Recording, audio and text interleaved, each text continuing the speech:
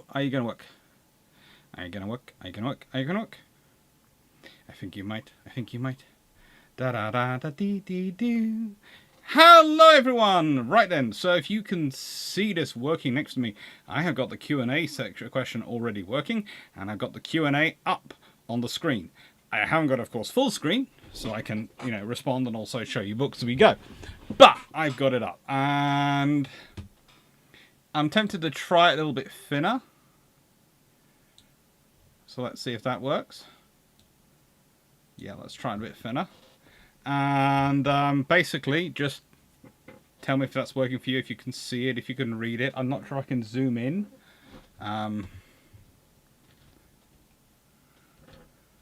It won't allow me to zoom in anymore. So, yeah. For me, that's on the far side of the screen. Over there. So if I'm looking over there, which appropriate enough is good, because that means I'm looking to questions, I'm reading questions. And I've got the live chat, the regular chat, if you want to just chat away. But if you've got specific questions, the thing from the background reading I've done on this is theoretically those should not disappear.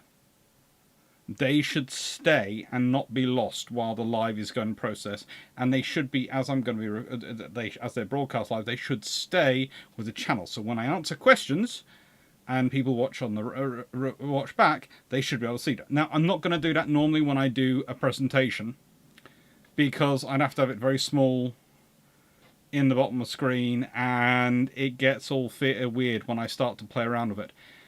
But on things like Bruships, etc., when we're having these general sort of sessions and these chats and question and answer sessions, it should, in theory, work. That's the idea anyway.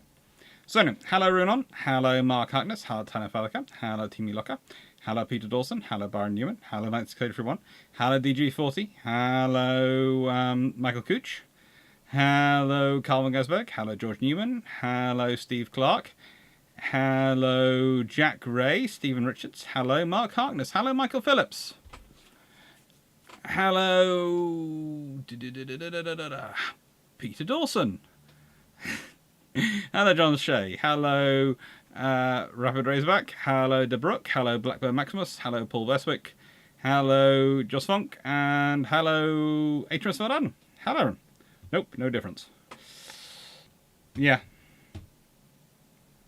Is this just so you don't have to sift chat? Question from Rapid Razorback. Yes and no, but it's also so I don't lose questions. Basically it was a case of, well, it seemed to be quite a sensible idea if it works. If it works, it means I don't have to run around hunting for questions. Which is good. I'm not sure if there isn't a better way to display it. I'm tempted to try that, but that has no impact on its display. And really, I'd like to cut the top bit out of it, and just have the question section that is sharp. But no, it does the trick. Hello, Just Ford. Hello, Stafford. Hello, Seneca Nero. Welcome, Maximus. If the London Naval Treaty had allowed light carriers up to 10,000 tons in a separate category from regular carriers, how would each treaty navy light? You see, that's a perfect thing for going in the Q&A. So if you add that to the Q&A, I will get to that, definitely. And Green Doc, thanks for the advice on doing fungus on books. I hope at least one of the books is of interest. Well, this is the thing. This is the first book actually this week, and one of the reasons why it is the first book this week is to show you how the fungus has been dealt with. What have I got? I have 2 clean mugs out here. We have, I should comment, a really big fan of Winnie the Pooh in the family. And so I and my mum both keep buying, because of that fan family, a lot of mugs which are Winnie the Pooh themed. And whenever we buy one, the person who we buy them for ends up buying the full set. So it's actually a cunning way by both of us to get the whole set of mugs for the house. But it does mean we have In this case, an Eeyore one and a Piglet one. I'm not sure where the Winnie the Pooh is. Are you still on disappearance watch from the Fluffy Research Assistants? Yes. And they're not happy because they know I'm going to be off for a week disappearing. But today they had fun because they were watching me do a barbecue.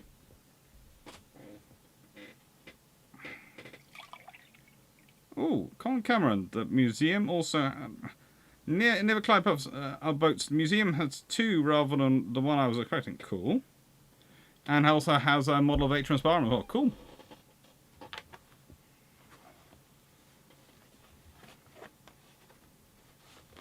All to say, isn't. Oh no, no. I have. Usually I have the Winnie the Pooh one because that does make a political statement for fun. Patron vote should not have closed yet.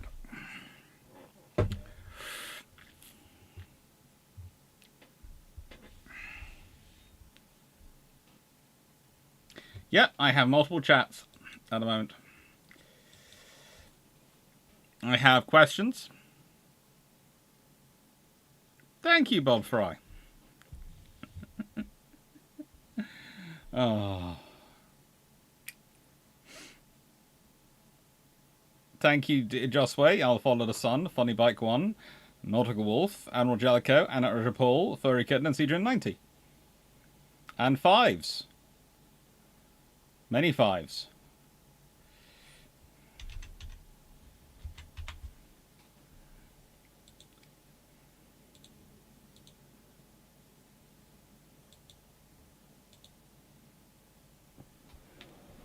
So,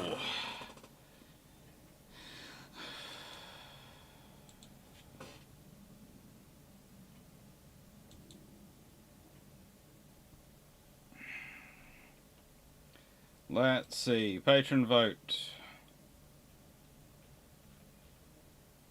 It still has 18 minutes left. 150 votes have been cast. Currently in the lead on... Oh, there's one on 14 and one on 15. Currently on 15 votes, we have David Forthwaite's most annoying and damaging myths about the Royal Navy in treaty years in World War II. And in second place, we have Michael 66. At what point in the age of sail did the Royal Navy come closest to losing, or actually losing, naval superiority? What happened?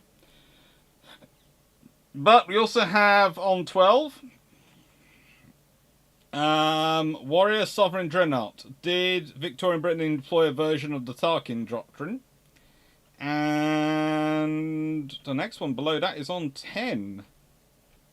So it really has been kind of interesting this week because it's been even at several points and now it's sort of spread out a bit. 10 is Steve Clarke's Austro-Hungarian alternate history. British and Japan change the terms of reference so that Washington Naval Treaty separates battleships and battle cruisers. The Steep Atlantic Stream is brilliant. It is! That's why I've been recommending it. It is a really good book to read. As you know, it was one of the books I took with me to Australia. I read on the trip, and it's... Yeah, it's a really cool book to read. And it's basically being mined shamelessly for some of the stuff that's going into my Corvette book.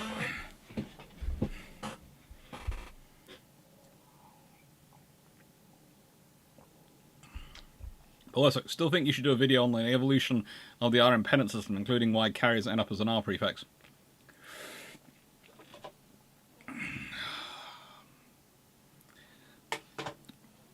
That's a whole interesting bowl of fun. Nice everyone. You keep asking if I want you to explain what you mean by a Medway Nimrod. I'm presuming you mean specific type of engine. And I'm presuming you mean Medway engine, but I could be wrong.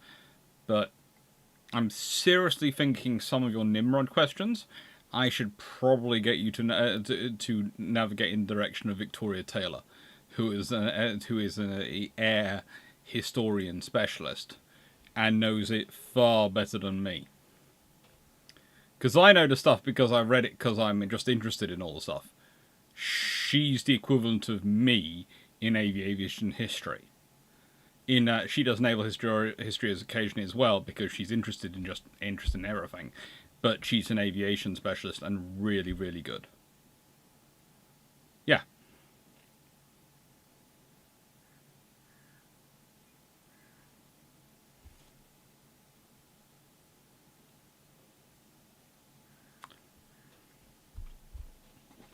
I think, honestly, 961, I should be sending you to Victoria Taylor.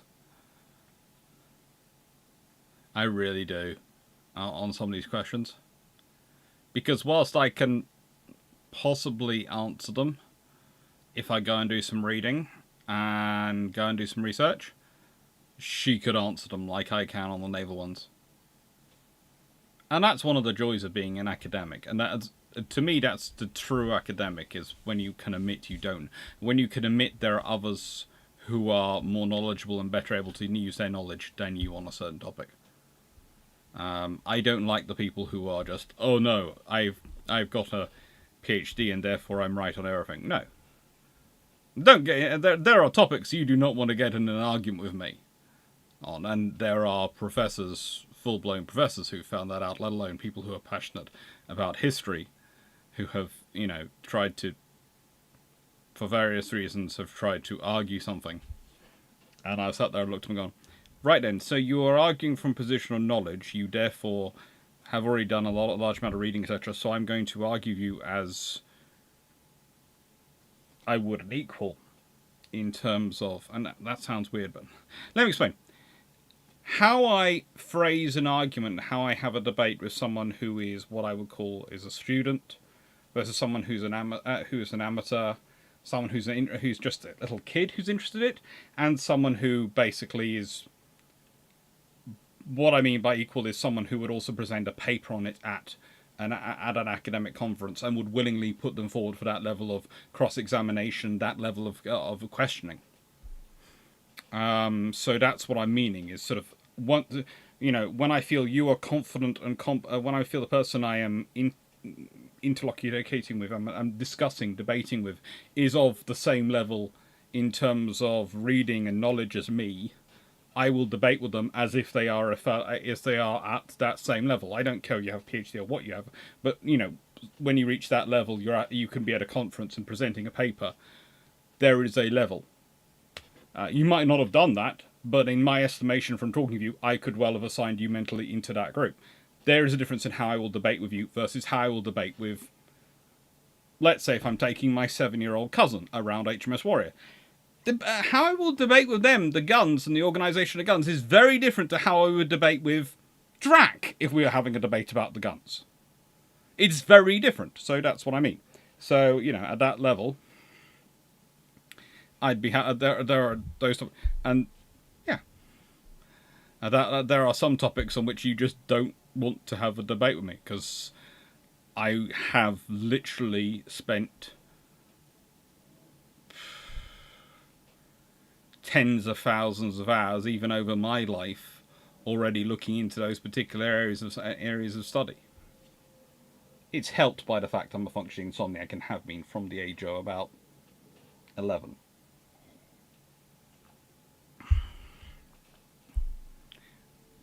So, got any good books on for World War II? Today we have a couple of books. Today's book list includes this one, which is a very good book for World War II. If you go down below, you'll find a book list for today, which are ready for timestamps. I think they're in reverse order. But yeah, they are down there.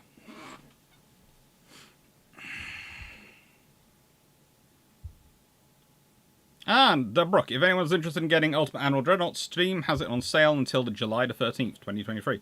Cool.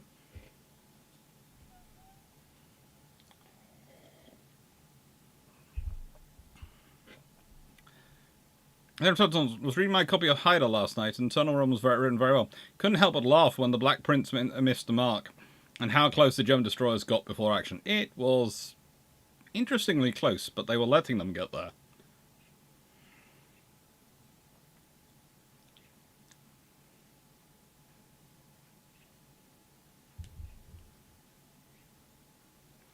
Magooch attended a conference once and someone presented a paper who clearly hadn't mastered their brief.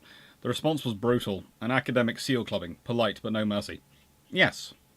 So that's the point. It's a case of, I can't. That's basically me saying when I say and when I'm debating, I'm paying you a very high compliment because I'm basically saying you are at the highest level as far as I'm concerned of knowledge and understanding. But that is putting it very nice. That is basically what you have to be prepared for at an academic conference. And one of the conferences I presented at in Greenwich, I literally had Andrew Lambert as chair, Eric Grove. Was that the one where Norman Freeman was at? I think it was Eric Grove, Norman Freeman, Nicholas Rogers. And basically, there was a row in front of me of about 5 of the senior professors, and Andrew Lambert was also there. That's presenting, and that you can imagine what that was about the 4th or 5th conference I'd ever presented a paper at. Yeah, that was. It didn't matter who else was in the crowd. Frankly, no one else really fazed me because of literally the 6 most senior professors from both sides of the Atlantic in naval history are sitting looking at me right now.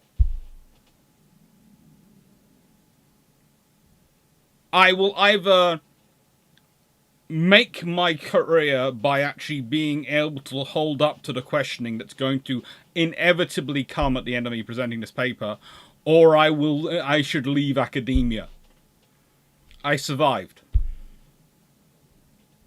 And they all shook my hands afterwards and said how well I'd done. So I think it was okay.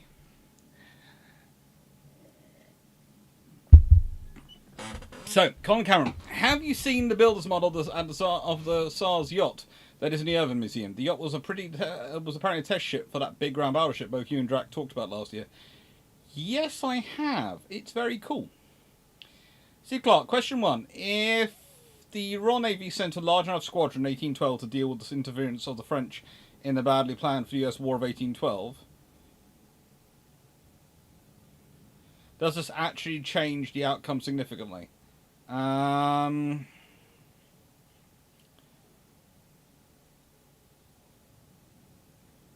really. Let's be honest. The French didn't interfere much in the War of 1812. The French interfered more in the Revolutionary War, Independence War. In the War of 1812, they don't get involved at all, pretty much. And that's one of the problems for the US Navy. The fact is, they are, to an extent, relying on the French providing the ships of the line and the heavy fleet because they haven't got them. And the moment the Royal Navy secured enough vessels in service and enough control over the European waters that they start dispatching serious numbers of ships of the line, the whole of the war changes very quickly. Because the US Navy, their frigates, their heavy frigates, are bigger and more powerful than most Royal Navy frigates by a country mile. And that's why the Royal Navy tends to need a pack of them to try and stand a chance. But the fact is that the Royal Navy doesn't have the heavy frigates because they have ships of the line. And the moment they have those free and turning up in enough numbers that you have third rates turning up and even some second and first rates turning up and going, hello! The US Navy heavy frigates are going, I can fight a I can fight a 5th rate. 4th rate is pretty nasty. Razé, no. And that's a 3rd rate. The 3rd rate's going, hello! No, the 3rd rates, especially some of the ones, the Royal Navy sends out a couple which have fairly good crews and captains on them. And it's basically the equivalent of sending an F-22 these days out to deal with to herd a couple of squadrons of, I don't know, F-16s or something like that. You might be able to take the F-16. The F-22, which is with them as fire support / command ship, that will eat you. And then wonder why it's got indigestion, because he gobbled you down so quickly.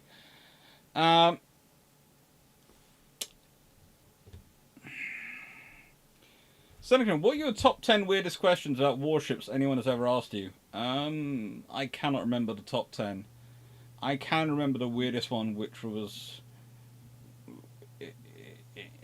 literally, how do I put this right? If I felt, as I often talk about warships as if they have personalities, as if they have characters, one person asked me in that scenario, do you think there is a god of warships? And I was sitting there going, this is not the scenario where I'd expect to have a religious question of that ilk, because it was in a conference. They were basically trying to make a point about me me personalizing and characterizing the warships. Unfortunately for them, the chair of the panel was a very nice chair. This was a British Commission for Military History conference, I think, because it was one of them who was one of their senior members who was the chair of the panel, and he basically went, this is a military history conference, not a religious studies conference. I think that's a debate for philosophers and religious studies more than military historians. Very nice of them. Magma Maximus, if the first London Naval Treaty allowed light carriers under 10,000 tons in a separate category from regular carriers, how many light carriers would each treaty navy be allowed? Oh, they'd probably set up another allowance. They'd either have said you could build as many as you like, or they would have set up another allowance system, and it would have been another ratio. In which case, for Britain, that would be that's escort carriers dealt with, and so Britain would be quite happy with that. Let's see, you're supposed to be allowed 5 of the 27,000 tons. That's why they have 135,000 tons as the limit. So they'd probably go with 10 of the light carriers. You'd be allowed 100,000 tons if you're US and UK. You'd be 60,000 tons if you're Japan. You'd be, God knows how many thousand tons if you're the others. Be interesting. It'd be interesting to watch.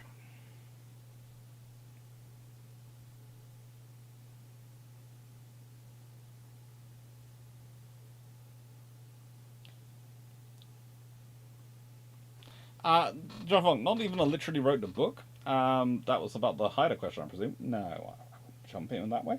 I do a lot of shameless book plugs.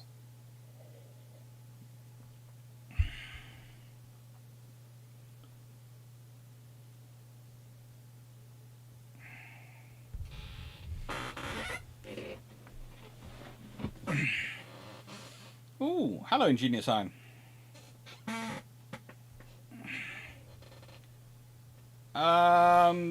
Ingenious Iron, why is there no mention of Royal Navy subs? I'm not sure where you put that. That's for some reason turned up the regular chat rather than the question answers Q&A.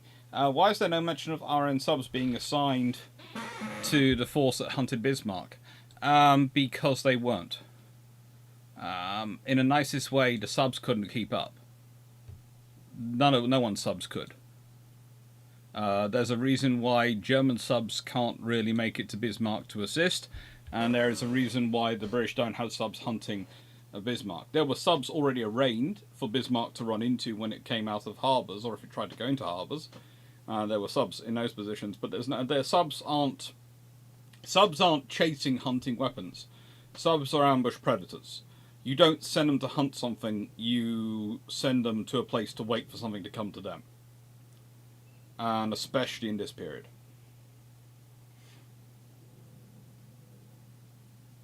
See Clarke, question 2. Playing Ultimate Animal Journals is part of the construction balance of the building triangle.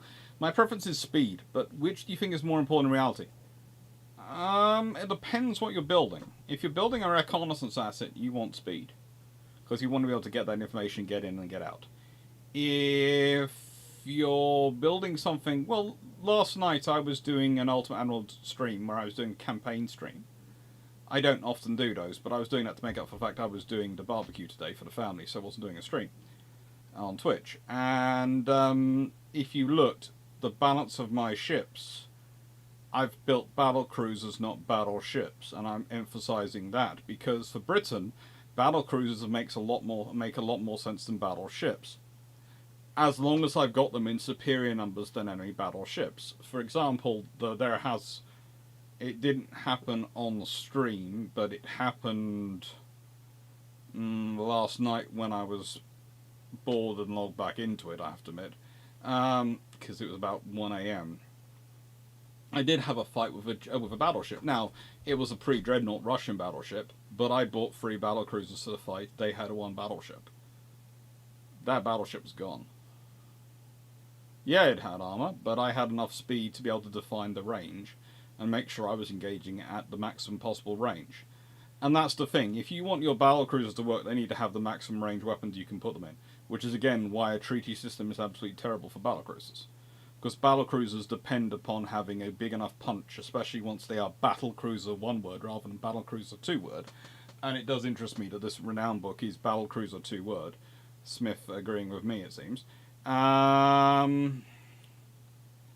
Because, you know, the firepower they provide, the firepower they need is to take the opponent down quickly, or to at least damage the opponent quickly enough that the opponent cannot carry out accurate long-range fire to take them out so they can get away.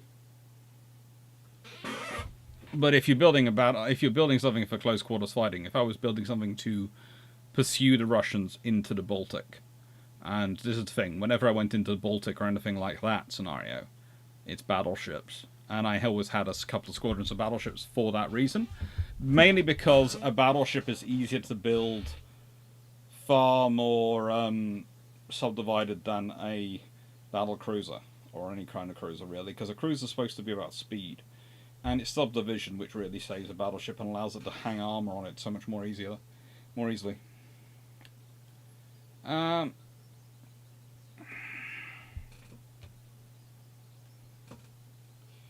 Bonus, do you see the situation in the future naval procurement including 8-inch guns with smart shells which would be cheaper than missiles?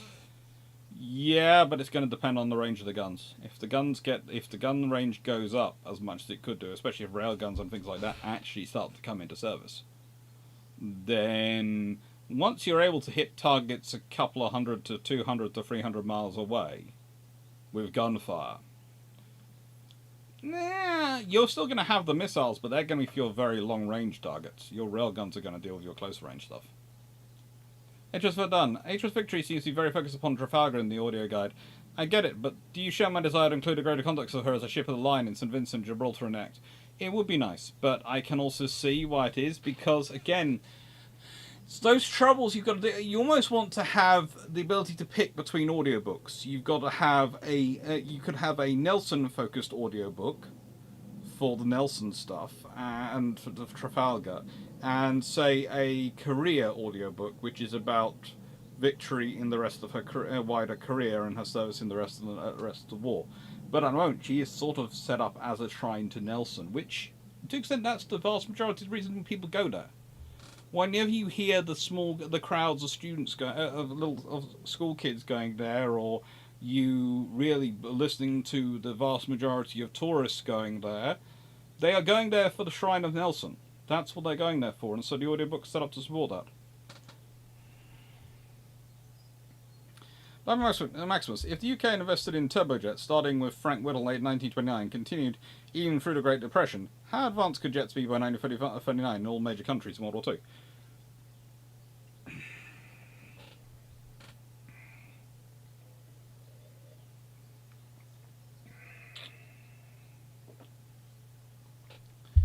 Well, I would expect Britain to have a bit of a lead. Britain does need a bit. Britain would have a bit of a lead, but I would say you probably have jet aircraft, maybe not in a 1939 generation, but possibly in the 1941 generation of aircraft would be there. They'd be there and be prominent. There might be a few even around the 1939 generation. There might be a few interceptor aircraft, sort of light things.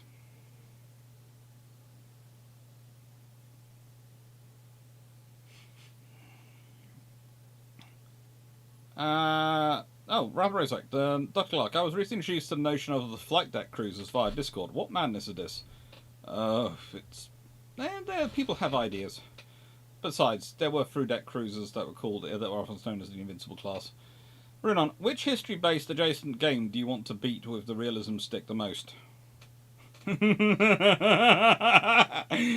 Oh, whichever one I'm playing right at the moment, it seems to be.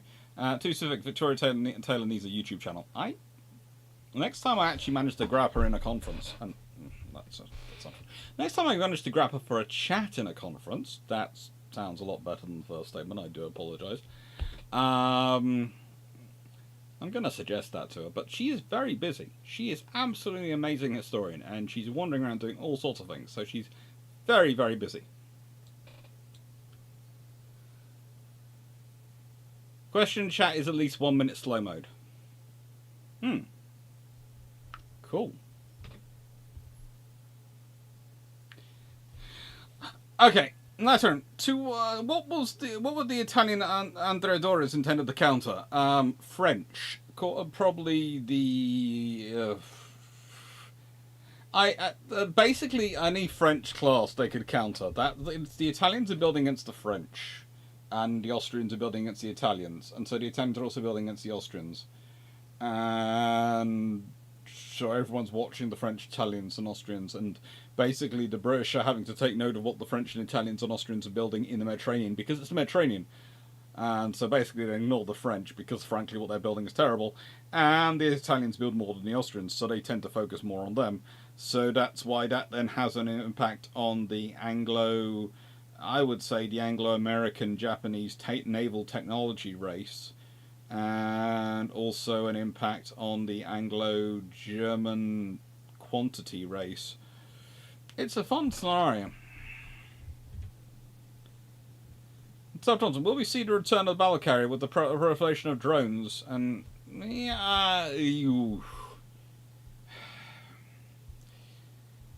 I would say it's unlikely. However, I'm going to codify that. I could see carriers getting, well, not just drones, but I could see carriers returning to having, especially if railguns become a part of the AA fit, especially if larger railguns become part of the AA fit, I could see them getting sponson guns like the illustrious class Ark Royals had again, i.e. guns which are out, as they are sort of designed, but sort of more modern, a larger gun caliber weapon system sitting out on a sponson from, below deck level, so they don't interfere in flight ops on either side. I could see that sort of style returning again.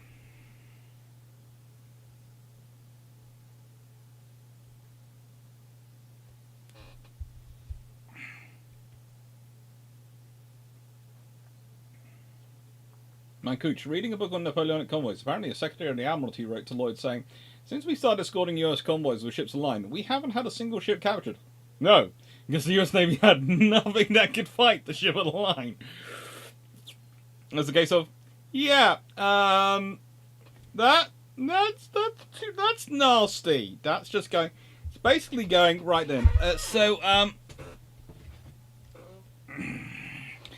I'm going to walk to school now. It's not what you should do, but it's wartime. It's the equivalent of. It's basically going from, yes, we used to have equal-sized hammers that we could both fight each other, and then one side goes, I'm going to start taking one of these along. One person with one of these, and the rest with the regular hammer still. It makes a difference. Because if you have a choice, you don't want to fight it.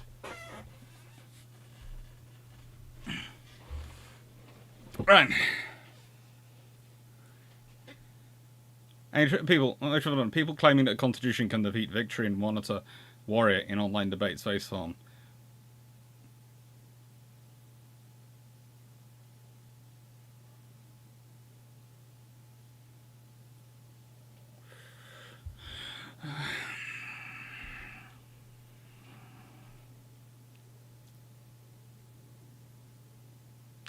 Represent PhDs are typically very good at a handful of things. Outside that handful, they can be shockingly unknowledgeable.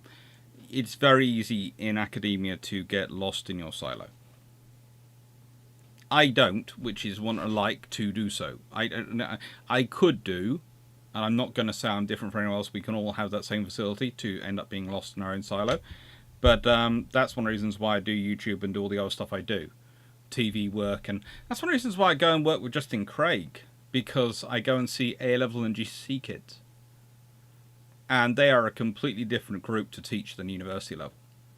And it allows me to broaden my knowledge and understanding because of having to work with them.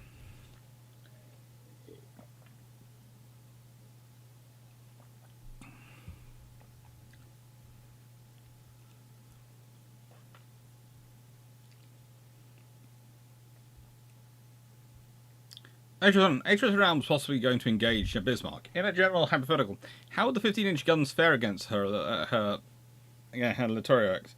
Sufficient to go through despite their age? Yes. She actually did fight, in a nice way. I think Renown did fight a Littorio class at some point. I think it was Vittorio Veneto. I'm not sure, 100% sure. I think she did fight a Littorio class at one point. And yeah, the 15-inch guns, they're the same 15-inch by the time... turret differential, but gun barrels are the same, I'm fairly certain. Between by the time they get to their fighting at in World War II, I'm fairly sure Hood managed to score a few hits on Bismarck, and they do enough damage. I'd say the Queen HMS Renowns would as well.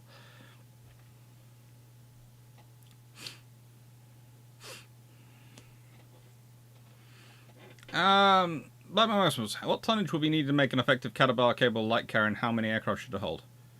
Ooh, you're probably talking about Queen Elizabeth class tonnage. And probably about the same size air group. Because honestly, aircraft carriers' size is determined by the number of aircraft you're carrying. This is what people don't seem to understand. Is they think you're building a big aircraft carrier because you want the status. No, it's because you want to carry the aircraft.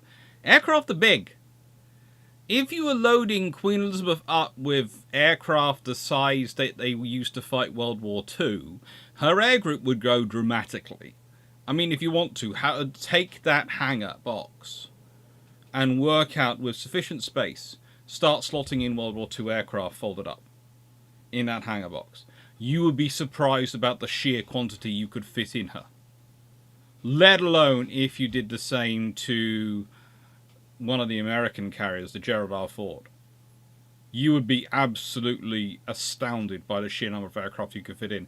And then you start fitting modern aircraft, you go, oh, that's a tiny air group. Well, that's because the aircraft are much, much bigger. Much, much bigger.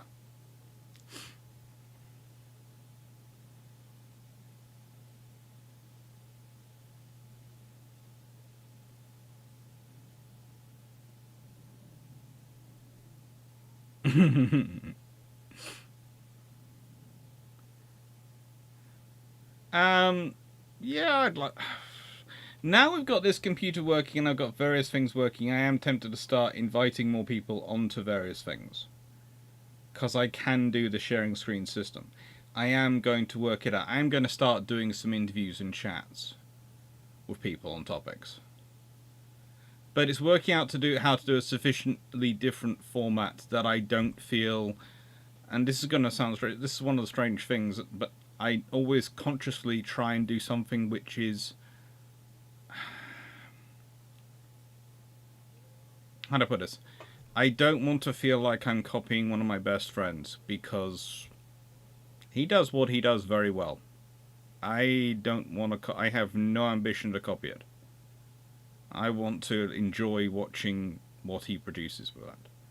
So I have to be quite happy that I can do things in a different way, And I am next year definitely. I'm toying with starting it this year. I have got an idea. I've got an idea to work out how to do it. But it's getting there. And one of the things is, it's a transition. And I know how much income I have to generate roughly a year. To be able to survive, fund my research, and do all the things I need to do, I need roughly... This is going to sound strange. Before tax and pension contributions and all those sort of things, I need 36k. I need to be bringing in roughly 36k a year. That's probably sharing a bit too much that I should share online, but is what I mean. And it's a case of there are tons of books, etc. I would like to write. There's tons of things I'd like to do with the channel, but they require more time. So I have to grow the channel to the point at which it can sustain those, so I can devote the time to do those things, because of the cost of doing them, but also the cost in time of not doing other things. And also I have to decide whether I want to put that time into doing those things or if I want to put that time into book writing. And that's another income stream which I want to grow. I've got 4 45,000 word books I'm trying to get finished so they all can come out in September.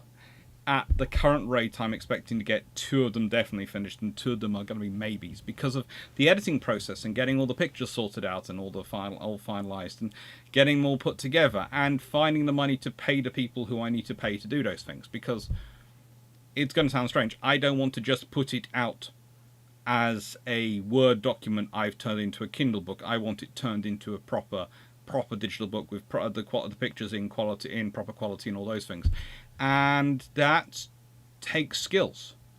And I've looked at doing it myself with the software available, and I've looked at downloading the software which is available, and I've looked at the instruction manuals for that software, and then I've had an honest conversation with Glyn Stewart, and I've had had chats with him, and he's very kindly said, well, I can hire his team if I want to. And frankly, my analysis is it's better to hire his team, because what they'll be, the difference is, it will cost me money, but it will take them a day to do, whereas it would take me a week to do. So yes, it will cost me money, but it would also cost me a week of time doing other things. And I have to look at that from the sensible perspective of, can I afford a week of not doing those other things to do that to the level I'd like it done? Or is it better for me to pay for them to do it for a day and do it in a day? And they would.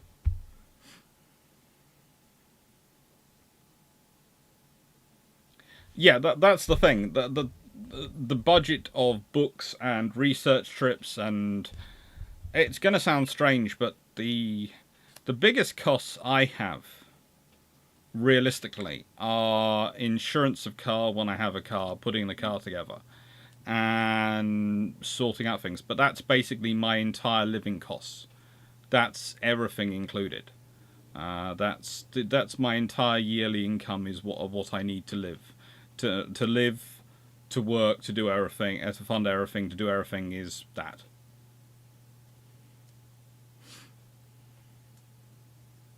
Thank you, Seneca.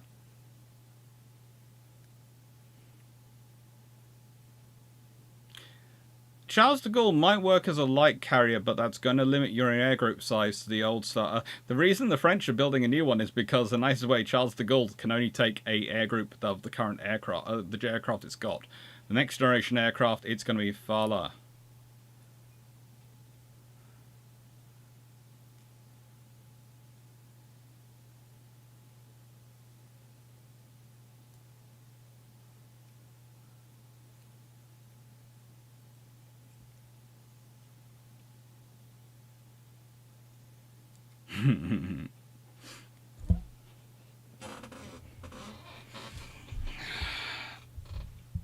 Hey, Tenef! Dr. Clarke, a Drac versus the Doctor debate on YouTube over Action Call would be nice. Although that might not have to be on Drac's channel. It could be fun. It could be fun. Right. So let's get on with these questions more, and then we'll do the first book review. And I'm enjoying. Have to admit, the reason I haven't got to the books yet is because I'm enjoying. I've been barbecuing for about, standing over a barbecue for. We had lunch at 3. Getting it up, getting it all set up, organised, getting coals going properly, probably about 4 hours. And lunch service was about 45 minutes. So yeah, that was quite a hot day for me.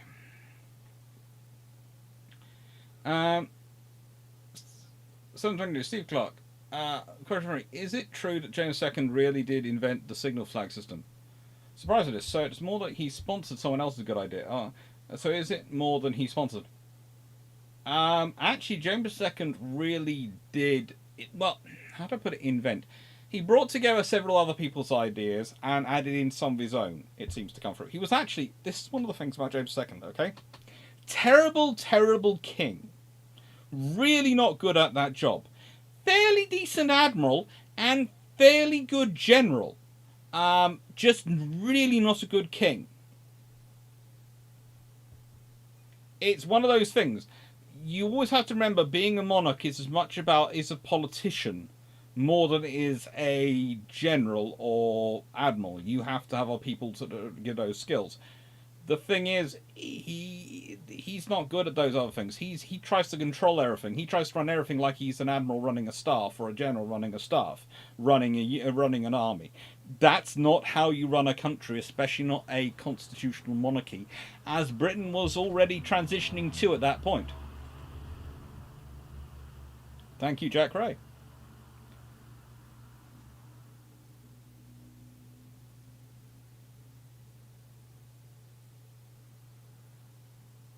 Minus. Frigate versus ship line. First propaganda I was exposed to. The frigate Randolph encountered HMS Yarmouth, 64 guns. Was raking her mast so effectively, Randolph was on the verge of victory when she blew up. BS.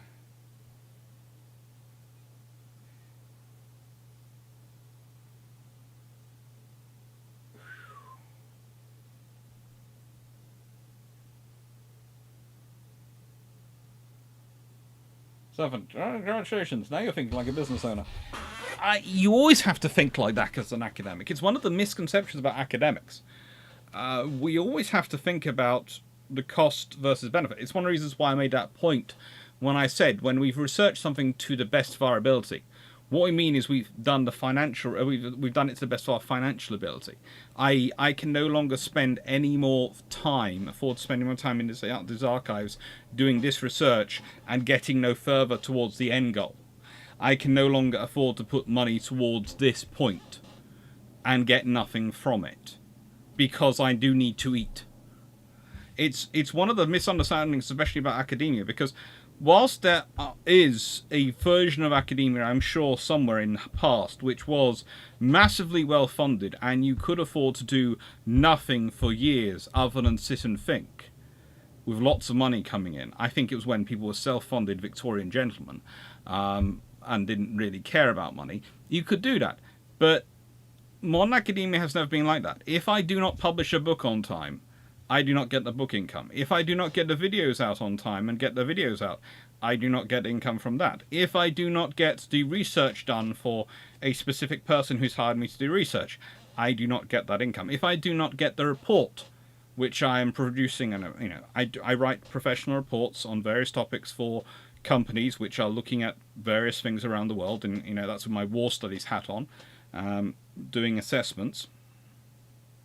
If I do not get those done in the appropriate amount of time, to the appropriate level of quality, I do not get paid. If I do not get that money, I cannot afford to do X, Y, or Z. You have always had to have that. The idea that academics live in this world where they don't have to worry about those things, it appears in books and movies. No academic in reality can afford to not worry about those things. Or rather, if they do, that's a very good way to end up broke and very hungry when you're old.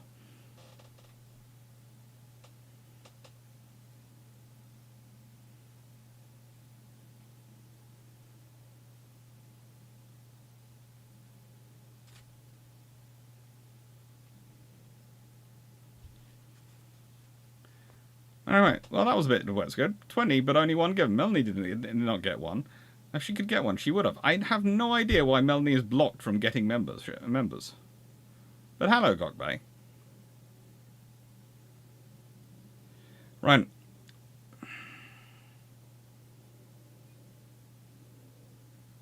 Even the modern Americans, Colin Cameron, they don't get endless funding from alumni to be able to do nothing. If you do not... In America, it's termed publish or perish. And in the UK, it's not far off it. It's publish or perish. It's get output out there or perish.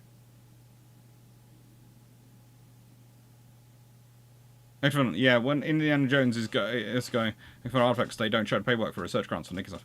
No, they don't. And stuff. It's not. Please note, I'm not. No need for you to apologise at all. It's nothing for you to worry about. It's not you who are at fault in this. In many ways, it's academia which is at fault, because there is a large amount of academia which likes to pretend it's so. Because they like to pretend we're just there thinking up things and we're seeing the world.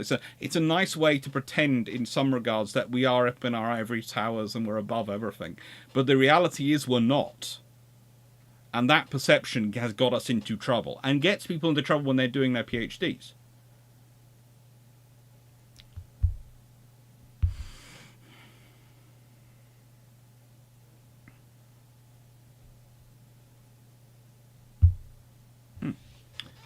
Right. Nice thing. Why do you think the RN would go for twin-engine carrier planes and large carriers when they weren't viable until Grunham FF, ZF4N, Tigercat, and de Havilland DH103C Hornet? Why do I think if they had larger ones?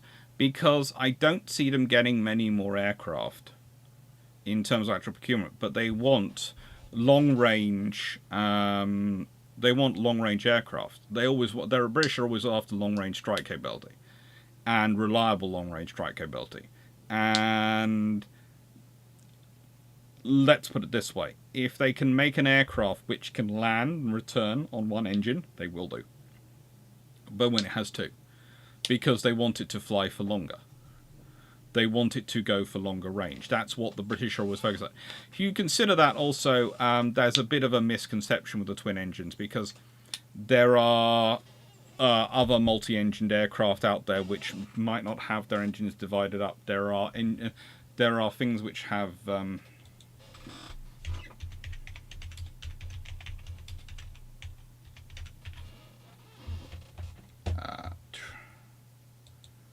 there are various systems out there which can, how to put this, have parts of themselves shut down and various things. So there is lots of options out there.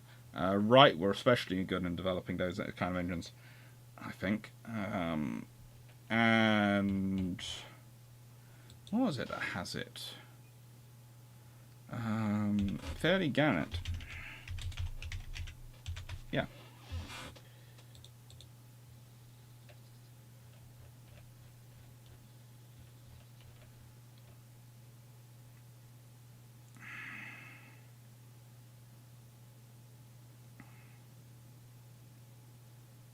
They have all sorts of, but if you consider, I think it's the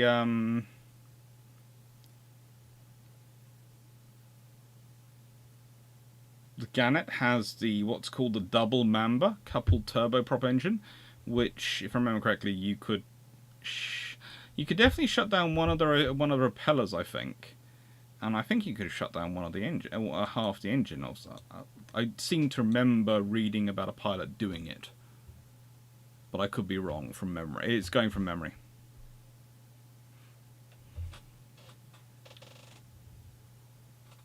Renown gets a book, Rodney doesn't. Let's put it this way. In my next batch of classes, because I'm doing Flower class and New class as two of my ship classes in the books, and I've got, basically there's two books, and each pair of 45,000 word books for ebooks are being written as pairs. I have a plan for battle cruisers in the battle cruisers of the treaty years. Battle cruisers in the treaty years, as I'm calling it, something like that, which is all going to be about the British and Japanese battle cruisers and what they get up to in 1920s and 30s. And so that's sort of HMS Tiger. I think it could end up being just the 45,000 word one. Could be a version. Could be Tiger, Renown, Repulse, and Hood. And the 90,000 word version includes the Congos.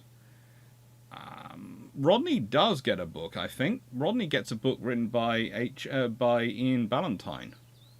Yeah, there is a book by Ian Ballantyne about HMS Rodney. I don't know what Pokemon. I have no idea. I cannot remember any of the Pokemons. So Thompson, I have managed to. My cousins are all into them, and I have managed. I just wander around with them while they're collecting them all. Sometimes, what would the modern Razzie frigate be? UK Type 26, the Type 31, or the US in Constellation? At this rate, it's going to be the Type 26. Constellation, probably. Constellation is interesting. Constellation is going to definitely be a heavy frigate. But a Type 26, especially the larger hull, could probably be Razzie.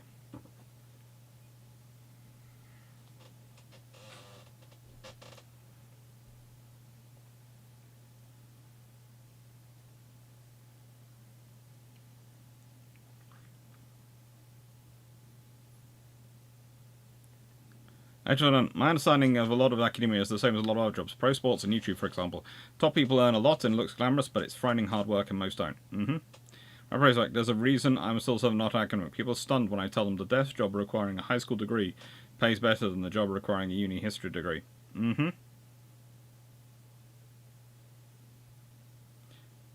Super interesting. Both engines take off, then for one engine for cruising and fuel management. Yeah. Tiny Falcon, the Canif could shut off one of its engines. They'd alternate their use to save fuel, extend range, and even out engine wear. Yeah. So I'm not completely nuts. But there is part of me also which thinks that's the coolest name for an engine ever, the Double Mamba. So I'm going to finish up the questions that are currently on here. So down to Blackman Maximus here. That's one question. Then I'm going to go announce the patron vote, and then I'm going to do the first book.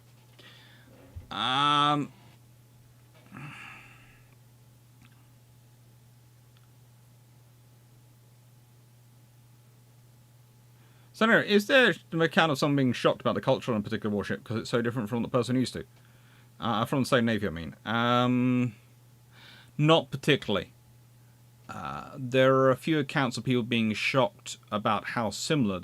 The Americans, there was an American officer who served on an Australian ship, then a British ship, and then a Canadian ship, and then wrote back to the US Navy and basically was going, "They are one navy. They're frigating the same. Yeah, the accents change, but their culture and the personalities don't. Their destroyers are just as aggressive and nuts no matter what you were on." Yeah. It works.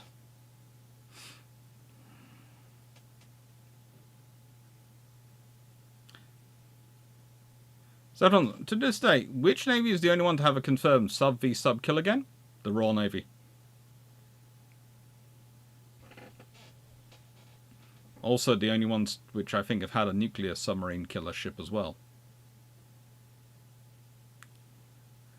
Georgine was curious a few days ago whether USS Halsey had been possessed by a desire to charge through a typhoon.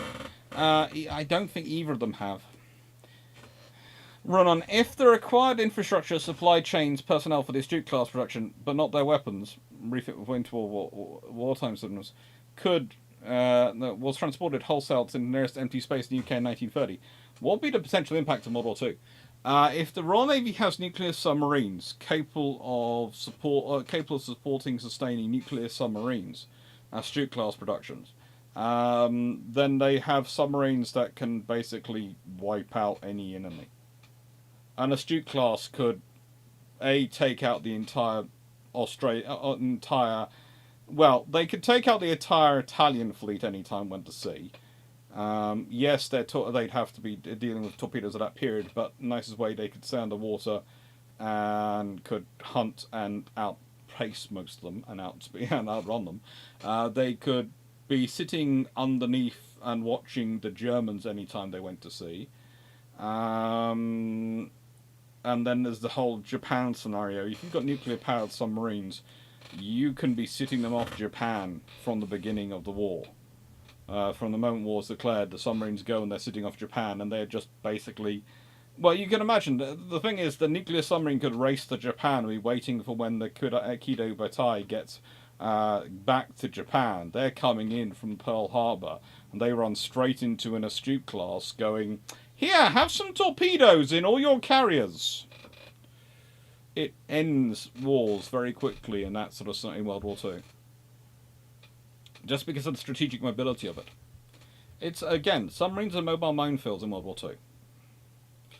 Zero inches. World War II A. Could a load of 4.5-inch guns and radar-controlled quad 40mm Bofors take on Iran's drones be being used in the Ukraine in swarms? Probably. Probably, yes. Calgasbeck, I guess having ships ganging up on a fewer number of ships, especially before radar fire control, the bigger squadrons ships can dodge, thus throwing off aim, while others having nice aim.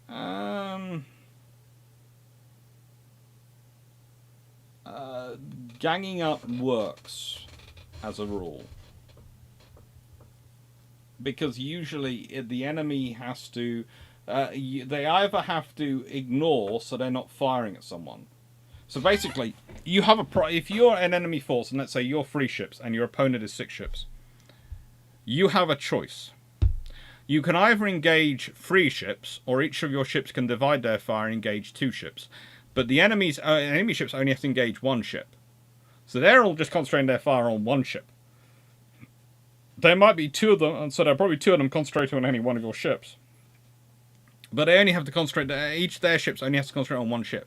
Whereas your ships either have to ignore 1, in which case you have half the enemy fleet is firing at you unmolested, so they're just firing as if it's a peacetime shoot, they don't care at all, versus half of them are probably, half of them actually get fired. Or you divide your fire, in which case you're halving the chance of actually hitting anything critical, because you're spreading your fire out. Hello, Mike Newman.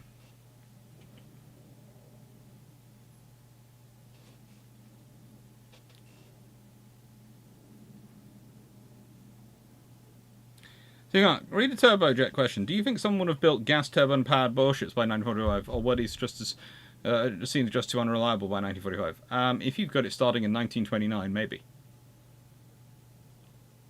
Do you think the first generation Royal Air Force fleet air arm interceptors would be hybrid jet rocket powered, as UK tried to export and use if the Whittle Ironmine happened? I don't think they would be. I don't think UK would export that technology. There's a very good book coming out which is called The Secret Horsepower Race, and the UK would not export that technology. Not in that period. Yes, we will probably be talking about NATO succession on next Bill Trumps. Would it be accurate to say Germany really couldn't wait to 1948 to go to war, as by then the Iron would have been too powerful? Honestly, if the Royal Navy would have it would have been completely one evolution by 1942. Goodness knows what it would be about by 1948. But the thing is, there is no way a war in the Pacific does not come before 1948. So the thing is, the longer the Germans put it off, the more likelihood there is an Anglo-American alliance because of a war in the Pacific versus the Japanese. At which point, Germany's not got a good scenario to take on Britain. You take on, basically in the 1920s and 30s, Britain and America are by treaty the British Empire and America are by treaty the 2 largest, most powerful powers in the world. And they are. You do no scenario where you end up fighting both of them is going to end well for you, because they have got the most infrastructure of anyone to call upon and to utilize. And combined, they are basically the world economy. So you are taking on the world economy if you're taking on the British Empire and the United States in the 1920s, 30s, and 40s. That is it. That's not good for you.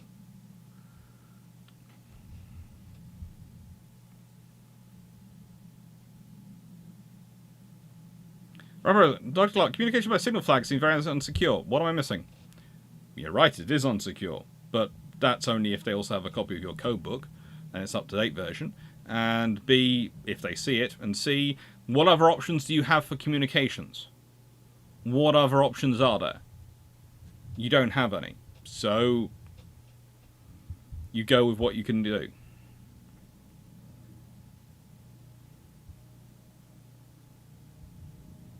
Knight 681, would it be likely the French Alsace class could have been delayed in construction while the French worked out which design they wanted? Potentially.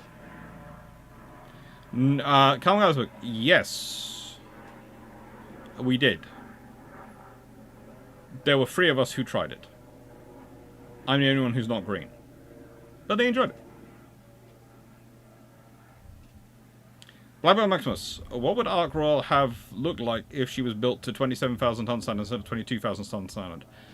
Honestly, you don't have to go that far, that high to work out. Basically, Ark Royal style hangars, but illustrious class style armor. Probably probably four engines and four shaft. So 4 shaft, same height hangars. Probably an unarmored flight deck. So it would be the full Royal Navy Dream Carrier.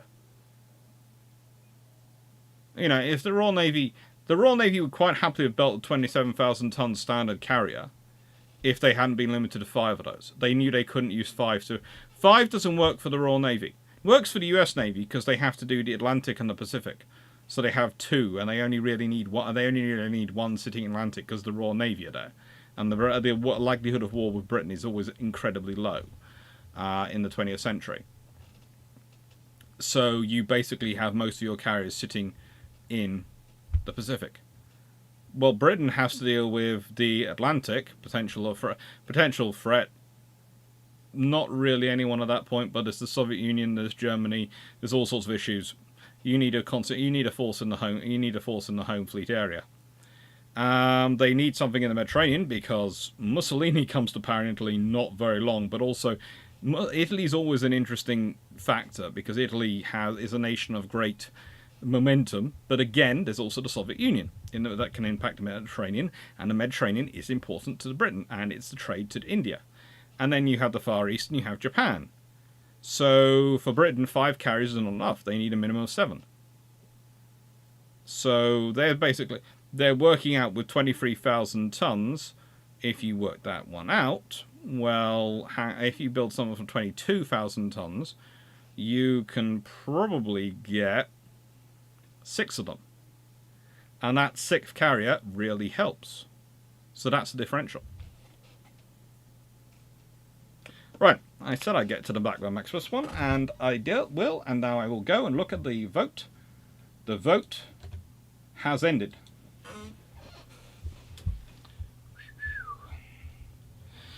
We have the votes in, and on joint 15 votes in first place, both of them. We have Michael 66. At what point in the age of sail did the Royal Navy come closest to losing, or actually losing, naval severity? What happened? And the most annoying and damaging myths about the Royal Navy in the treaty years of World War II. In second place on 13 votes, sadly not going to get made, is the Bishrons, science fiction included. Warrior Sovereign Dreadnought. Did the Victorian Britain employ a version of the Tarkin Doctrine? And yeah, next one off that is on 11 votes. So that was really quite close. There's only 2 votes between the one which is the third place finisher and the first 2.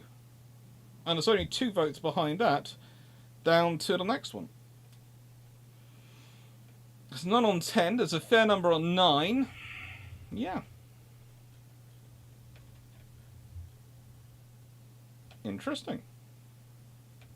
Oh, and I could download results and see who voted for what. But anyway, no. First book. First book is... Don't go off hiding too many books. Right. Is The Line of Battle, which, as you noticed, as I told you last week, I stuck in the freezer. It was in there for 72 hours. Doubly wrapped up with some what's it called? Desiccant. I will say the smell has changed dramatically. The mould hasn't gone away, but it's no longer sticking pages together. And whilst it's still a bit damaged, it's mostly okay. And it's been interesting to read. And this was a section which interested me. The way forward had already been indicated in France, where Blaise Olivier, and I'm making sure I better add this into the thing, so edit and make sure I'm adding this in at the correct time. I think it is 70 minutes. Oh, 1. 10.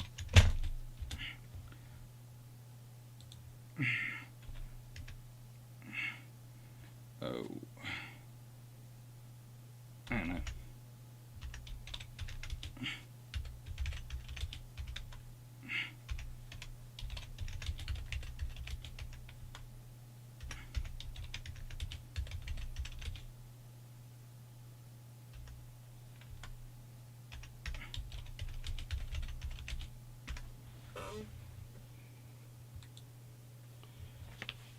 So, the way forward had already been indicated in France, where Blaise Olivier had built a new light frigate called the Mede at Brest in 1741.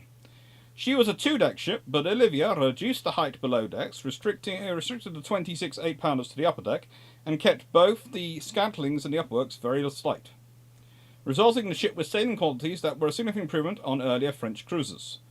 This ship has been described as the first true frigate, but while she was an advance on previous cruisers, no single feature of the design was without precedent, and some, such as the unarmed quarterdeck, would never become standard frigate practice. However, Olivier was one of the most original of the French constructors, and in 1743 he wrote an influential report in which he expressed grave reservations about the larger cruiser types and advocated his own formula for the smaller designs. The 8-pounder type rapidly became standard, with about 30 of them being built before the Alcuin and Alminimal concluded the class in 1774. Even smaller frigates were tried, like Coulom's Penfier of 1744, but the armament of 26-pounders was soon regarded as fit only for corvettes. As explained in the previous section, the construction of 2-decker and demi-batterie ships had virtually ceased by the end of the war, but combat experience suggested that a larger version of the Olivier frigate was necessary. The first of these, the Hermione, was built by Maru at Rochefort in 1748, and this type was to become the standard French frigate for over 30 years.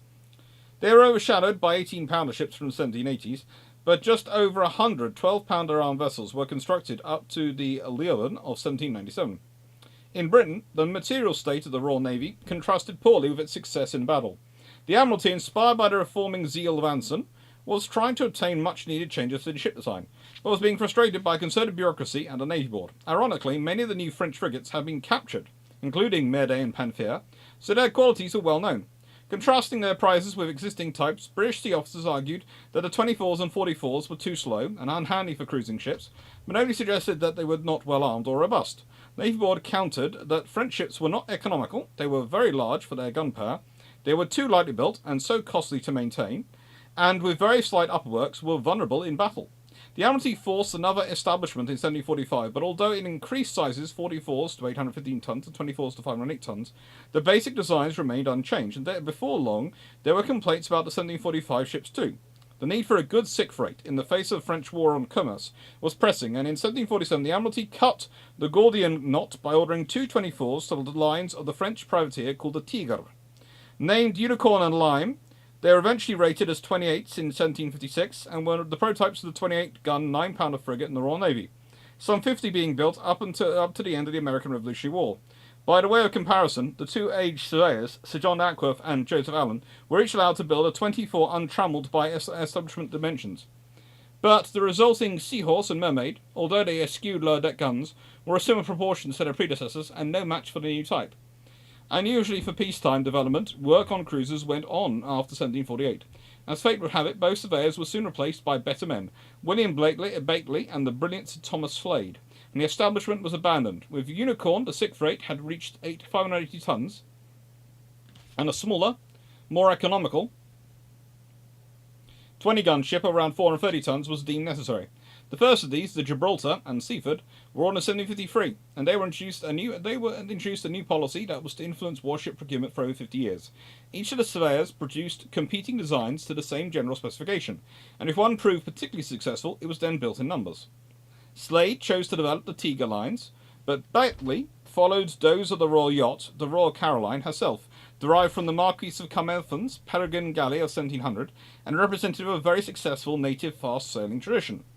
With war looming, the first British 12-pounder armed frigates were ordered in March 1756. Although the French had only built 3 of the Hermione type to date, they had abandoned 2-deckers, so a single-decked 32 or 36 was not only superior in speed and seakeeping to a 44, but was more economical. Numbers were always a paramount consideration to the Royal Navy where cruisers were concerned. Batley scaled up the Royal Caroline for his Richmond Class 32, whereas Slade produced a more independent design for the Southamptons and a similar but 36-gun Pallas class. However, he soon reverted to the Tiger hull, formed for the following highly successful Niger class. All carried 26 12-pounders and 6 or 10 for the 36s, 6-pounders on the quarterdeck and forecastle.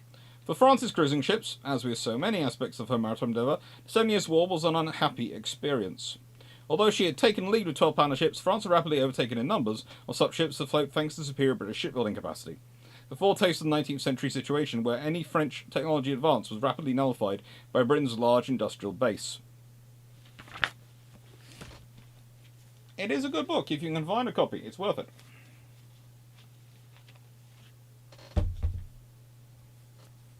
Right on.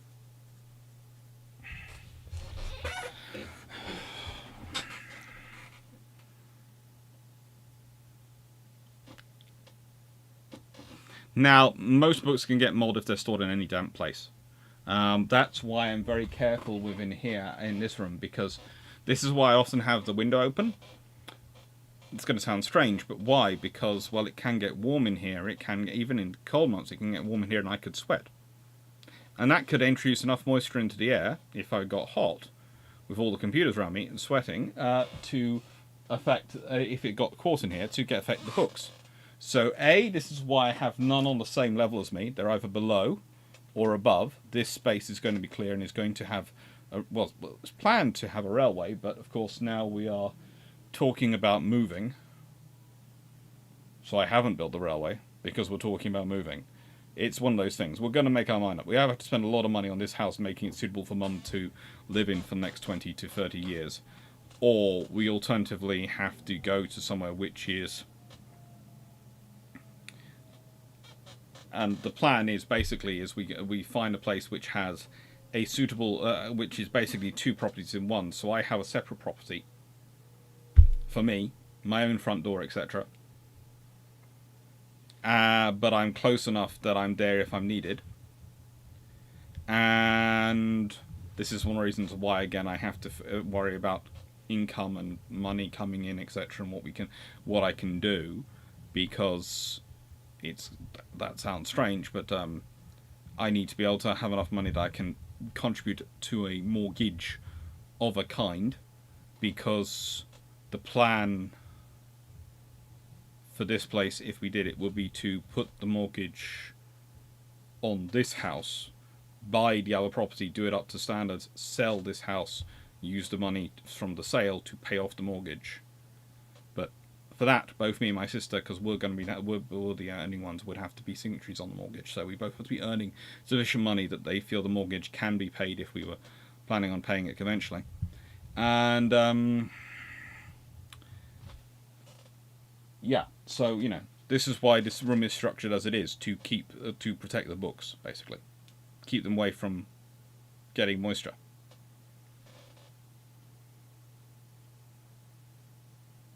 Oh, I do keep charcoal in here. It does help to keep moisture down.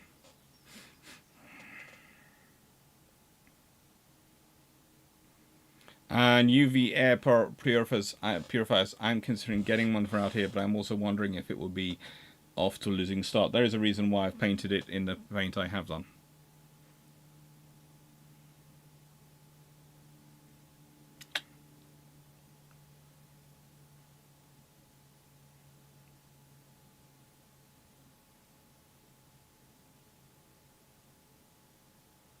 My coach, really move, don't move decision. If you move, the mum leaves on.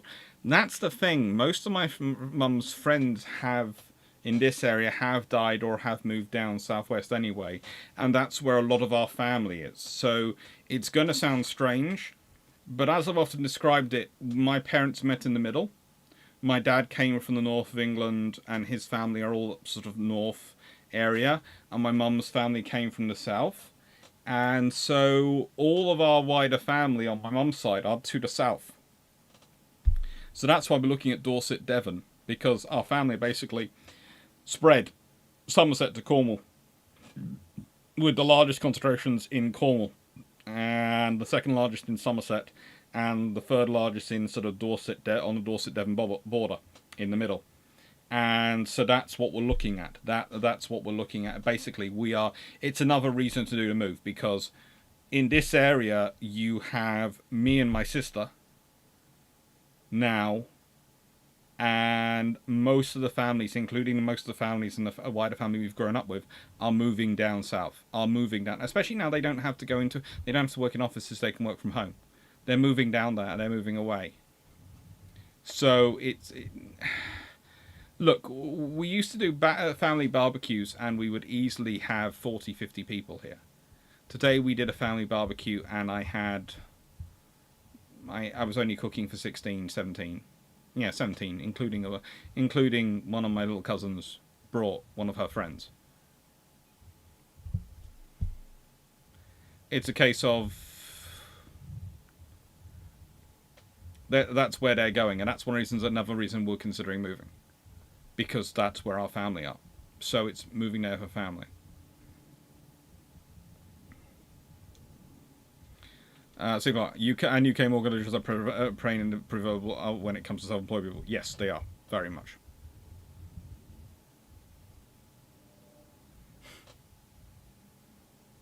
No, Stafford. No, it's a good idea, and thank you for mentioning, because I'd forgotten. I hadn't mentioned it to anyone else. So nice way, it's good you mention it, because it means now it's mentioned out there on video for other people to use. Right. Nice one. Nice to say for everyone. On the questions. If the RAF get 200 Hawker Henley built as dive bombers prior to World War II, would you kill off the ferry battle and give the 2,200 plus to built to the Henley? Potentially. Let's see.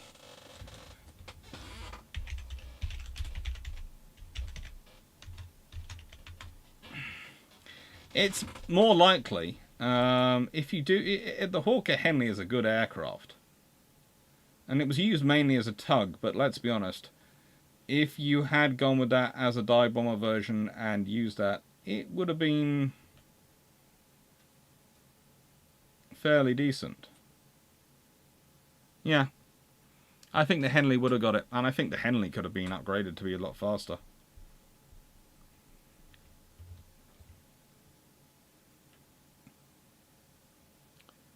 It seems to me World War II combiners were optimized to take on single targets. Did anyone design one that could effectively handle several? Okay. Yeah, they can handle multiple targets. They did often have to handle multiple targets but it depends. If you're talking about an equivalent target, it's usually one. Okay, so if you're a destroyer fighting another destroyer, you're focusing on one other destroyer. You might engage a second one if it comes charging out somewhere, but it's mainly going to be aft guns, forward guns, kind of a scenario. If you're a battleship, you can deal with probably multiple enemy destroyers and cruisers and aircraft using your secondary gun armaments, but your primaries will be focused on you'll divide your primaries in half as well, and you'll have them focused on differential targets.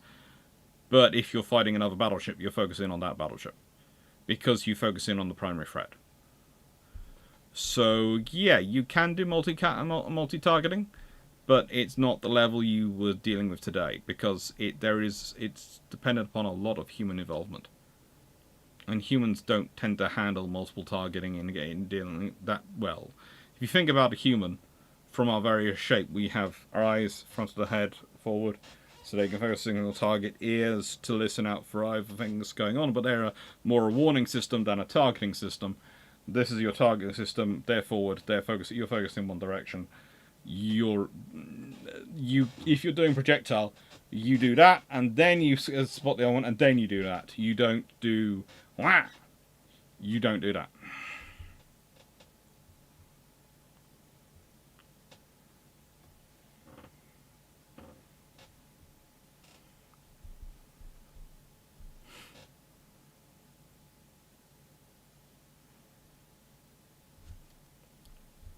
See, Clarke, question 5. Re-economy in 1930s and 40s.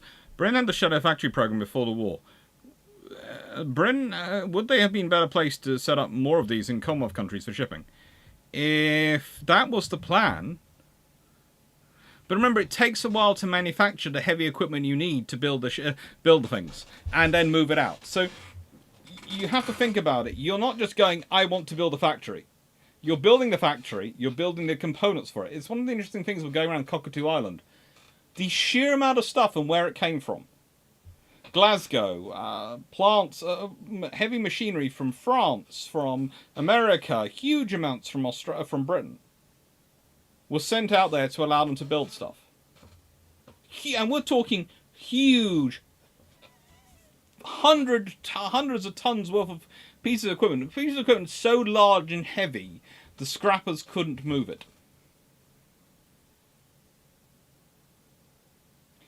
That is what you're dealing with. That takes a while to move. That takes a while to manufacture. And you're also having to grow. Remember, you're not just setting up the shadow factories in the UK. You are setting up you're in many ways recapitalizing, redeveloping your own regular yards in the UK as well. So it takes time. In an ideal, if World War II hadn't broken out till after 1942, you would be dealing with a very different world. For starters, Australia would probably be able to build quite competently and quite usefully anything up to a World War II cruiser-size vessel. So could probably churn out escort carriers quite happily as well. Canada, I would be surprised if it got past cruise level. Could be churning out things bigger than that. And India would have been building stuff as well. So you would be dealing with a very different scenario. Nice to from one. If the British had improved infrastructure in 1916 and 20 come to the 1920s, what would the 1921 battleship and battlecruiser look like?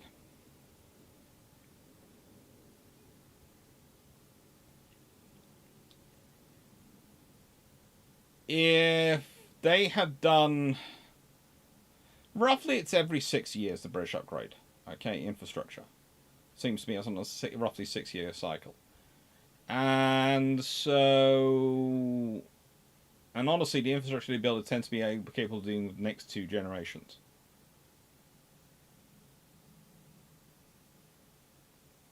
Because of the pace of British growth. So let's say you do it in 1916, 1922. So you said 1921. Let's move that back to the next generation of aircraft, of capital ship, which would be 1920, which at that point would be the 1923-24 vessels.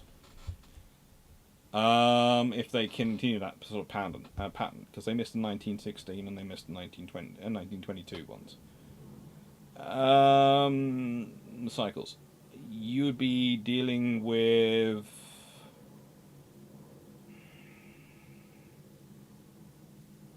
45,000 tons, so that would be hood standards at that level. So the next one's above that. You'd probably be dealing with something which could deal with a capital ship of up to 60 to 70,000 tons. You'd be dealing with something which is about 70,000 tons. Because if you think about it, it's been added a 50% capability onto each side. So you've gone from roughly 20,000 tons in terms of Dreadnought era to roughly 35,000 tons, to roughly 30,000 tons, to roughly 45,000 tons for hood. Because that's basically what they were all... hoods built in the one place which can build up to that level. The rest would have all been upgraded to that level in 1916, so they would have been up that level. So then you add on another 50% growth. It's roughly 22,500 tons. It takes you roughly 67,500 tons. So probably it's about 65 to 70,000 tons would be next capital ship. And you're probably looking at 16.5-inch, 18-inch guns.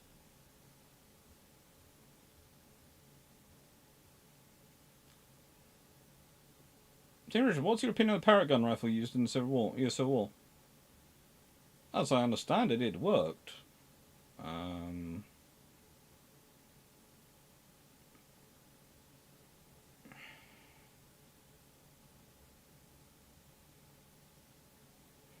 You talking about the artillery piece? Are you talking about the... I think there was a small rifle which was called it, and you put rifle there, but I thought it was a rifle. You put rife, not rifle. So you mean if you mean the artillery piece, it was fairly effective. It was for the guns available at the time. It was pretty darn reliable and pretty darn useful. Wasn't great, but there again, nothing built at the time was great because of metallurgy. There were a lot of races going on in terms of development, and metallurgy was one of the ones which was feeling both the greatest growth and the greatest issues.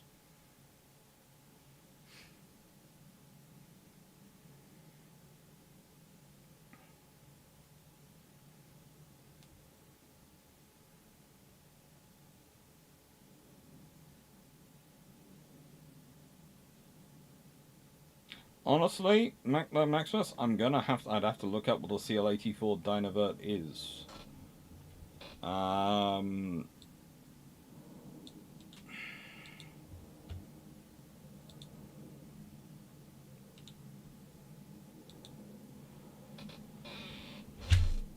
Canada. Oh, you're talking about the Canadian experimental aircraft thing. That was the cute thing from 1965, right? I haven't managed to see that one yet. It's a nice idea, and if it had worked, well, I say it did work. If it had been gone with, we'd have had a Vistal-like aircraft, probably in service by about World War II, by about the Falklands War, across the Commonwealth at least, and yeah, things could have been very different. Those could have been an interesting part of the Falklands War, and we could be remembering the Falklands War, and everyone could be using them now. But no, the trouble was, I think, was control of it. Without the command and control technology was not yet at the pace of the other technology.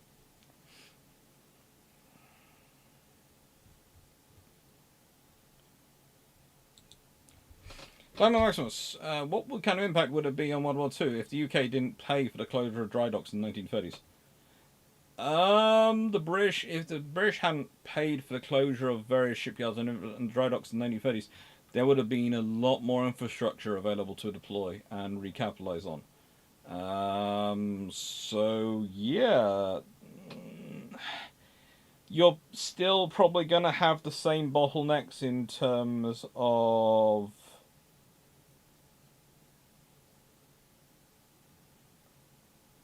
4.5-inch gun mounts, in terms of turret construction and development and designing the upper deck mount. You're still going to have the same issues come up in terms of turbines, potentially in terms of turbine production, because I don't think there are any turbine facilities which were actually paid to be shut down. One came awfully close, but it wasn't actually. But yeah, you would have a lot more production facilities for things like, definitely for things like, well, anything which uses triple expansion engines, or quadruple expansion engines, or whatever version of multi-expansion engine you're using at that point. There would be a lot of more facilities for those.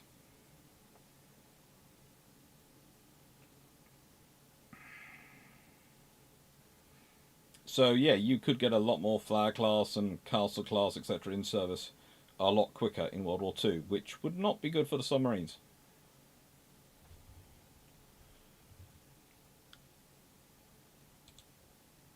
Okay.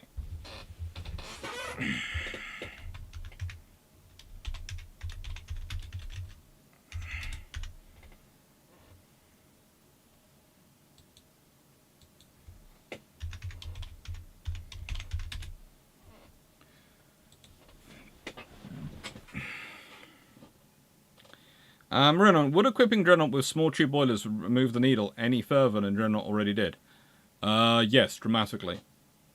Because if you equip Dreadnought with small tube boilers, the odds are that's getting, especially because it's getting, let's put it this way, you could probably have got a 27-knot Dreadnought. And think about that. If Dreadnought is starting the race and it's 9 knots faster than existing battleships, think of the problems you create. At that point, that means the South Carolinas, which, if I remember correctly, are the American semi-dreadnoughts, but sort of their sort of dreadnoughts, which they're building at the time. I think it's the South Carolina class. Yeah. Hang on.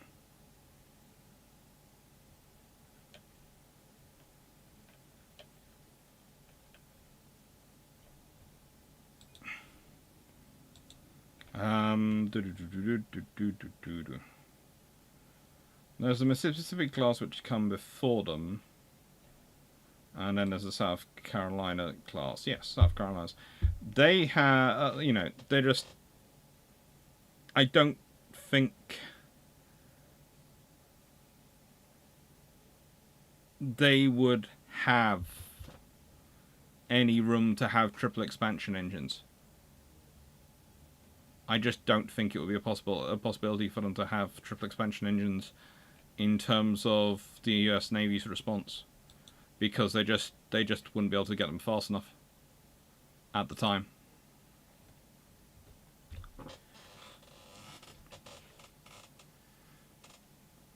Now, so if the French had the luxury of getting all 5 Normandy and 4 Lions, along with the 3 Bretagnes, at what point does advanced technology make them obsolete? When are you getting them by? Basically, you don't have the second part of that question. When are you...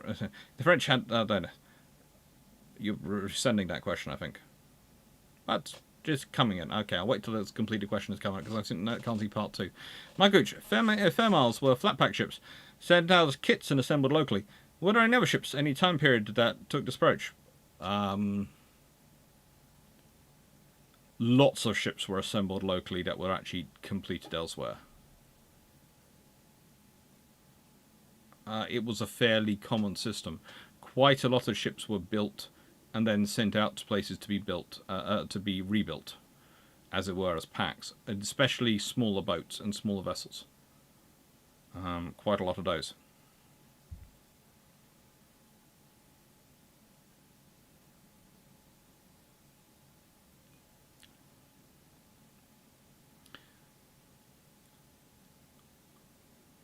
Hello, my name is 6240. Steve Clarke, 27-knot dreadnought can be seen in UAD. Putting up fast scatter ships in 96 when the standard is 1921 knots is just too much. It takes those ships almost obviously overnight. Right then, so where I'm up to? I'm up to Renown. Applying handbook technology mature enough. Yeah, I've answered that one. Let's do that wasn't the last one before I go to another book. Nice. Would the 294 mile/hour Hawker Henley or the 316 mile/hour Hawker Hotspur turret fighter have made a better dive bomber compared to the 225 mile Blackburn Skua? No. And the reason is they wouldn't have made a better one is because neither of them was actually built in from memory to actually carry specifics when they achieved their speed. Yes, it would have been nice to have a faster aircraft, but you could have done that conceivably in the Skua by just sticking in a better engine. If the Skua had had a better engine, it would have been a faster aircraft. If the Skua had been faster, it wouldn't be considered quite so bad. But it is still not that bad an aircraft. Alright, what was the next aircraft? What was the next book? Next book was... yes. Alright. So, appropriate considering what is Tuesday's recorded video, Long Patrol. Teddy Roosevelt. I have a few books actually, but which are Teddy Roosevelt specific. Let's see. I have this pretty good one by Henry Hendricks, which is a very good one. The Theodore Roosevelt's Naval Diplomacy, always worth reading. But this is Roosevelt's own book. Naval Operations of the War between Great Britain and the United States, 1812 to 1815. And if you follow the link down below to my Amazon page, which I think there is down below. Let me just check. Yes. On the Amazon page, affiliate store, which I found is basically the best way of storing it, you should find a link to this book on the affiliate store. It's a good book to have because it literally gives you, in his own words, Teddy Roosevelt's approach to naval warfare. Because he spends his entire time examining the war between the United Kingdom and the United States. And he does it in more detail than anyone from the UK would probably have done at that point, because, honestly, the Americans in 1812 didn't really feature on the British approach to the world, but because, whilst, yes, their frigates won some startling victories against our frigates, there was also the case of, aren't they heavy frigates? Yeah. We don't have those. No. What happened when our ships of the line turned up? They decided that reticence was better part of valor. Ah, good. That sounds about sensible. Shall we build heavy frigates? No, we don't need them. We have ships of the line. So why don't we... How come they're because what we use frigates for, we don't need something which is a heavy frigate size. It's too much firepower for the roles we use frigates, and too much firepower and costs for the roles we use frigates for, so we can't buy them enough numbers. And it's too small enough to fill the roles we need ships of the line for. Oh. That's annoying. But it makes perfect sense for them. It does. It's really good for them.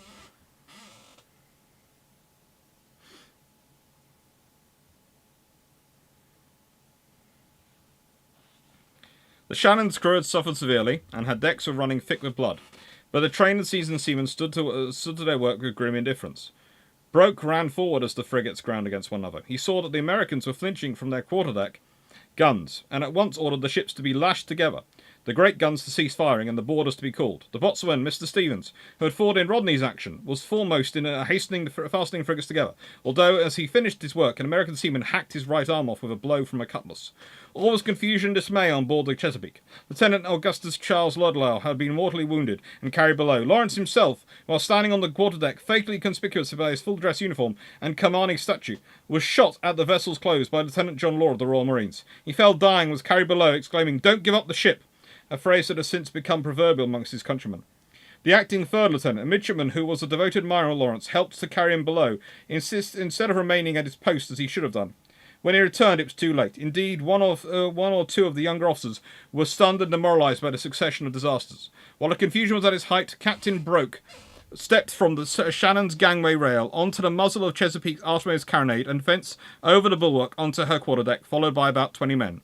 As the British came aboard, the men on the Chesapeake's spar deck, who had suffered more heavily than any others, whose officers had all been killed or wounded, and who had not the discipline to take unmoved such heavy punishment, deserted their quarters. The Portuguese boatswain's mate removed their gratings of the berth deck and ran below, followed by many of the crew. On the quarterdeck, almost the only man who made any resistance was the chaplain, Mr. Samuel Livermore, who advanced, firing his pistol at Broke, and Broke in return cut him down with a single stroke.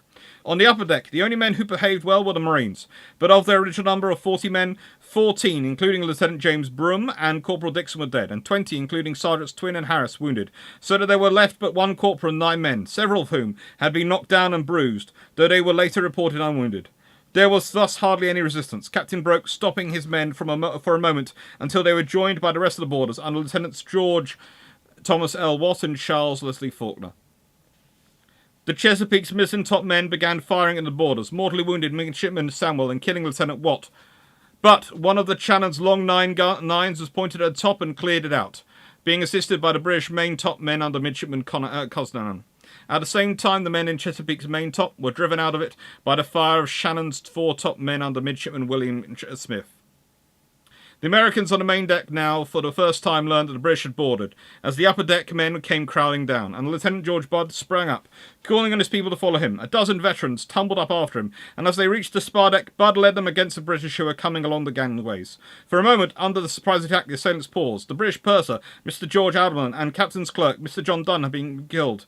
But they rallied at once, and a handful of Americans were cut down or dispersed, Lieutenant Budd being wounded and knocked down the main hatchway. The enemy, wrote Captain Broke, fought desperately, but in disorder. Lieutenant Ludlow, already mortally wounded, heard the shouts and the stamping overhead, and he struggled up on the deck, sword in hand. 2 or 3 men followed him, but the rush of boarders swept them away like chaff, and the dying Ludlow was hewn down as he fought. On the forecastle, a few seamen and marines turned at bay. Captain Broke was still leading his men with the same brilliant personal courage which he had all along shown. Attacking the first American who was armed with a pike, he parried a blow from it and cut down the man. Attacking another, he was himself cut down, and only saved by Seaman Midland, already mentioned, who slew his assailant. One of the American Marines brained an Englishman with his clubbed musket, and so stubborn was the resistance of the little group that for a moment the assailants recoiled. But immediately afterwards they closed in and slew their foes to a man. The British fired a volley or 2 down the hatchway in response to a couple of shots fired up, whereupon all resistance came to an end, and at 6:05, just 15 minutes after the first gun had been fired, and not 5 minutes after Captain Broke had boarded, the colours of the Chesapeake were struck. Of her crew, 61 were killed or mortally wounded, including her captain, her first and fourth lieutenants, the lieutenant of marines, the master, boatswain, and 3 midshipmen, and 85 were severely or slightly wounded, including both her other lieutenants, 5 midshipmen, and chaplain.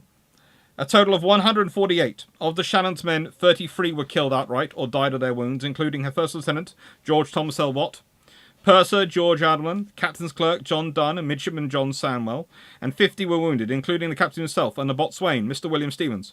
Total 83. The Chesapeake was taken into Halifax, where Captain Lawrence and Lieutenant Ludlow were both buried with military honours. Captain Broke was made a baronet, very deservedly, and Lieutenants Wallace and Faulkner were both made commanders. The battle being as bloody as it was brief. When the Chesapeake surrendered, her crew had suffered a much heavier relative loss than the crews of the Guerriere and the Macedonian, or even the Java.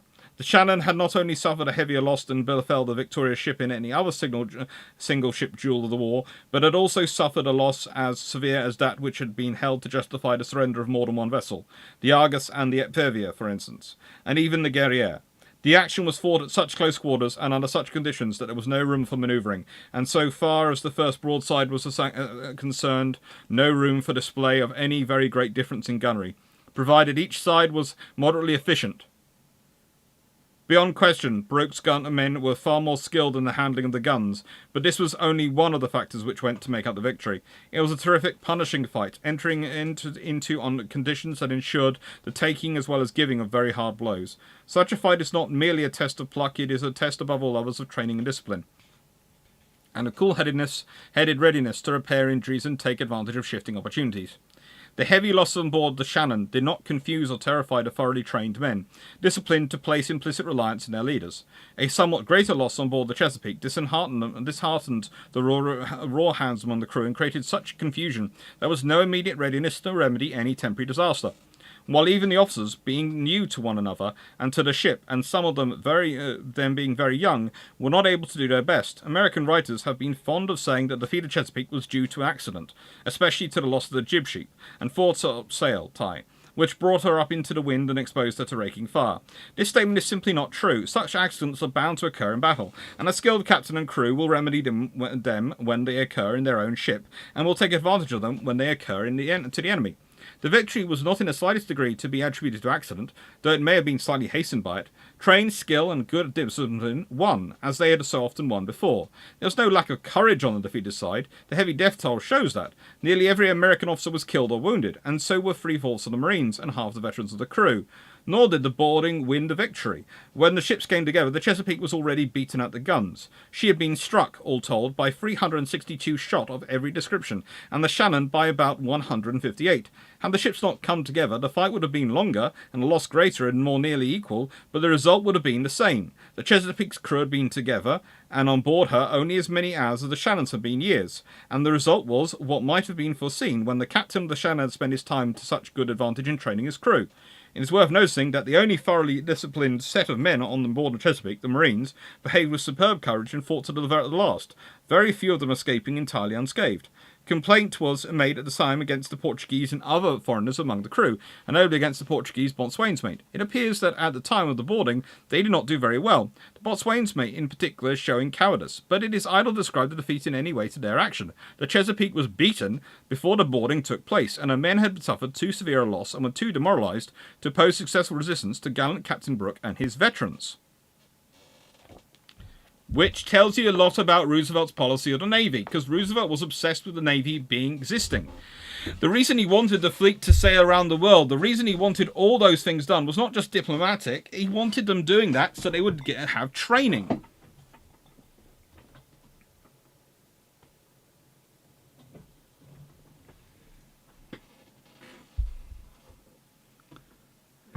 Hello, Manny. I've been to the shops. Oh, hope you had fun today.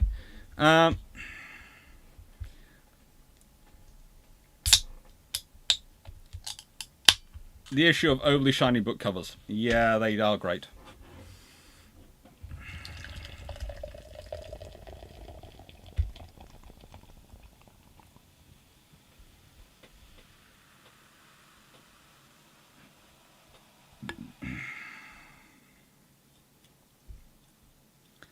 Yes, that is the thing. Roosevelt is very good because he can get away with saying things which probably historians couldn't. Because Roosevelt had sense and had funding and other supports behind him. Right. So, question.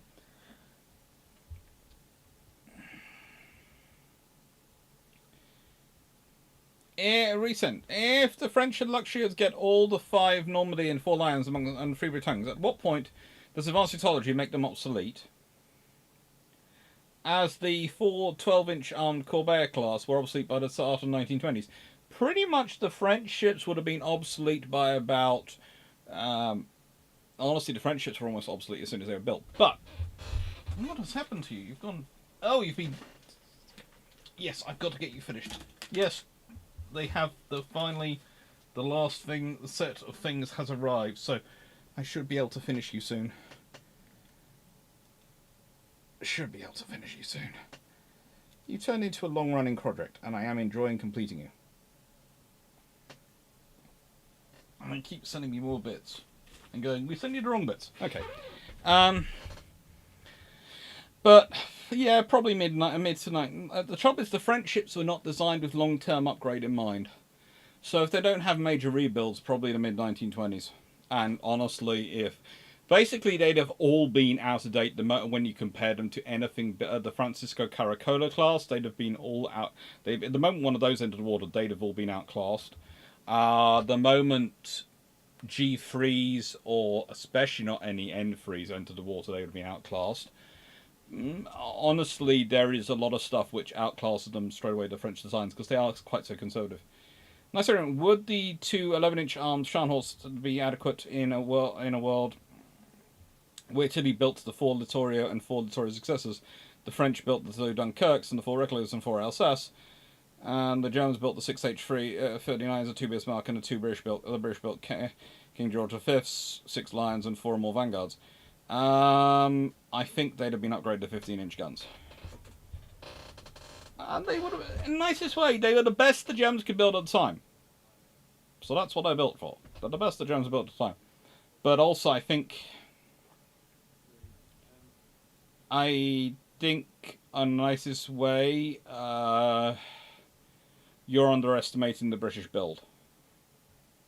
Because the treaties break down 5 King George V's, yes. 6 Lions, probably. Probably 4 Vanguards, or maybe just 2. It's going to depend on the Lion successor design, how quickly the Lions come online. But probably Europe, well, quite possibly 4. But that's only got you up to 15 ships. And if there's no treaty limits, and the Germans are building the H-39s and actually hand-waving, managing to get the H-39s, there is a Lion successor class coming on, and that's going to be a scary thing.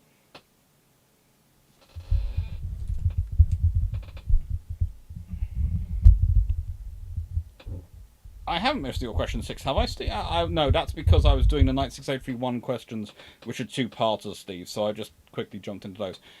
Steve Clarke, question 6. We have previously discovered HMS Howe as a carrier. Do you think its capability would have developed doctrine for the Royal Navy? Yes. Because the Royal Navy would have had a definite strike carrier from the 1920s onwards. And also, it's going to sound egotistical to say this, but, okay.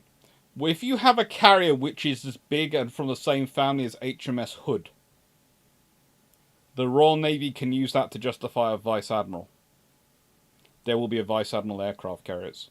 If there is a 3-star Vice Admiral aircraft carriers from the 1920s onwards, then the Royal Navy has a very senior officer whose entire purpose is built around aircraft carriers. So instead of it being a Rear Admiral aircraft carriers from 1930, it would be a Vice Admiral aircraft carriers from about probably 1924, 1925.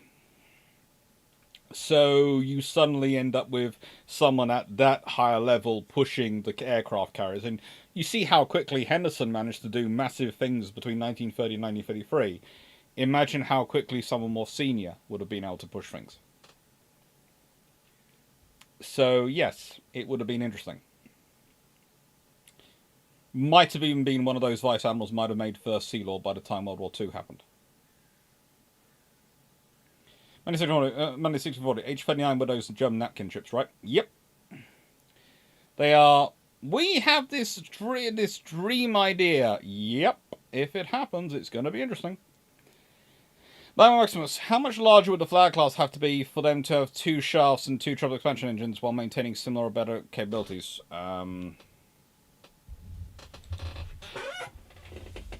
Basically, if you're wanting... Well, the Flag class are single. Single shaft. And the Bathurst class are two, if I'm not mistaken. I'm not mistaken from memory. Yeah, they're two. Two shafts. The Bathurst class are 1,025 tons full load. The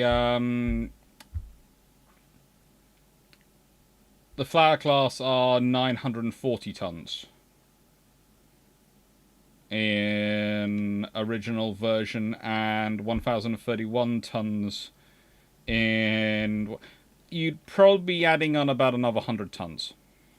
Okay, for the Flower class to Flower class to Bathurst class sort of similarity. If we go in that, yeah, we'd probably be adding on about another 100 tons. So not a lot. But Bathurst class is a two-shaft design.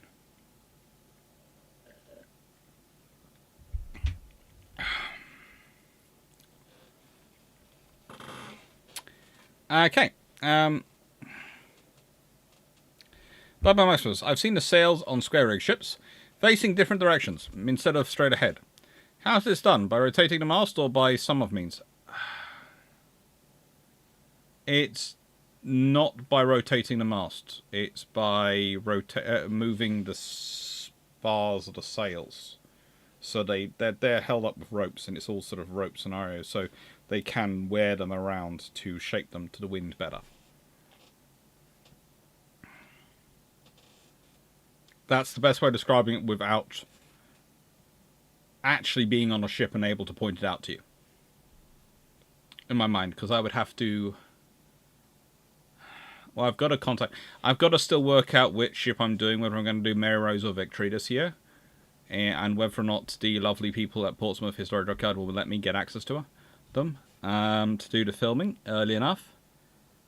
And if I do Victory, I'll probably want to try and nab Kate Jameson and see if she'll come along.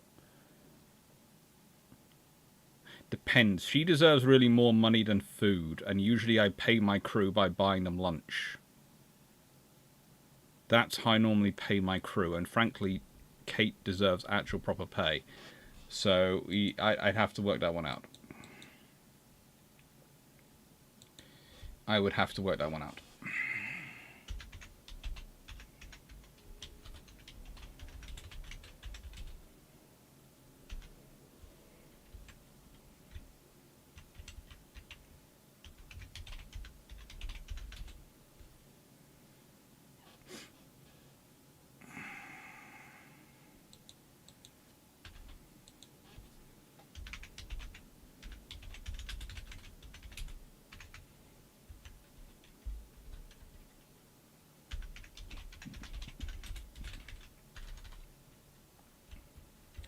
Let's see. It would be interesting. It would be interesting to do that, but yeah, I think I would need. I would want. I would want something else to sort of help me out with that. I would want to actually have a ship. I'm trying to see if I can find a graphic, a decent graphic, and I'm going no. Nothing decent.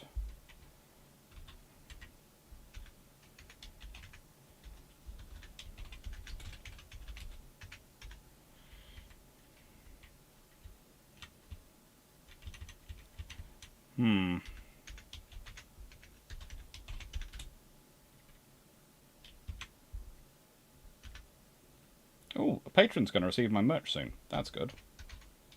Sorry, it literally just flashed up on my screen and went,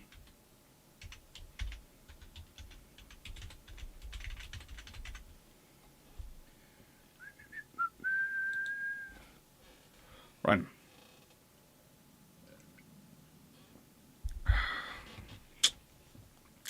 So...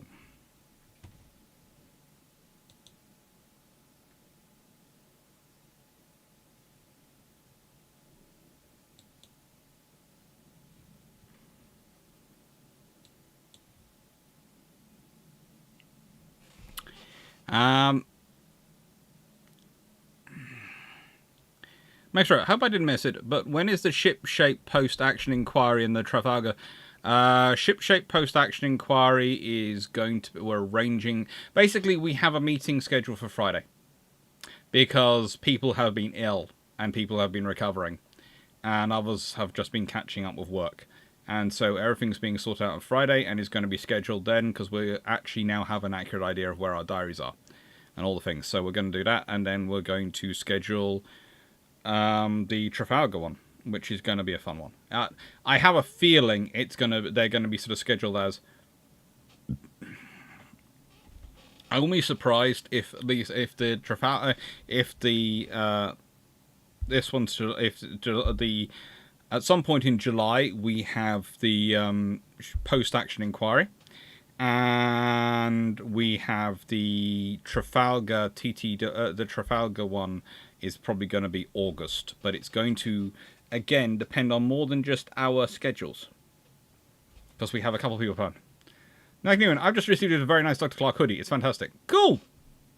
I'm glad the hoodie works. I still haven't got one of those myself. I do need to get a hoodie. I keep looking at the. It's going to sound strange, but Patreon every year allow me to try one of the free pieces of merch, and so I slowly work through them. And yeah, I haven't pushed it to go for the hoodie level yet. I have tried other things of theirs, just to see if you are actually coming out decent for you. Backmost, would I consider doing Cuddy Sark? Yes, I would, but it's easier for me to do Portsmouth Historic Dockyard. And at some point I'm going to try and start with Chatham.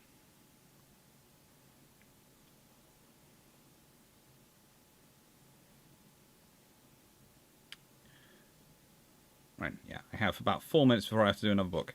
So... Renown, but if the Admiral has become a 3-star position, does Henderson get it? And if not, does he become Third Sea Lord? Right, so Henderson would still go to a Rear Admiral position, and Henderson was already being groomed to be Third Sea Lord. Henderson was on the row of to become Third Sea Lord at a certain point. Would he be Rear Admiral aircraft carriers? He could be. He could still do Rear Admiral aircraft carriers. He might have actually done he might have done something for the Vice Admiral post. He might have been Chief of Staff, or he might have been the Rear Admiral. Because remember, if you have a Vice Admiral aircraft carriers you probably had the Vice Admiral in the Home Fleet. You'd have a Rear Admiral aircraft carriers in Mediterranean. So you'd have 2 positions, and you'd probably have another Rear Admiral in the Home Fleet for aircraft carriers as well. So you'd have basically 3 admirals who were all to do with aircraft carriers, which would actually increase the number of admirals. So whilst Henderson might not be he won't be the first Rear Admiral aircraft carriers anymore, I wouldn't be surprised if he still ends up a Third Sea Lord and still ends up running those sort of things. Because he's been in training for that for a while. Jellicoe basically picked him out from that role from about 1916-17 onwards.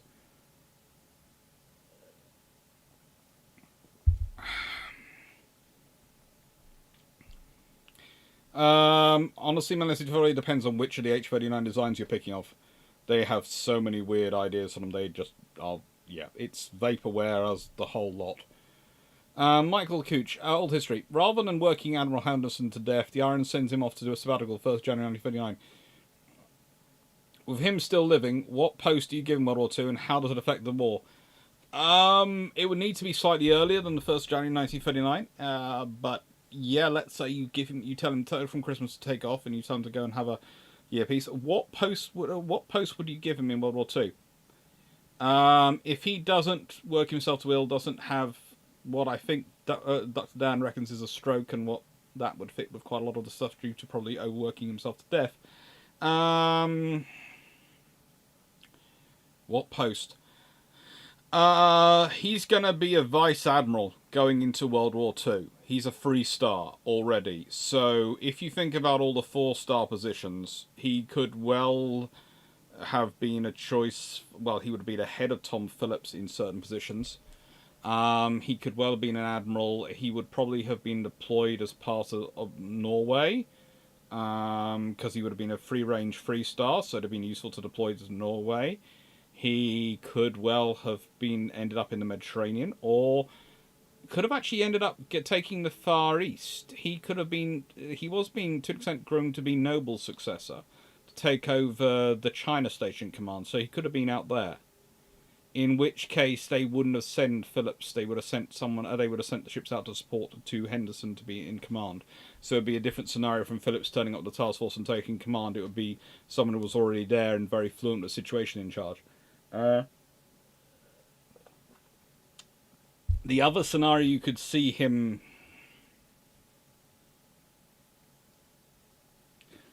You could see him getting is.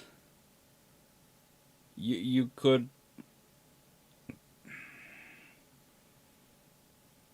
honestly, if he is more still functioning the whole way through into World War II and the whole way through World War II, there is a lot of interesting changes which could take place in the Royal Navy.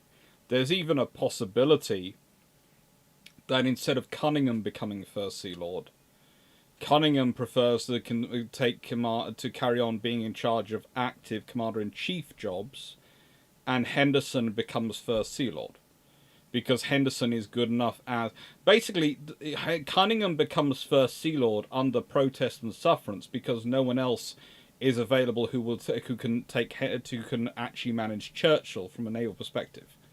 Henderson could have done that, and Henderson had done that. Successfully dealing with the various politicians in the 1930s as Third Sea Lord.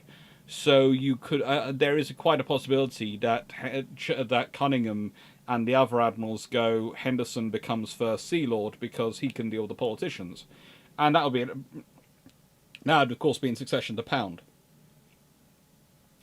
So that would mean Cunningham will be free to be in charge of the British Pacific Fleet. Because that's the thing. You sit there and go, well, what's Cunningham going to do? Cunningham could then go out and be in charge of the British Pacific Fleet. Instead of Fraser having to go in charge of it and basically spending his whole time restraining Vian and others, you could send Cunningham out to command the British Pacific Fleet. Or Cunningham to command the Indian Ocean Fleet. The Eastern Fleet. Or, you have to think about that. Henderson is good. Is he as good at Admiral in terms of fleet command as Cunningham? I'm not sure. Is he as good as Somerville? Probably.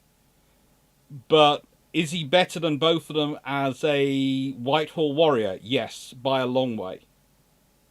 So do I see him necessarily getting a major fleet command and being able to fight battles? Yes, he could probably have done. He could have. I think probably he'd have got the Indian Ocean. He'd probably got the China Station, because that's what he's been groomed as at the beginning of the war. If they'd been sending him somewhere in 1939, that'd be where he'd been sent. Before war began, definitely the China Station. But could I see him maybe doing in wartime what I could see him doing? I could see him ending up, because of his skills, especially in fighting in Whitehall, I could see him back in Whitehall as First Sea Lord. Especially with Pound. Because, again, Cunningham doesn't want that job. Cunningham is happy to be First Sea Lord because there is no other option. And trust me, there is no other option for the Navy to push up into that post to manage Churchill. It's got to be Cunningham. But if Henderson's around, then Cunningham has a friend, someone who he knows is more than capable of the job to do it. So that then frees up Cunningham to do other things. So that's the point I'm sort of making.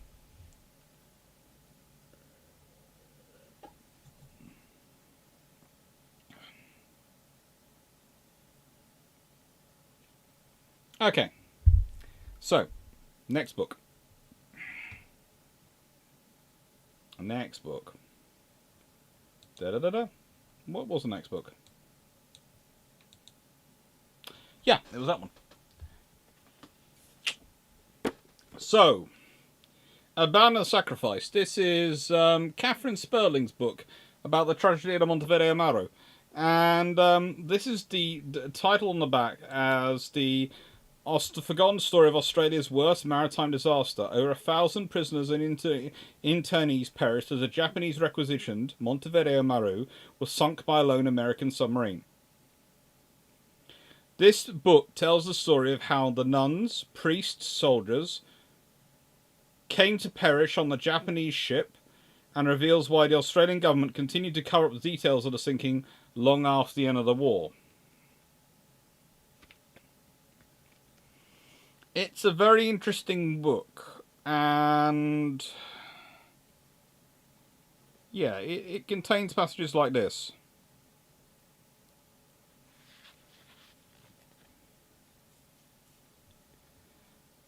Western Australia's Alice Dennis was heartened to receive a letter from her son, Lance Corporal William Eric Rule Dennis, of the 1st Independent Company. I am a prisoner of war and being held at Revoultion under the Japanese. I am quite well and the Japanese are treating us very well. I will write every opportunity and will be looking forward to receiving mail. Will you let Daphne know at once, please, and send her my love. There is no need to worry. We are being well looked after. Love to all, Eric. But they were not being treated at all well. For pride of food, medical supplies and freedom, and used as forced labour. News that Rabaul had been attacked featured prominently in media headlines, and the Australian government acted predictably, with a statement intended to settle panic but lacking truth. A Western Australian headline declared enemy at Rabaul, but assured readers that the Australian War Cabinet statement did not mention any sign of fighting. Deputy Prime Minister and Minister for the Army, Francis Frank Ford, announced that whilst it was known that Japan had landed forces, this did not suggest that a battle was in progress, and he assured the Australian people that every possible step was being taken to safeguard Australian lives and property. 29th of January 1942, Sydney newspaper The Sun reported military sources stating the armed forces defending Rabaul would be able to hold out for several weeks, that the very terrain of New Britain lent itself to the advantage of Australian defenders. The initial burst of news was followed by a total news blackout. Conservative families besieged their parliamentary representatives. 6th of February 1942, Frank Ford felt it necessary to warn Prime Minister John Curtin the attitudes of those with near relatives in our garrison at Rabaul is becoming bitter and hostile at the lack of news of their sons, brothers and husbands, and of the feeling that is being created that although something could be done to assist them, nothing is being attempted. But nothing could be done. The Australian government had long lost the initiative, and through procrastination and inertia and deference to their other powers, the fate of those who remained in New Britain was grim. The discomfiture deteriorated further as the trickle of escapees became a flood, and the suppression of their stories and truth was more difficult.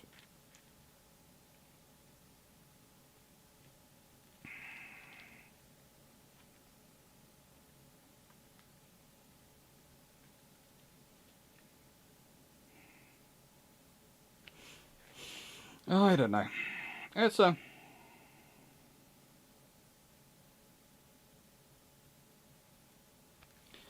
There are some interesting things in this work, I would say, though. It's interesting seeing it from the Australian perspective. One of the debates that comes through is the return of Australian troops to Australia. And, you know, how the British didn't perceive the Japanese as a threat because of it. No, the British did perceive the Japanese as a threat, but the trouble is, the whole British war plan had kind of been skewered by the issues of where the war had started, and not actually... This is the thing. Having those troops in where they were fighting would have been perfectly fine in North Africa, etc., where the Australian troops were, if the British hadn't stopped the building of... hadn't paused the construction of aircraft carriers and capital ships in 1939. The fact that it probably only get a sped up escort introduction by... a month, maybe less overall, because it was found out very quickly that they were not using the same pool of people or resources, and they then took far longer to restart it, because often in the case of these projects, it's restarting them, and it's where you've deployed the people in the meantime to, and then you've got to get them back, and you've now got to put in ideas, and now people, because war experience has come in, you've now got to factor in that war experience into the design, so people start wanting to make more changes in the designs, and that adds time all to construction. That's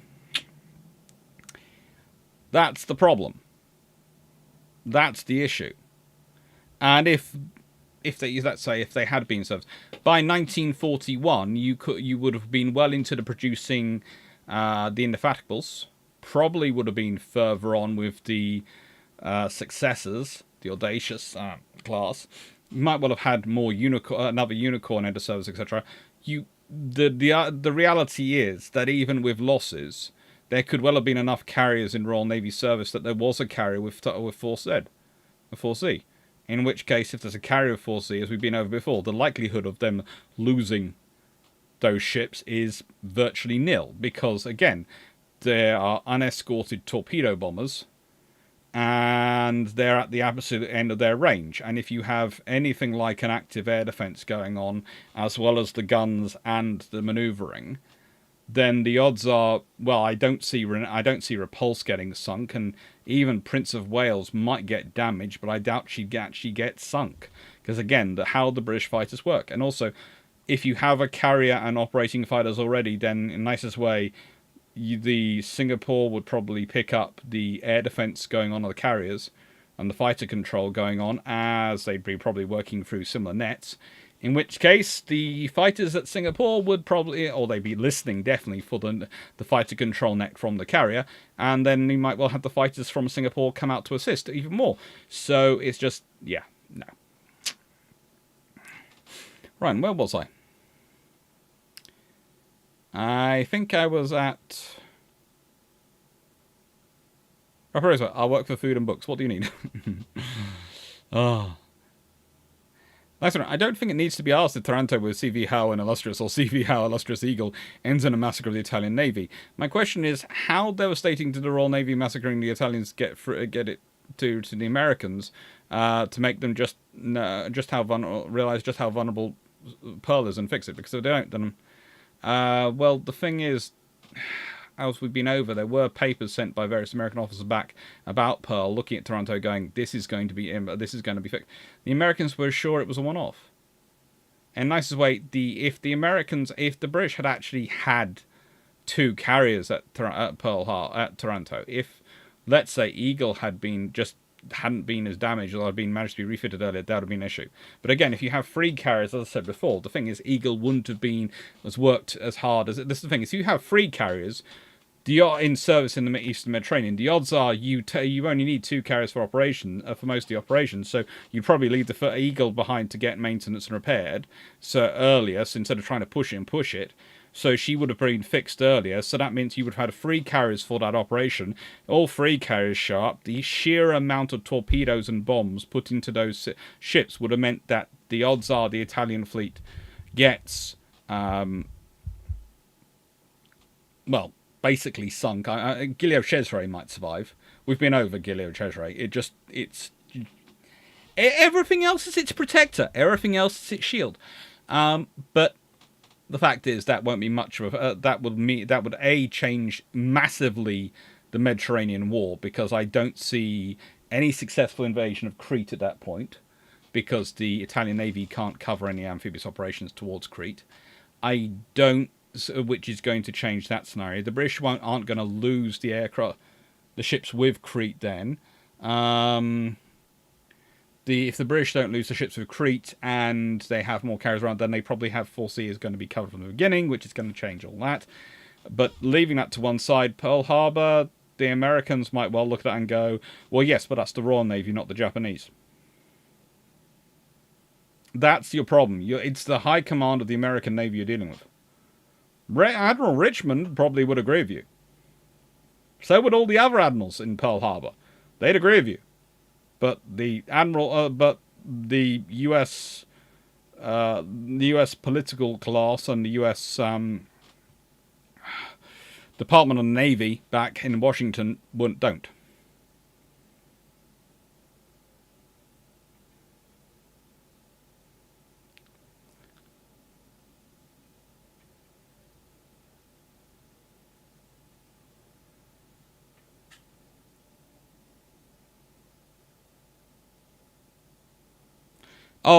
Management the displacement goes up from about roughly 60,000 to roughly 100,000 tons. It's just, there's all sorts of weird options for the H's in the German ships. Paul from Chicago, how has Henderson managed to work well with both the Jellicoe and BT factions? He's very good.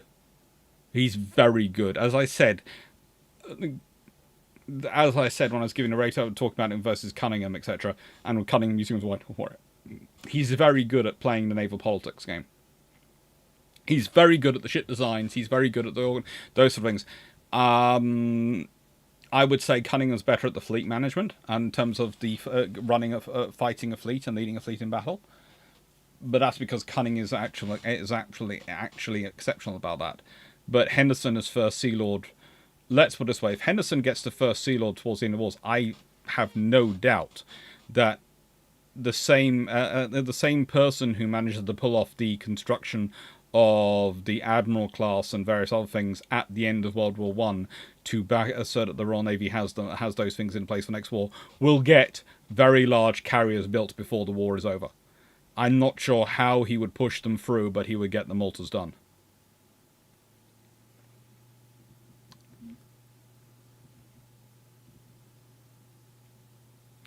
Now, how does the Austro-Hungarian fleet of 4 Azets, Monarch and 4 Tegetthoff class dreadnoughts, 3 Dreadnoughts, 7 Dreadnoughts and 3 Azog Karl class and 3 Habsburg pre-dreadnoughts compared to an Italian fleet?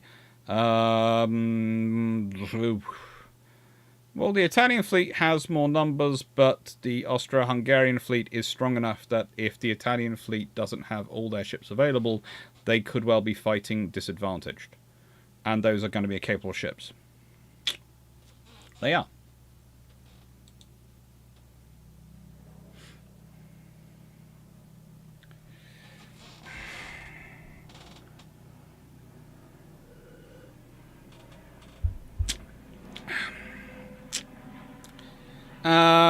Basically, what when you're talking about comparing those two fleets, you're comparing a battle scenario where if you have all present, theoretically the Italians have an advantage in numbers, but the Austrians have an advantage in certainly that the Erzat monarchs are very, very good. However, the thing is, the response to the Erzat monarchs is the Francisco Caracola class. And if they're available, they are very, very good as well.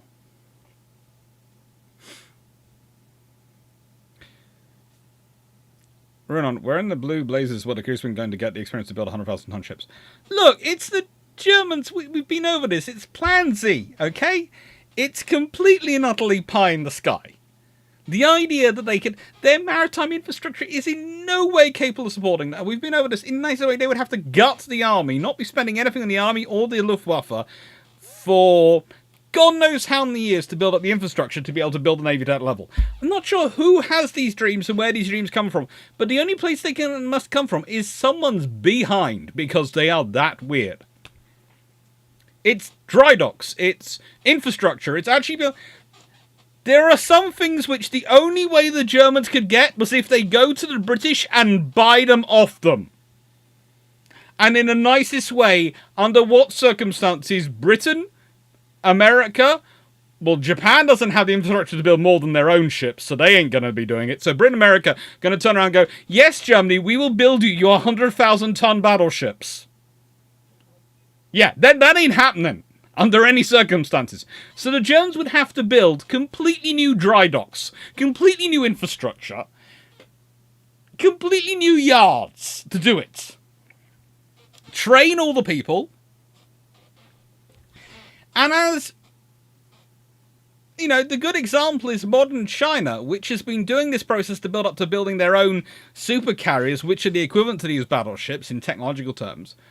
Period. And you're looking at that. You're talking about a 30-year program the Chinese have gone through. The Germans were thinking they were going to accomplish this in like 6 years. It ain't happening under any circumstances.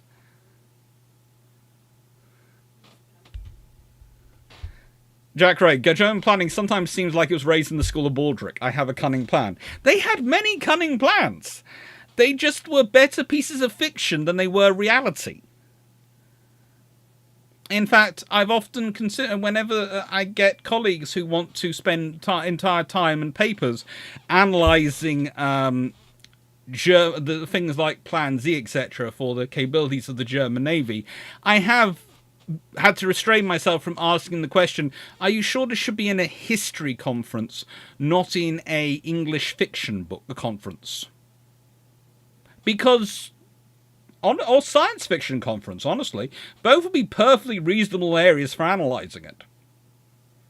But I'm not that cruel. Usually I just start asking them about turbine construction. See what I meant earlier when I said that, you know, academic conferences are cruel and unusual places where people come up with very polite ways to hurt you. Yes, if you want to make someone cry about Plan Z, you ask them about turbine construction.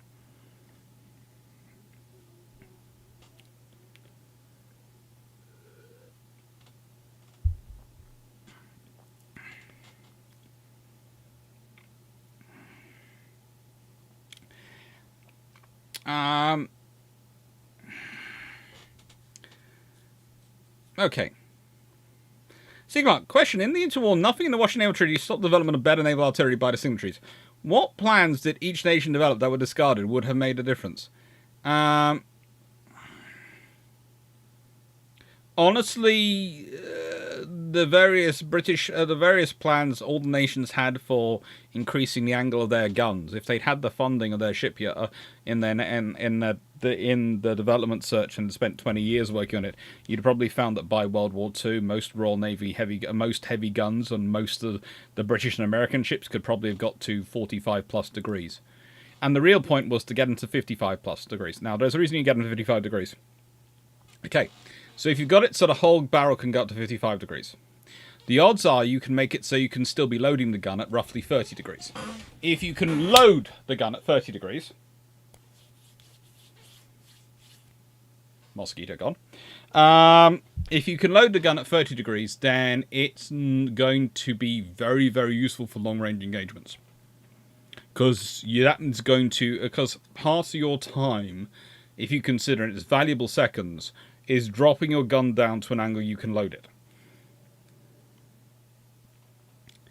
Renown, was there some notable tripartite Axis code-breaking wins? I can't recall hearing about them, but I somehow doubt it was complete shutout by the Allies Entente. No, the Italians were fairly good. The Germans were not as effective as their allies were, but were quite good against the Russians at various points. But no, the major advantage of most was probably the Japanese, who were more capable than we often like to assume. Sadly not capable enough. But they did understand a fair amount about what American and Allied intelligence was. And they had a lot of intelligence wins prior to the 1941, which is one of the reasons why the Japanese operations went so well, was because they knew exactly what they were going to be fighting.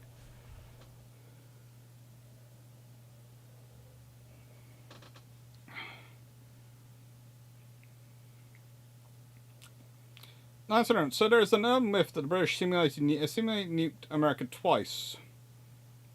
Except the reality is they didn't. They only did it once. In 1960, the Royal Air Force Vulcan bombers not entered service in enough numbers to take part, as the Batch 2 Vulcans had only arrived on squadron in July 1960. There was misreporting. The reality the British only participated in Sky Shield 2 and not the year before, but explains why the vulnerability that the British exposed in US air defence was not corrected. For the supposed second time they did it, because as the British were newer, never involved the first time around. No.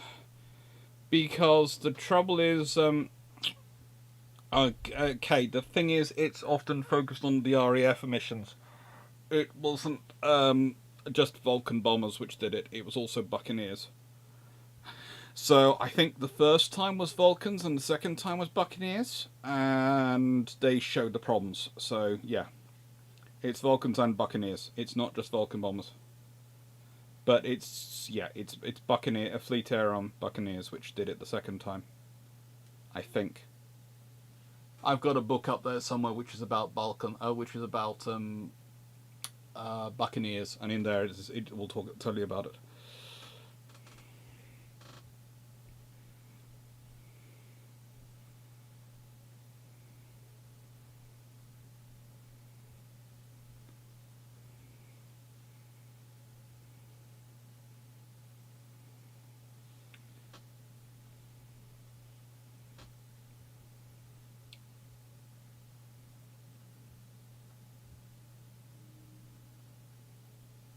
My god, the more I learn about World War II, the more I think Japan was actually the strongest power of the Axis. It was. But do you know what's disturbing? Most of the time, in naval terms, was that the second strongest power and the strongest power from the beginning of World War II, in terms of Axis strength, were the Italians. The Germans are down the list. They're in 3, and the strength of the Germans lies when they finally build up their submarine strength, which they don't have in 1939. This is the really strange thing. People go, why wasn't Britain prepared for the German submarine strength in 1939? They don't have the submarines in 1939.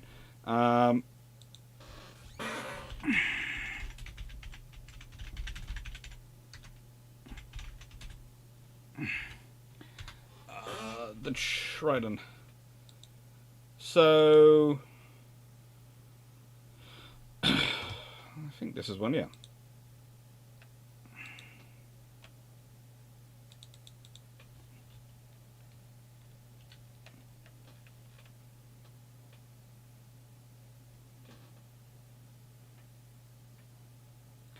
The Germans at no point before 1941 have more than 30 submarines operating in the Atlantic. I think, and in 1941 it only crosses it twice.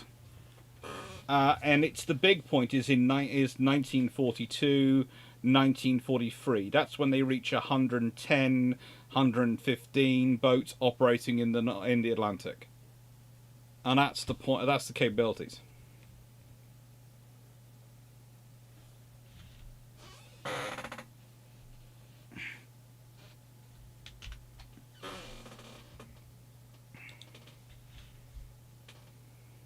You must be talking about Ark Royal simulated on a posed rampage up the US East Coast.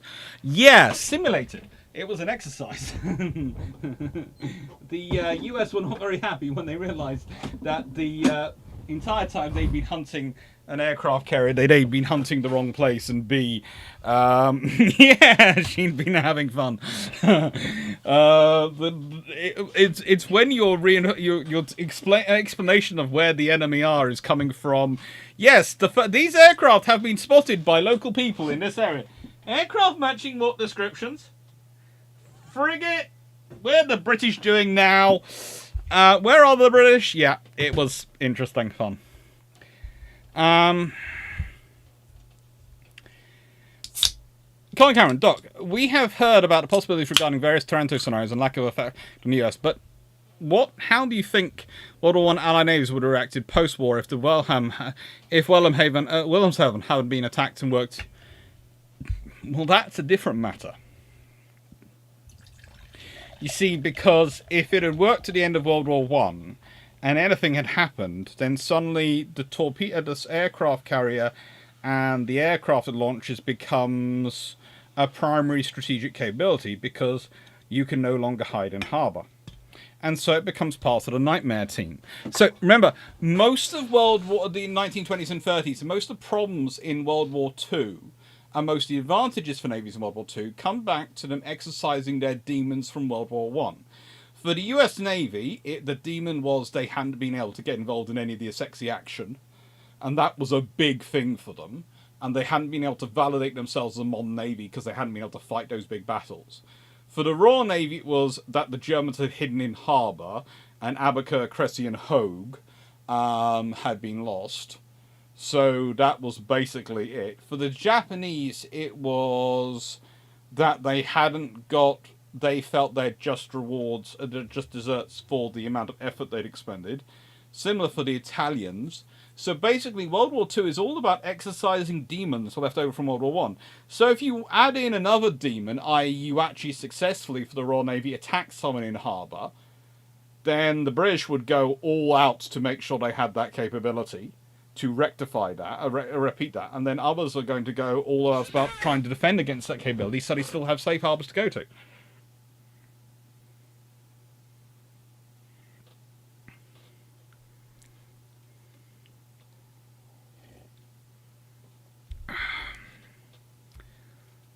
Siglot, the US stopped inviting the British to their Strategic Air Command exercise. It's just led to embarrassment and covers up. Yeah. Mikey Newman, the RAF did 2 simulation attacks in the USA in 1960-61, both with Falcons.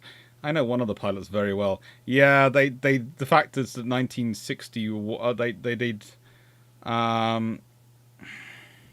The 1961 one also worked as well, I think. So I think it might be actually 3 times. 1961, they did really weird tricks to them. It was like 1960, they showed they could go low. 1961, they showed they felt altitude should be measured in millimeters.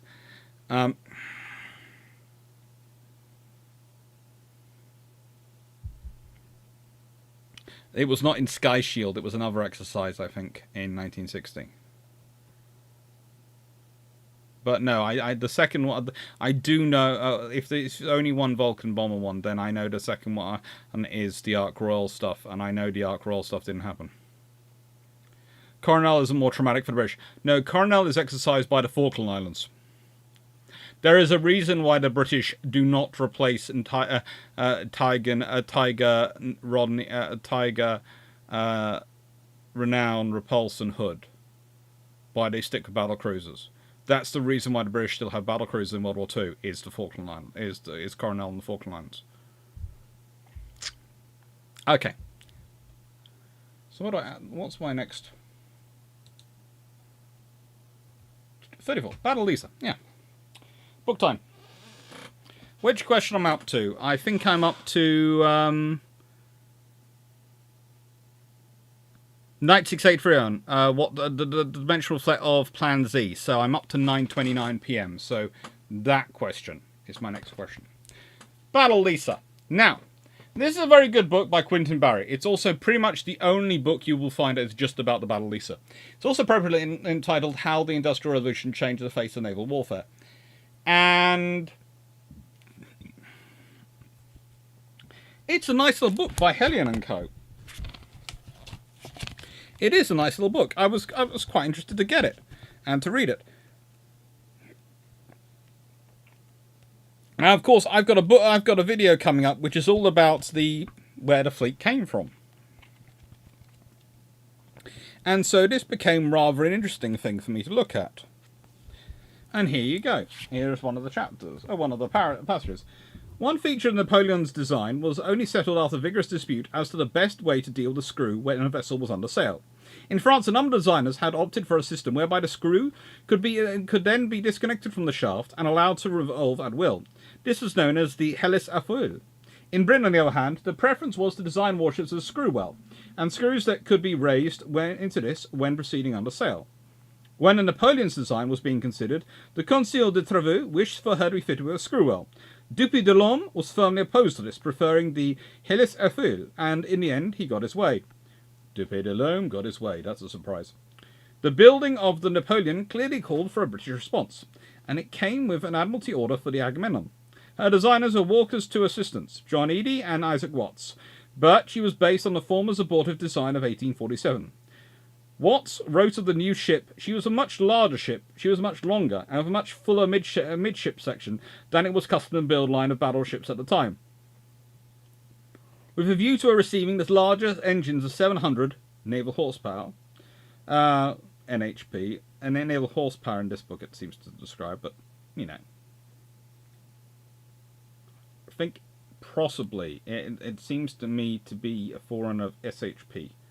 As this book is using it, but I'm not 100% sure. This book seems to have some interesting phraseology in it. Which are made for Vulcan and not put into her.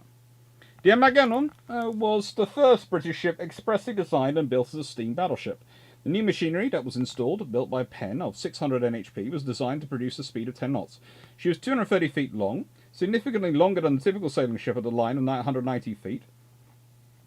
Had a beam of 55 feet, she displaced 5,080 tons compared to typical ship of the line's 3,680 tons. Initial armament was one 68-pounder, 34 8-inch and 56 32-pounders. During her construction, a careful watch was kept on the progress of the building of Napoleon. In 1851, Thomas Lloyd and Isaac Watts visited France to inspect her, and a report which they made led to the acceleration of the building of the Agamemnon. She was launched on May 22nd, 1852, and completed that October. Napoleon had been completed and put to sea in July. Agamemnon was designed to perform well under both sail and steam, and this objective was largely achieved. As a result, her basic design was still being used 10 years after it was first made. Napoleon, essentially a steamship with a sailing rig as an auxiliary, was fitted with engines of 900 NHP. Although this capacity was much greater than an English counterpart, D.K. Browner suggested that, in fact, Agamemnon put more power into her screw. He was sceptical about the claim that Napoleon was actually the fastest ship. Now, this comes from, actually, the metallurgy of the shafts, and the fact that it seems to be that Napoleon's shaft had more issues in terms of taking the full power.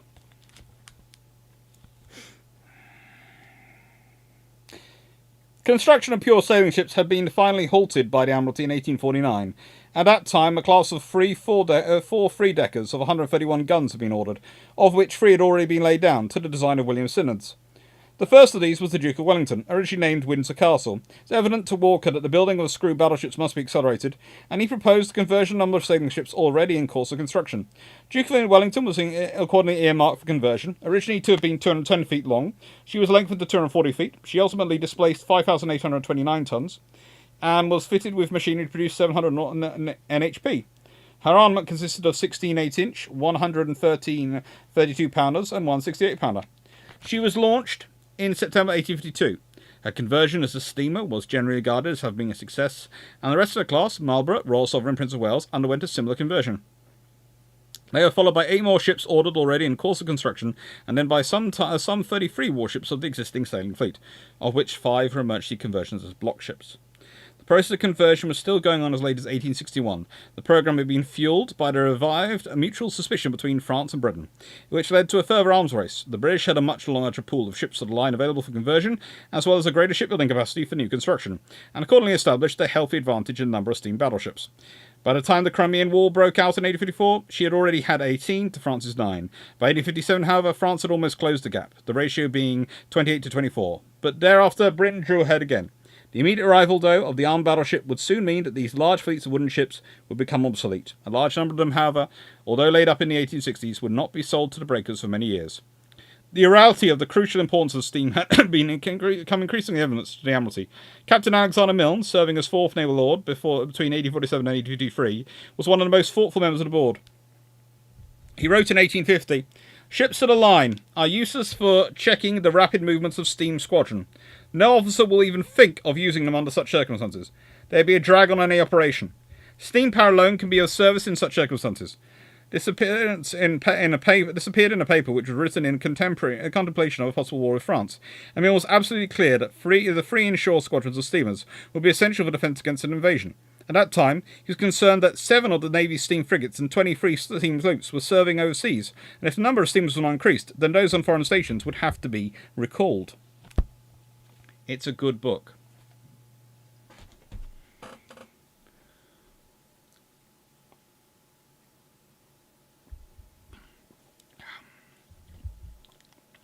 Manly Sydney, what about 4C and turbine production? I know I'm jumping ahead on this one. It was Plan Z, Plan Z in turbine construction. So anytime someone turns around to me and talks about German Plan Z and how dangerous it would be, I ask them about German turbine production and ships turbines and ship engines in general.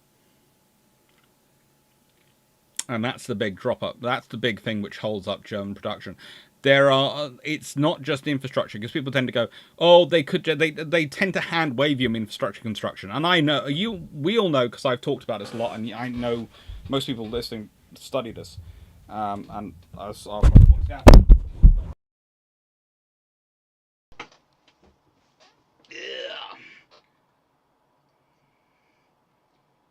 Helpfully, the mic's disconnected itself.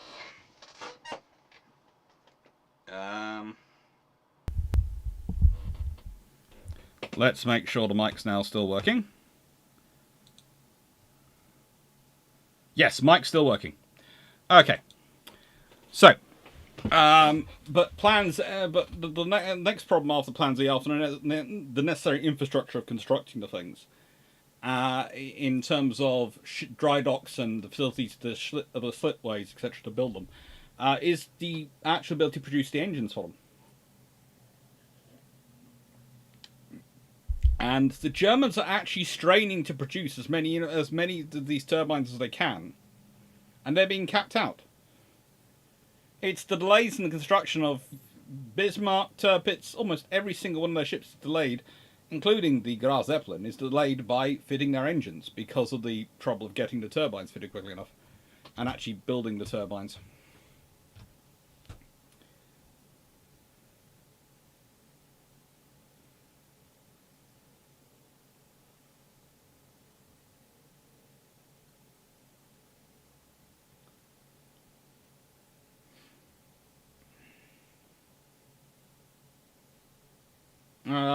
Bijon, you've jumped onto this side, onto the normal chat, rather than questions, but I will answer any. Why did IJN not send ships to the Grand Fleet in World War One like the US Congo class would seem useful? The IJN did send ships to the Mediterranean. They sent ships wherever they were requested. But they were using a lot of their ships to support their operations and to hunt surface raiders down in the Far East and in India, in the Indian Ocean, etc., and around that area. But certainly it would have been useful to have had them, but then there would have been the interesting thing of if the Japanese supplied a battlecruiser force, a significant squadron of the battlecruiser fleet, you could have had the argument of us who should be second in command of the battlecruiser fleet, and also then you also have to explain BT to other people. So, right, where was I? Nice one. What dimensional threat was Plan Z going to be for the Royal Navy? Honestly, the Royal Navy would have reacted to as it was constructed. If the Germans actually start building some of those units, then there would have been a reaction from Britain. But again, Britain would have been relying basically on its larger maritime industry and depth of maritime industry that it could have completed anything that was being a matter of threat, a reaction, anything it needed to react to, it could probably complete its counter before the Germans actually finished building the threat that it was being built to counter. Because the British have a... Okay, it's breadth, but also if we spin it round, depth of maritime industry in Britain versus Germany. And please note, before people start going, you're being pro-British. No. I'm not being patriotic here. It's a very simple thing. Britain sent out with one criteria for the Treaty of Versailles. To smash, crush, destroy, fundamentally and permanently undermine German maritime infrastructure and naval infrastructure. They had achieved this goal. Yes, the Germans are still building ships, but they're starting from such a fraction of where they were prior to World War One. And remember, prior to World War One, they couldn't keep up. The naval race was never a case of the Germans equaling the British in strength, or even equaling the British in construction. It was always trying to build enough that the British couldn't afford to fight the Germans for fear of losses, because everyone else would then attack the British, and the British would lose their place in the world. That was the German risk fleet theory, ideology. It's twaddle, but it's a theory, okay? That was the entire base of the risk fleet. The risk fleet was the British couldn't afford to fight the German fleet because they were sufficiently big enough that the British would therefore not be able... if the British lost, the British would then be attacked by everyone else, and so would lose their control, lose their ability to influence the world. It probably wouldn't have... even if it had happened, I doubt the rest of the world would have attacked immediately and all these things, and time would have factored in. But leaving that to one side, that was why the British were building as many as they were, so that the British could always have sufficient overmatch that they basically could tell the Germans to go themselves. Because the British knew the German strategy was basically one of suicide, and the British actually had quite a healthy, and this is factors into some of Jellicoe's and decision-making at Jutland, etc., quite a healthy idea that the Germans might go for, as their last means of trying to grasp victory, or rather a Pyrrhic, at least making any victory the British Pyrrhic, to go for a suicide charge of ships. That actually does feature in some of the British thinking and approaching a war with Germany, of going, well, they're honourable, they're these things, they might actually go for that methodology to guarantee a loss-for-loss ratio. It wasn't considered particularly high up there, but this is one of the things why when the British are always watching the Germans for doing interesting things with torpedoes and other things. And leaving that to one side, the British set out to fundamentally undermine this already far reduced in terms of breadth and depth of capability maritime industry compared to their own, as much as they can under the treaty system, with the treaty system. And even the treaty they grant, the Anglo-German Naval Treaty in the 1930s, that they give them, is not enough to allow them to rapidly rebuild and re-strengthen. And in fact, it automatically caps them at a portion of the British fleet strength. And ties them into the international treaty system, which is a bad thing for the Germans to be tied into. Because here's the thing: the international treaty system, everyone knew everyone could cheat, but you can only cheat so much because you have to cheat within the level of believability. And yes, there are British naval constructors going around.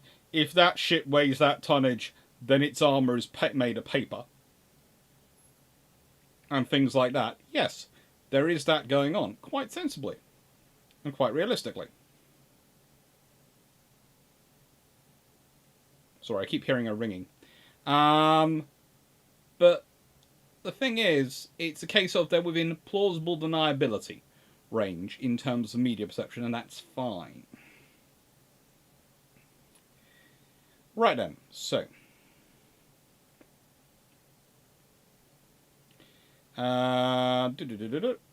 Question. Oh. Steve Clarke, question 7. Okay, if you can elevate you to 55 degrees, would the US-UK attempt a naval version of time on target missions? Probably not, because you don't really have the tech available to do that. But you could do some really nasty fire control in terms of plunging fire. Especially if you've got your fire lines up to a sufficient level.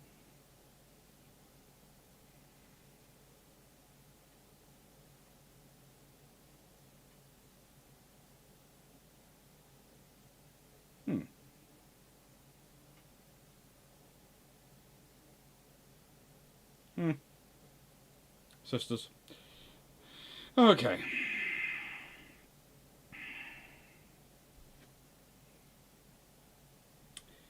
Right then. Liam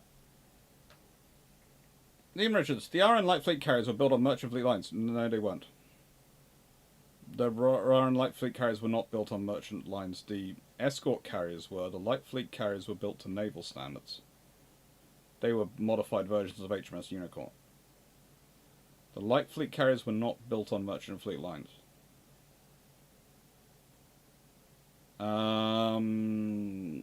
There is sometimes some discussions made about the choice of, in terms of some of the technologies used to build them as rapidly as possible, but those actually weren't. There's usually a warships prefer riveting. They're using a lot of welding sort of thing, but also there's the fact that the Royal Navy have been using welding for a lot of time.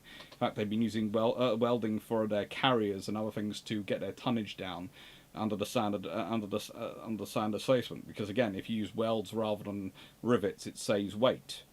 So yeah, again, this is warship. There are issues going on there, but no. The escort carriers are merchant fleet productions and merchant fleet vessels conversions. But the light fleet carriers, they're not built on merchant fleet lines.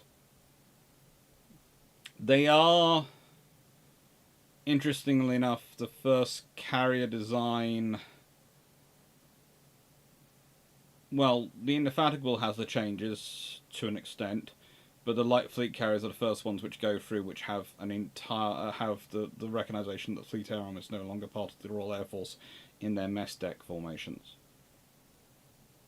But they're not merchant fleet lines.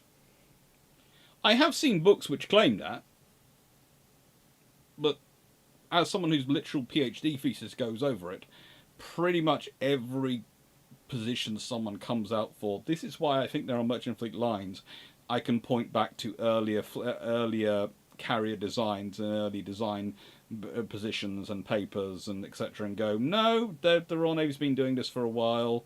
They've been contemplating this for a while. They've been working on this for a while. You know. I keep hearing a ringing noise. I hope it's not coming from the mic as well. I hope it's nothing to do with the mic, which dropped down, of course, not that long ago.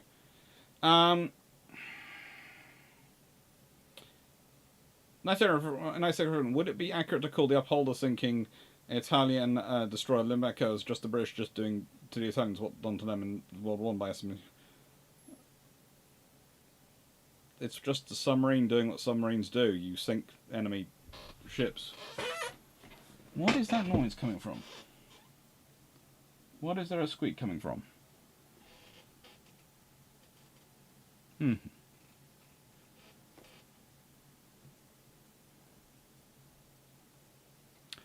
Okay. We're on inversion of the prior question. The USN gets its entire Mark 41 production line replaced with Mark 48 ad cap and production scales as the Mark 14 production line replaced by Mark 40. What is that noise coming from?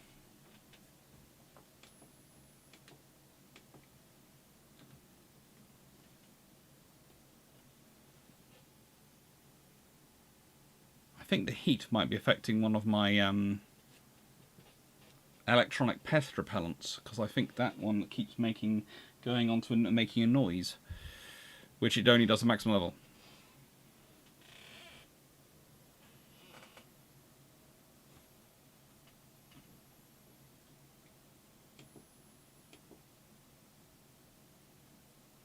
No, it's I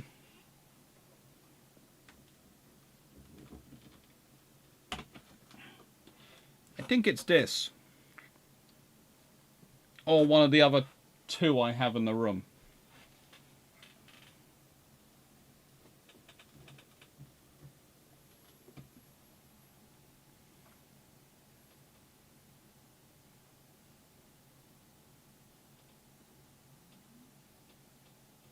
Yep.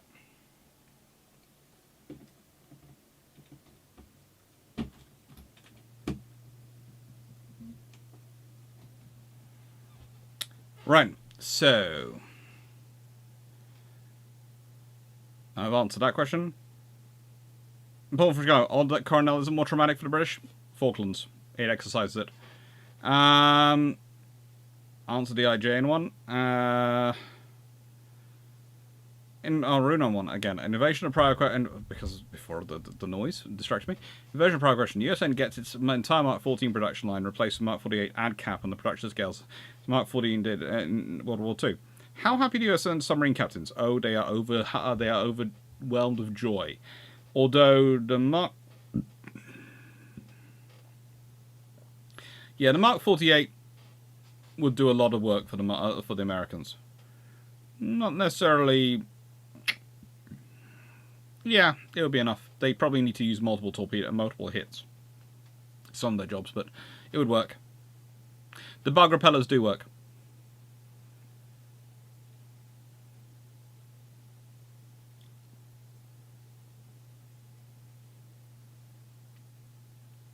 But from Chicago, I think it's Professor Lambert's Battleships in Transition, where he suggests that shipboard Molten Shot was the actual driving force for Ironclad's force. It's certainly part of it. I think part of it is also the realization that guns are getting heavier and wood isn't going to be able to stand up as much as it used to. And it's about retaining that buoyancy in the face of the damage. Which is why you end up with the Citadel approach, especially in Britain.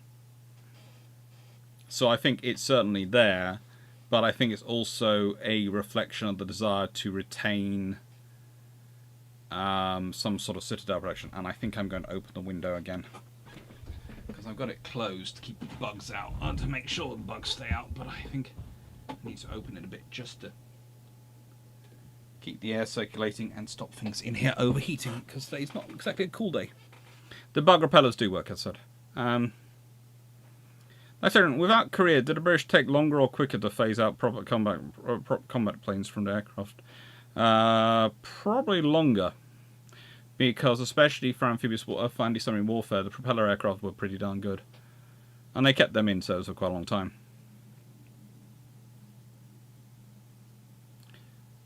We're sticking to one into real transmission. Any notable and public British naval military infrastructure developments starting in the last 1 to 5 years? Pretty much all the facilities being done to build capabilities for the aircraft carriers, for the next generation destroyers and frigates, but also, if you look at the docks, we're investing in infrastructure-wise for nuclear submarines. There's a lot of work going into those.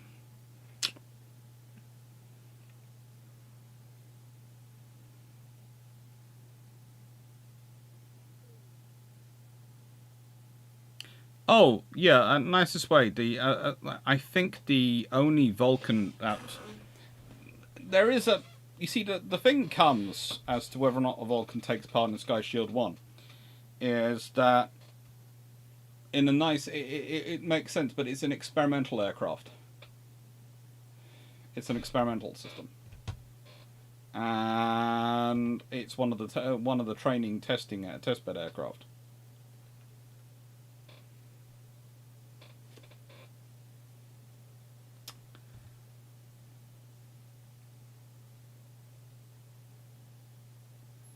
The bug repeller works by producing various levels of sonic vibrations that basically make life increasingly uncomfortable for spiders, etc., and other insects, etc.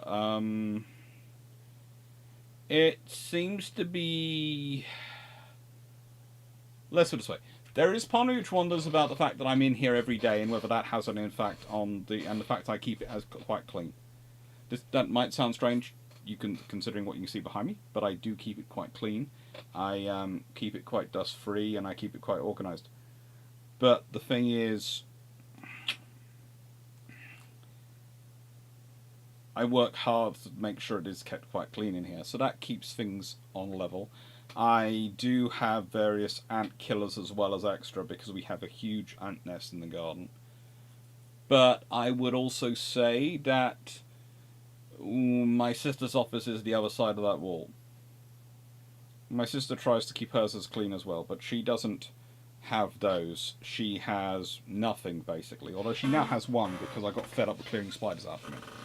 So I kept having to clear spiders out, including quite a lot of false widows she managed to get in there somehow. As you can tell from the books and the way they change around quite regularly, I go through the books a lot, and I so far, touch wood, haven't found any of those particular friends.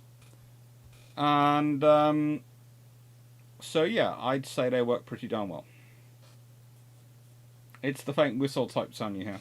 Yeah, that's because if I turn it on to the highest level, which I can press here, so now it does do an audible noise as well, and the audible noise is about repelling other rodents. So if I turn them on to the audible noise, they keep rats and things like that away.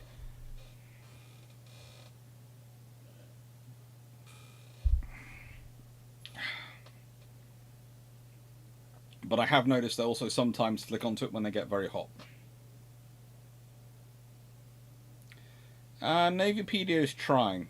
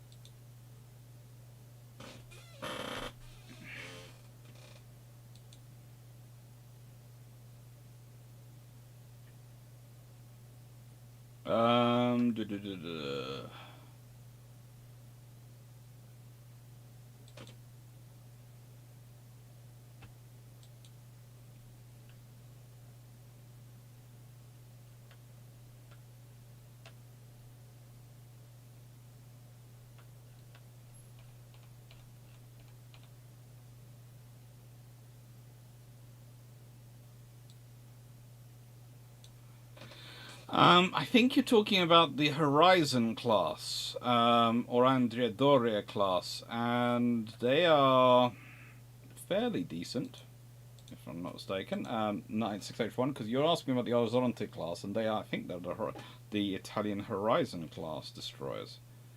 And you're asking specifically about utilization of their MS-424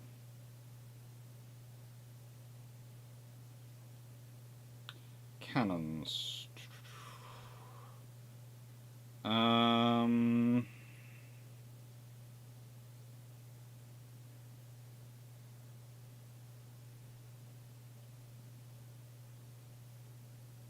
Well, I know they've got the Ottomalera 76mm ones.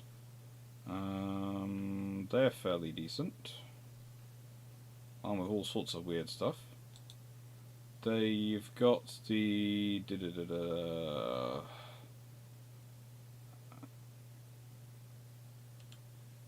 MS-424.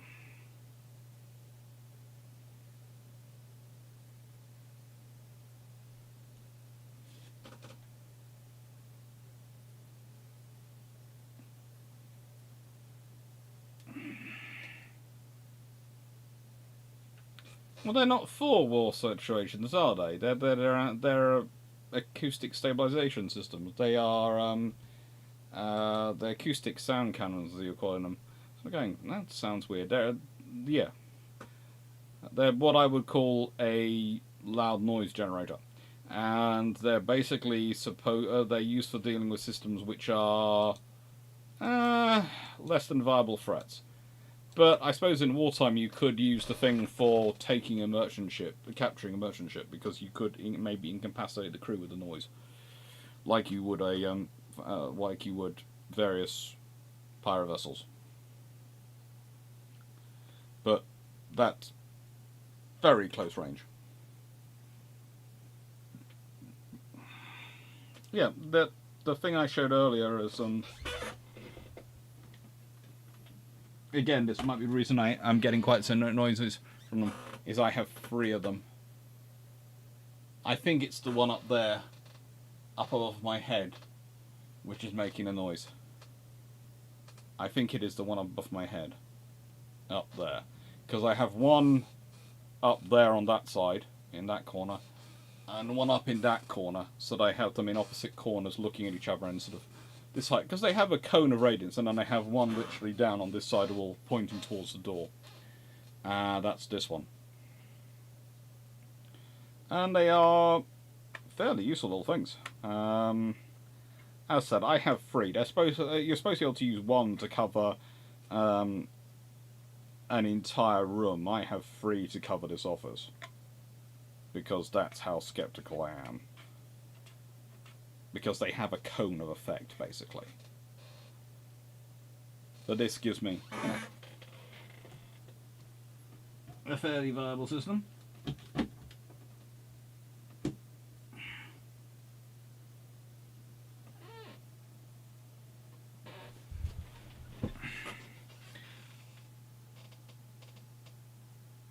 Yeah.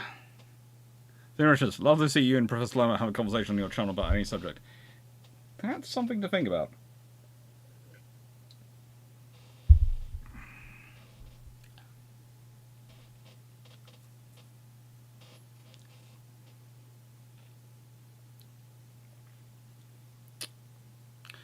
Question 8. It has been widely reported recently the Iron are suffering a shortfall in personnel. How much can we increase automation to ship systems to reduce our over-reliance on human interaction? Not as much as you'd like to think, because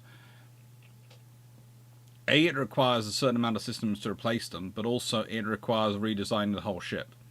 And the thing is, one of the problems with personnel numbers is that, how do I put this? The newer designs are going to require less crew. They're going to have a capacity to take more crew, but they're going to require less crew. The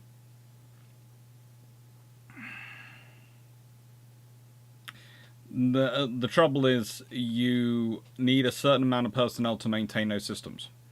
And you already have quite a lot of automation, but to actually get to the level at which you can have even more, you need a lot more done. So yeah, it's going to be a while, and it's not going to be anything quick.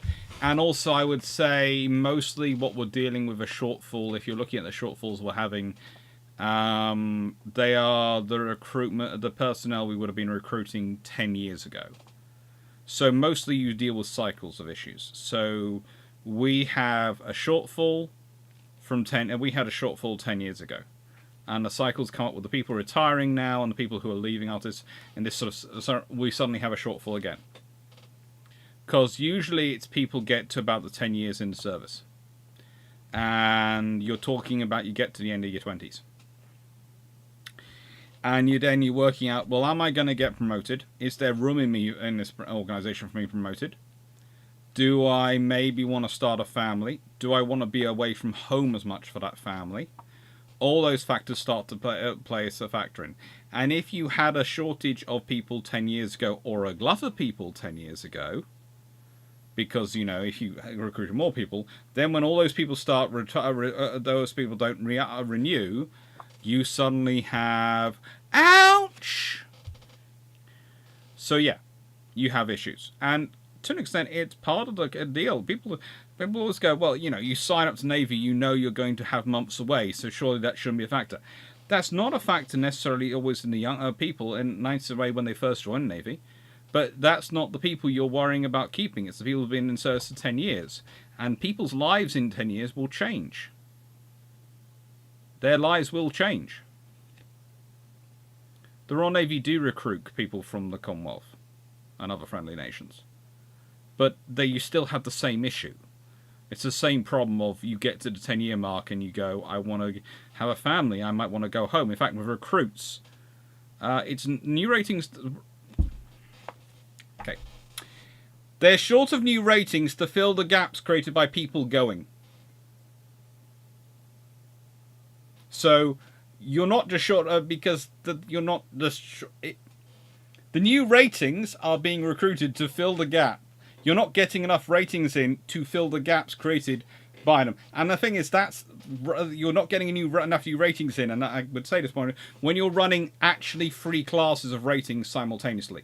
So we're actually training more ratings at the moment than we have for the last 20 years at any one point. But the thing is, the shortfall is because they aren't keeping up with the numbers of people leaving the Navy. Because of the shortfalls in between in recruiting. Because you've been relying on that group.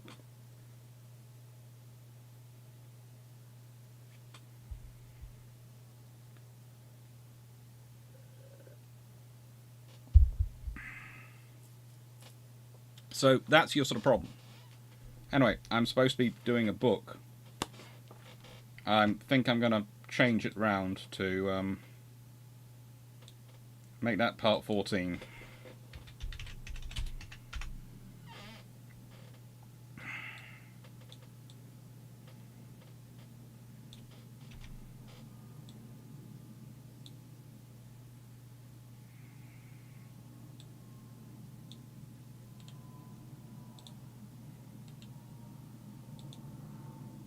So none of this is ever in a vacuum. And that's the big problem for a Navy. You know, you can say, well, if you need to... But also there's the thing is, who's going to be more useful for you on a ship? Someone who's a brand new rating, who's just recently qualified and arrived on the ship, or someone who's been in the service for about 10 years?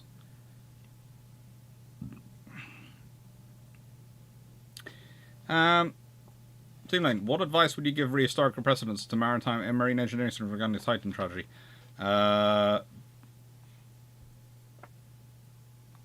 In the nicest way, sometimes the reason things haven't been done is not because everyone else is stupid. Don't presume you're always smarter than the people who've come before you. They might have had a good reason for why they haven't done something. And if everyone before you has used titanium, not fiberglass, maybe there's a reason they've used it.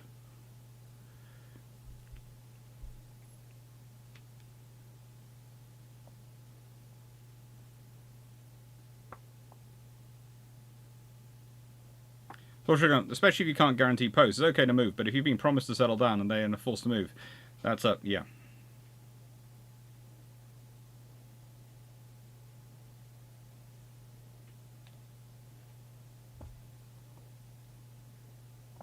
That's true, Jacob. Can I get the 10-year guy plus also the 10-year rating? That's the trouble.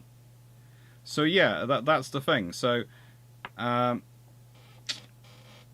there are these things, you know, when someone turns around and goes, the Royal Navy has a shortage of ratings. Okay, has the Royal Navy suddenly increased the number of ships? Suddenly, no. Okay, then where's the shortage of ratings coming? It's because people are leaving the service. And it's not because the Royal Navy isn't expanding. The Royal Navy isn't growing their numbers of ships dramatically and need to grow their number of personnel. So the only place a shortage of ratings can come from is if people of those ranks are leaving the Navy. And, as I said, it's a 10-year thing.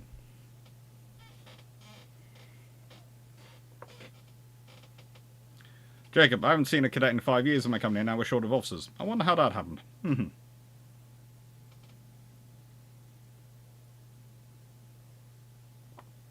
H1, as I think I said on Drax comments on this, carbon fibre is great when mixed with aluminium for alloys, but that's because pressures are opposite.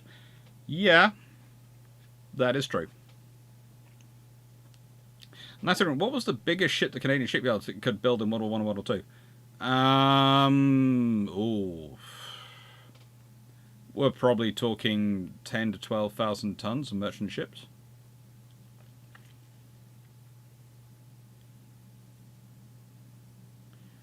Militaries like business frequently don't want to make compromises. Just retention's issue. Yep.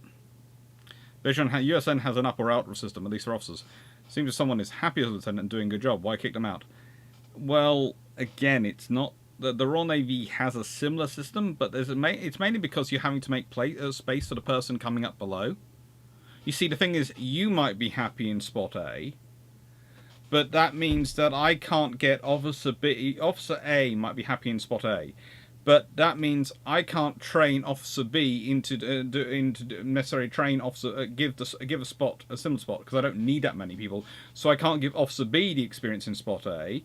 And if Officer B doesn't have a space in spot A, whilst Officer A might be happy there, Officer B then can't move up from spot A to spot B above that, because they don't have the experience.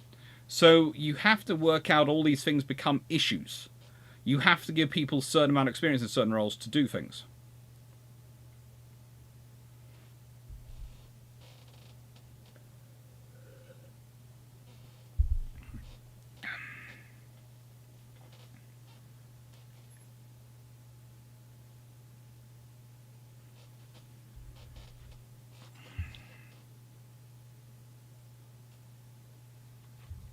Anyway, so, interesting book, and probably the most difficult to get hold of, actually, of the ones I've read today. Papers on Australian Maritime Affairs, Asian Energy Security, Regional Cooperation in Malacca Strait. From the Sea Power Centre, Australia. Part of their very good series of books. Now, this is definitely not for everyone. But they have other papers in other papers in the series, including From Empire Defence to the Long Haul, Post-War Defence Policy and its Impact on Naval Force Structure Planning, 1945-55, by Hector Donoghue. No Easy Answer, The Development of Navies of India, Pakistan, Bangladesh and Sri Lanka, 1945-1996, by James Goldrick. Australia Carrier Decisions, The Decisions to Procure HMA Ships Albatross, Sydney and Melbourne, by Anthony Wright. All sorts of ones. And interesting books. So they have an interesting series. But I actually consider this to be worthwhile reading.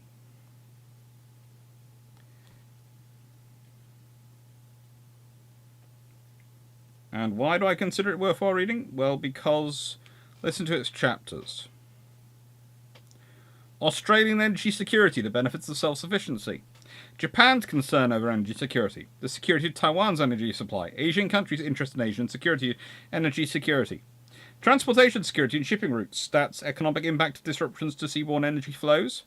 By Andrew Forbes. In Ports We Trust, the economic consequences of attacks on ports. By Nazari Khalid. Abu Sayyaf and its capability to threaten energy lanes. By Edward Mar Santos. The impact of bioterrorist attack on shipping and potential measures. And role of navies and coast guards. Building a maritime coalition for comprehensive security in the Asian Pacific region. Naval control of shipping by Andrew Brown. Maritime coalitions to protect vital sea lanes and communications by Heidi Kaneda. Cooperation to safeguard shipping through Malacca Strait. It's all pretty darn interesting stuff, and the sort of stuff you should be, if you're looking at current defence security affairs, you should probably want to read. And I said, are there also issues with women she's been pay? I saw a thing recently that said the past 2 decades, overall salaries have risen by like 35%, housing by 149%. There are issues. There are issues with that as well. There are issues. Don't the Navy, the military is not somewhere you go to get rich.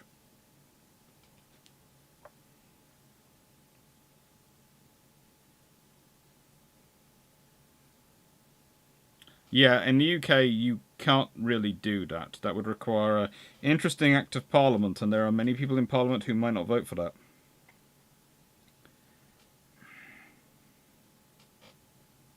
And the thing is,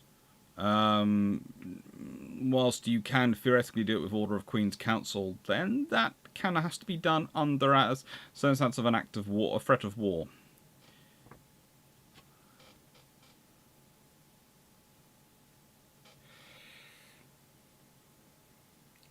Let's see. 57, let's go for. See if you can guess which chapter this is from. Energy derived from fossil fuels is critical to continued economic growth and well-being of developed and developing countries. Oil is the world's main source of fossil fuel energy, increasingly supplemented by liquefied natural gas. Events of the last 40 years show that the international shipping industry and the global economy are affected by disruptions to the supply of oil and large increase in oil prices. Egypt's close of the Suez Canal from 1967 to 75 led to increased transportation costs and delays to oil shipments bound for Europe, as tankers had to be rerouted around Africa. A result of this experience was an emphasis on the construction of increasingly larger supertankers, culminating in the Very Large Crude Carrier, VLCC, of about 250,000 deadweight tonnage. As it had been discovered that the economics of transporting very large volumes overcame the extra distance travelled. The 1973 oil crisis saw a quadrupling of oil prices by the Organization of Petroleum Exporting Countries, OPEC, from $3 to $12 per barrel, $10 to $40 in 2007 prices. This was targeted against Western countries that had supported Israel during the Yom Kippur War, and led to inflation, stagflation, and when the standard monetary policies proved ineffective, and recession. Later that decade, the 1979 energy crisis was brought about initially by the Iranian Revolution, leading to intermittent oil production causing price rises. These price rises were exacerbated by the onset of the 1980-88 Iran-Iraq War, which saw tankers and oil and gas installations attacked during the almost decade-long conflict. Oil prices rose from $15 to $35 a barrel, $40 to $80 in 2007 prices, and shipping insurance rates increased to between 0.375 and 0.5% of the tanker's insured value. Although a recession ensured, it was not as bad as that induced in 1973, as the effective price rise was small and national economies had begun to source oil supplies outside of OPEC, as supplemented by increased LNG shipments. This paper examines the results of select macroeconomic and event-based case studies in order to outline the economic consequences of energy trade disruption, and comprises three sections. First, the paper summarizes global energy demand and supply. Second, it examines the international shipping industry and associated vulnerabilities. And third, it analyzes case studies demonstrating vulnerability of and impacts upon oil and gas infrastructure, shipping, ports, and environmental spills, before considering some studies of macroeconomic impacts. By the way, for those who aren't sure what that is, that's from the economic impact of disruptions to seaborne energy flows. And by the way, if you want to basically, in 2007, have a preview of what happens if things go wrong, that will tell you. It tells you very well.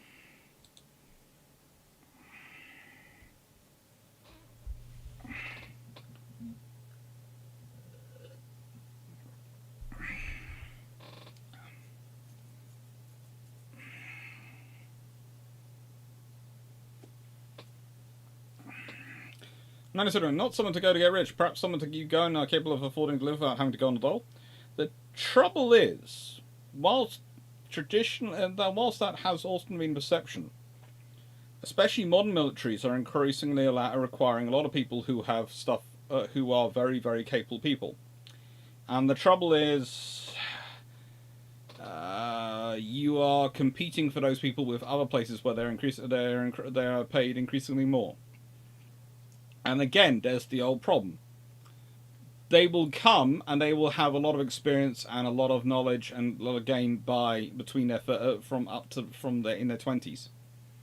Then in their 30s, when they maybe have a spouse, they maybe want kids. Well, the thing is, they leave because they can get a far better paying job. They've completed their service. They've done that, and they can go and they can go into a profession where they can earn 2 to 3 times as much and live in the same place and have nice holidays and not have to live with experience the problems of serving in the forces, where you have to sacrifice a lot of personal freedom. Quite necessarily, you have to sacrifice a lot of personal freedom, and understandably so, in order to serve. So it's one of those things of, you are quite right, for the first 10 years there's a lot of experience and a lot of fun, but it's the 30s. And you can see this in a lot of industries. In a lot of industries, it's the missing group you often have are the 20-year-olds, and then you lose everyone in the 30s.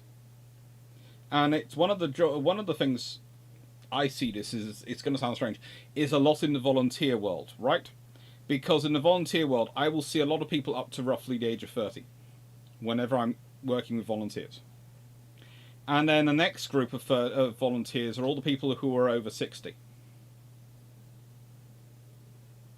They're the next large group. And there'll be a trickle of people in their 30s and 40s and 50s in between. But there'll be a very few people. Very small minority. And they usually have a very specific reason why they're involved. But usually your big groups of people are below 30 or above 60.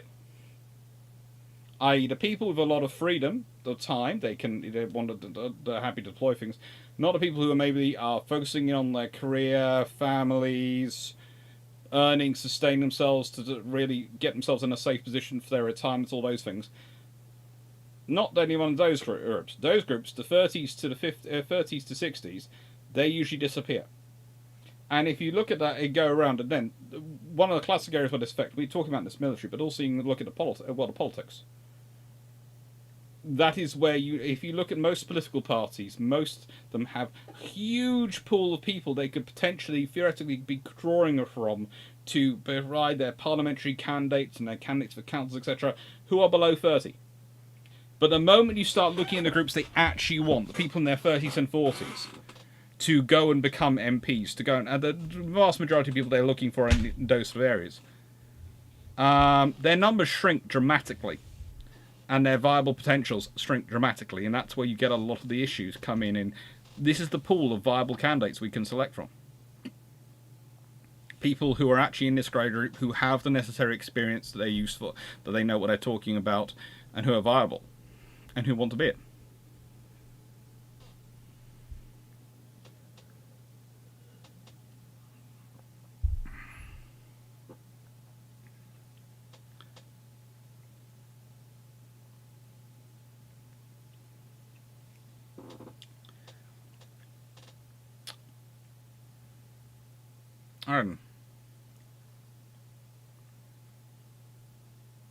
That's right. The British say no to the building holiday and get the treaty to allow to the building of a certain number of ships every certain number of years, a limit of 16-inch guns and 42,000 tons. In what order did the 4 Iron Dukes and 3 1911 King George V and the 4 Iron Class Tiger and Iron Class battlecruisers get replaced by the treaty-fast battleships? Basically in order of age, but probably the battlecruisers come last, because the battlecruisers are the most useful in peacetime. Seaman Richards, it's both. Seaman Richards, it's not just women or men, it's both. It's not something that's gender specific.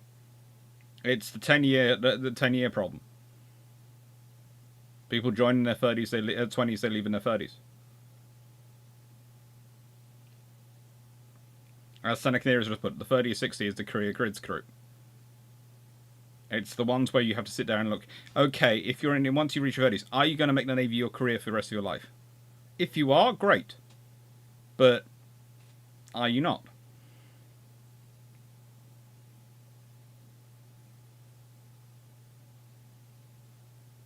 Or is it? I find myself frequently hearing how difficult it is to find needed skill sets.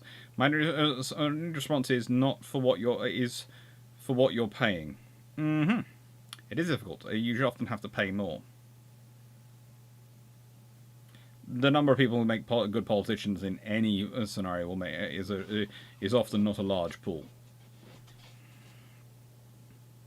Actually, volunteering is hard. Much as I like sports coaching, I want to do other things as well, and it's a big commitment. I'd like to meet someone, and it takes a lot of time away from that. Yep. As someone who did a lot of volunteering, I agree with Dr. Clarke, but also it fits with what I see in Merchant Navy.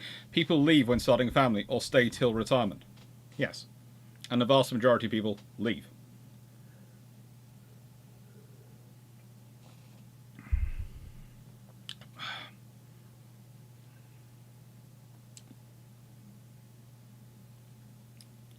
Anyway, so next book. The last book of today. And then questions at the end. Battlecruiser, HMS Renown, 1916-1948, Peter C. Smith. Please note, 2 words. Battle cruiser. Yeah. He's actually even nastier than me. He has battle cruiser as 2 separate words, battle cruiser hyphenated, and battle cruiser as 1 word. He really does like to divide up his his spectrum. This is a very cool book, but it's one of the interesting things was I ran into it the other day because I was quoting from this book a lot. Well, not really quoting, but how do I put this? This book will form the basis of a lot of my stuff in a video about HMS Renown. And not direct quotes, but using it, and it informed my linguistics in many regards. And someone then commented, and they went, sounds like you're reading from, some of the stuff sounds like you're just reading in order from, they didn't say reading in order, but using what was it, Wikipedia. Well, not. But I did have the Wikipedia file, and, well, when I say file, I had the link to the Wikipedia page, went to it, because I, of course, used the pictures from Wikipedia, as I will say I do, because then I know I'm fine, I know they're going to be, they're okay in commons, and I'm allowed to use them for my videos, without causing trouble. And basically, the only book in the references, which is about HMS Renown, is this book. And so I went, well, I use this one because it's a really good book. So I went and did a quick Google search. It's a good job it's a good book, because it's the only one. It's the only book about Renown. Like Ballantyne's book is the only book about Rodney. It's fun. Renown, HMS Renown has come out, yes.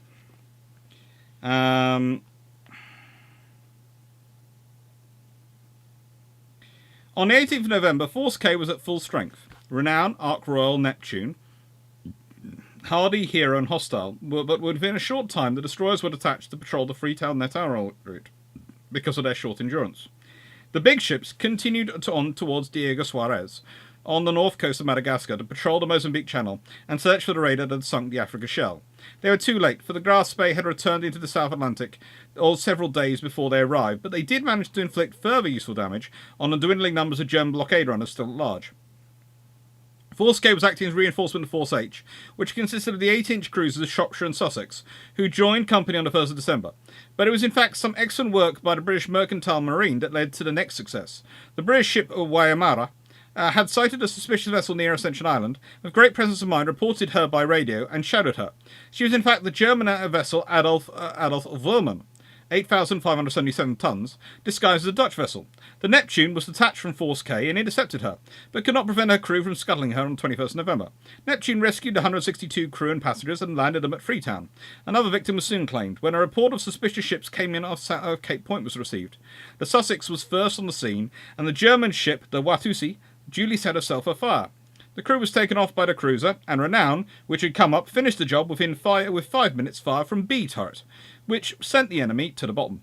An eyewitness, Charles Stewart, remembered the affair this way. When Force K reached the Cape, they did not continue eastward, but carried on a patrol from the Cape and latitude 38S to 40 degrees south. 38 degrees south to 40 degrees south. Weather conditions were unfavourable, as the unusually westerly winds were experienced there, bringing bad visibility and heavy seas, which prevented Ark Royal from flying off aircraft. After some days of this patrol, we turned north again, making for Cape Town. The day before we arrived, the report came that the German liner, Watusi, of just less than 10,000 tons, on encountering coastal reconnaissance planes from the Cape, had scuttled and set fire to herself. We approached her, and long before she was in sight, the thick pool of smoke was plainly visible. Cruiser picked up survivors by the time Force K arrived. All was then left for us to do was sink her, which we did. Now, I will say there is a small thing that annoys me in this book. And it is the main product of the reason why I will be doing, that I want to do a book I'm going to do. Because this book pretty much has 2 chapters in all of it. And you can see this here. 2 chapters on the 1920s and 30s. And it's my usual problem of the study of the 1920s and 30s. Not enough people do it. So this is why I am going to write, as I said, I've got this plan of this book, which would be in the next tranche of 45,000 word books, which would be on what Tiger, Renown, Repulse, and Hood got up to in the 1920s and 30s, what the battlecruisers were used for in peacetime.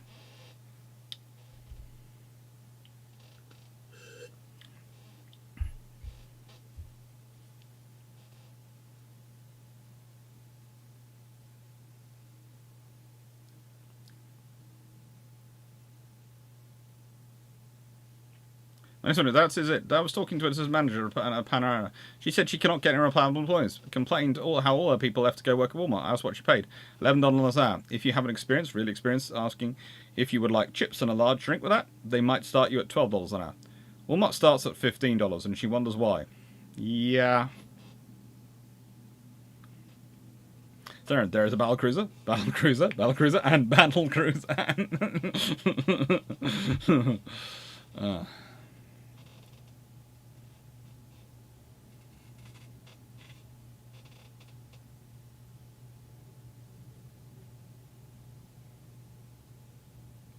I would also, Steve Clarke, it's one of the issues of our national minimum wage. It becomes the lowest common denominator in the retail and service industry. Yes, but I would say as someone who's worked at jobs which have been pegged to a certain differential to national minimum wage, it's also useful for a baseline for certain roles where people would like to get you and pay you less. But honestly, I always remind people it's a minimum wage, not a living wage. And I come from the side where I encourage people to negotiate on a regular basis. And in the nicest way, you have to be prepared to walk away. So that's one of the that's why I always tell people to never. I always tell my students never stop applying for jobs. Never stop applying for jobs. Always keep an eye out and looking for jobs and keep applying for things, because especially if you get it, great. If you don't, you've got the experience. But sometimes you just turn around and go, well, I've been offered this role. I can hand in my notice now, or you can match it. And if you're worthwhile, if the company thinks you're worthwhile, they'll match it. If they don't think you're worthwhile, they won't. I worked in national minimum wage enforcement, so I'm aware of the issues. Yeah, I'm sure you are. It's fun.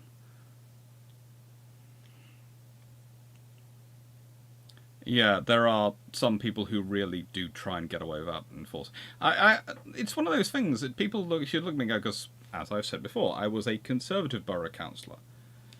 And I once had someone had an issue because they were surprised that I was sitting there going, no, you don't. In discussions, I was going, no, you don't. And I went, because in the nicest way, that's stupid for the wider economy. That's stupid for the wider country. If you have people who are being paid so little, that A, they are not benefiting the tax supply for the country. B, they're a net drain. They're not even really qualifying for national insurance and tax, and so they're drains on it. But also, they're having to survive based off charity in terms of food banks, etc. You have a problem. You do. There's nothing wrong with people using food banks as a whole. There's nothing wrong with the people using it. That's if you have to, go for it. Use it because you should get food. The problem is with a system whereby that becomes factored in. If my view would be if I was running a company, if my employees and they're working for me full time or something like that, and they were having to use a food bank in order to survive, well, there'll be two questions which run through my head was, am I paying them enough? And secondly, if I am paying them enough, what are they spending their frigating money on? I know that sounds terrible to say that, but, the vast majority of people, there is no issue in that scenario. Because it's probably the first answer is, am I paying them enough? Because also, good employees are an investment, as Melanie's pointed out, and as navies will tell you, and as Teddy Roosevelt will tell you, investing in well-trained people, well-drilled, experienced people, gives you a return. It gives you a stronger product. It gives you a greater capability in terms of defense, and it gives you greater capabilities. It's an investment in your own company, having people who have been with you for a while, who are invested in your company, who are invested in your organization, who are invested in your navy. You need that group of people. You want to retain that talent. If they can't afford to feed themselves and their families, you're not going to retain them. Not these days.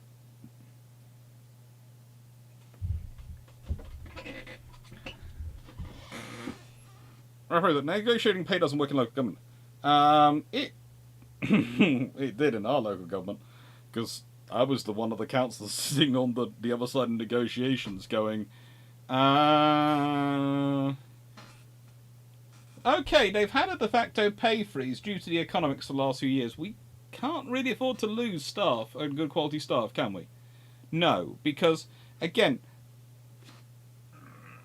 this is the trouble, because most of modern conservatism you hear these days is the small government, low tax conservatism, which is a part of it, but isn't the whole. The traditional thing of conservative was you approach it without an ideology, you sit there and look at the facts. And one of the facts of the case is that you've also got to build a system where you retain good quality workers.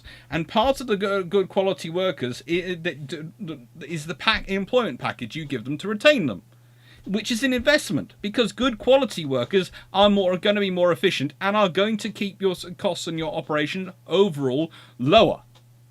So in the nicest way, if you truly want a small government or truly want any organisation and you're actually sensibly pursuing it, you actually do want to pay the people who work for it well. Sorry, I know in rant mode.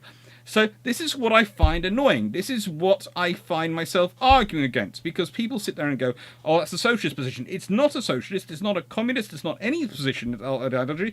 It's actually a sensible common sense position. It's what conservatism was when it originally started, which was a reaction to liberalism and going, no, you should not make decisions based on ideology, you should make them based on facts. Look at the facts. Sorry. Renown, meanwhile, my father boss. Oh, well, if they're hiring for that, you should go work for them. Then go.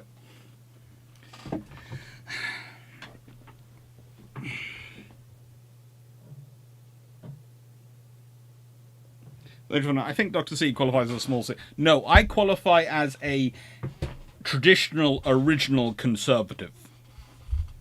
Before all the frigating ideologies actually infected conservatism. Excuse the French.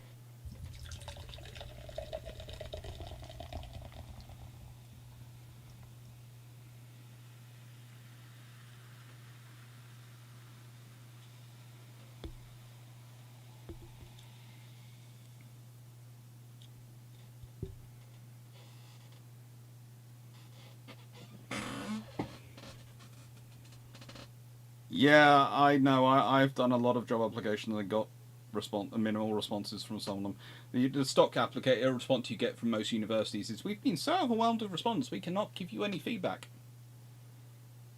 And then there are other universities where I have literally got through to the final two so many times it's absurd, and they keep taking someone else. and then phoning me up, usually a few weeks later, going, well, we've hired this person because they were a great research fit for our department, but it turns out they can't teach X, Y, and Z. So would you mind coming in and doing some contract lecturing for us? And yeah, I'm financially motivated enough. I tend to go in because it pays me. That makes no, it doesn't make me a liberal nutcase. It makes me going, I don't care. Just don't use ideology to make this. Make ideology. Use ideologies.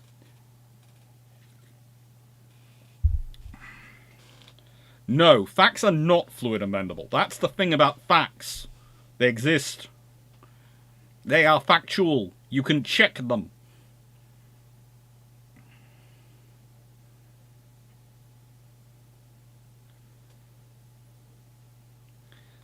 I agree, but trying to have conversations free of ideology is like trying to find a supporter of BT in a room full of naval historians.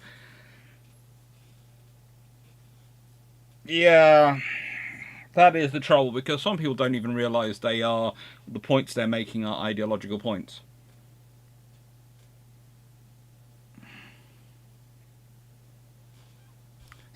I like your mum's advice, Mark Harness. Right, and back to questions. Where was I? I think I was on... I think I answered that question nights ago from one's question. So it's Steve Clarke's question 8. Someone mentioning, okay, I accept structural recruitment issues, but therefore is this a talent identifying and training issue? In basic training for ratings? Not necessarily. No, we have enough now. Let's shut down recruitment to save money. When actually what you should probably do is keep on recruiting at the constant level for those 10 years, and then you wouldn't have the problem. Edron, as I think I've talked to you in person, I have to be rather careful of in the current civil service, especially as I'm in favour of my cigarettes. Yeah, I'm a bit... the trouble is I don't have a home in pretty much any political party. The closest I have a home is some parts of the Conservative Party in the UK. But I don't really have a home in any of the parties. And I admit that. And I always say I always vote, but I vote for the one I disagree with least, not the one I agree with. There is never one I agree with. It's the one I disagree with least. Take care, Tanif.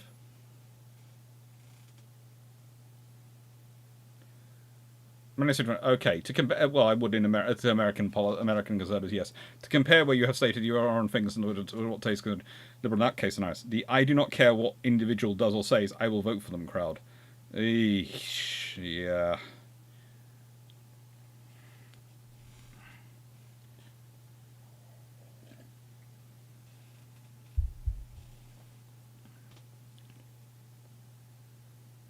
Renown, my loyalty is in a super position. I sometimes feel that I am underpaid and poorly treated, have an overburdened sense of loyalty and fear with quitting and working for a local competitor.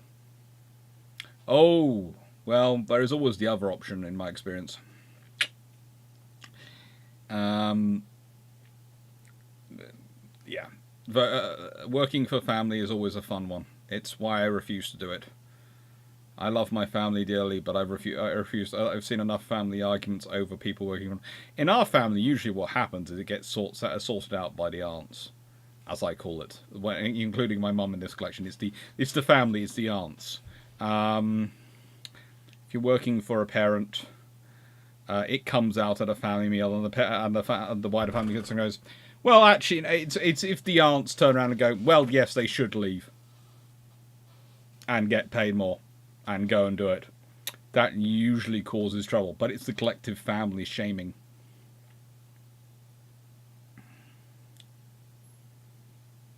Any recommendations from Mariner's memoir in the 1800s?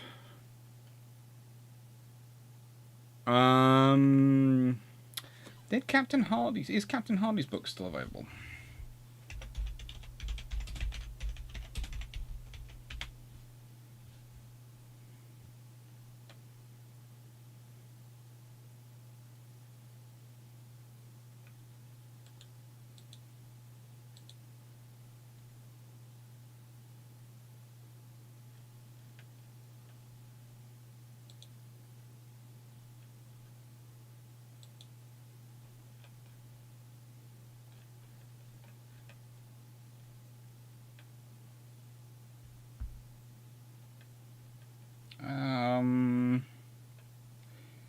No, but Colin White's Trafalgar Captains probably has the details of their things in them.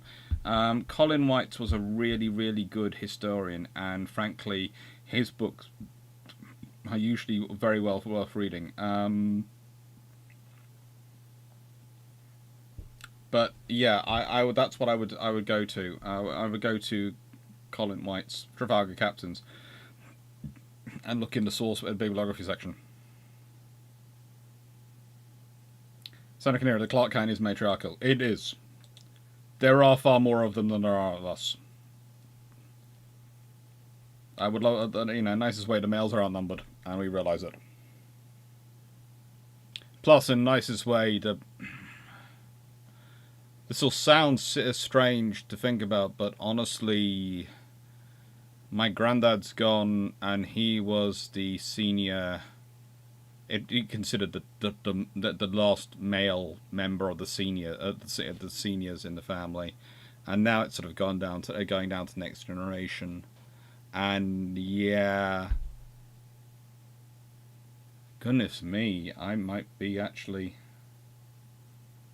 I'm thinking of the last time we had a big family get together, and usually you can tell who's in what position in terms of familial ranking by where they get which table they get seated at.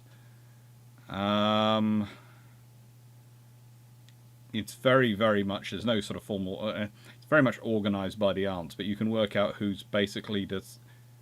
I think it's me now, because all the rest are married in. I'm the eldest male who's not a married in to the family.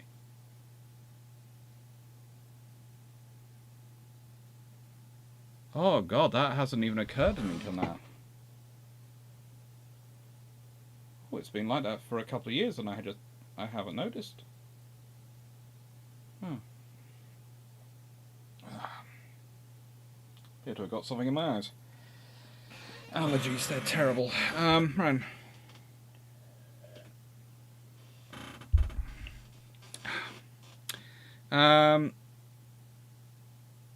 We can find a personnel. In this way, it's not the trouble. Isn't finding the trouble is the fact that it's going to take 2 to 3 years of recruitment to actually fix the gap, and then the trouble is they'll then turn back the recruitment spigot, and then they'll find themselves the next same problem in 10 years' time. So that's their problem. So it's basically short-termism.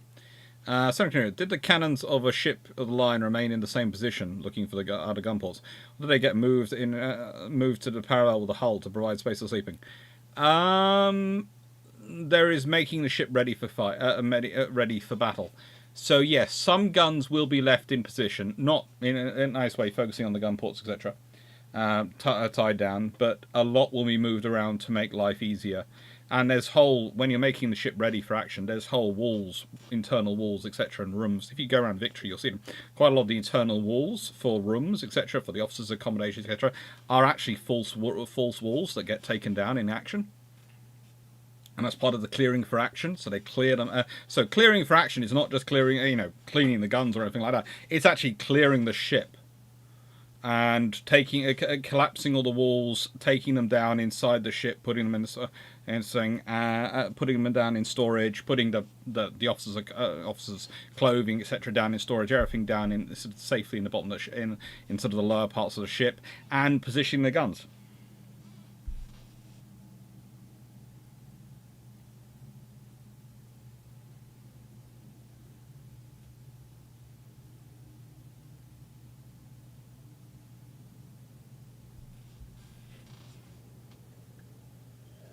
Mm.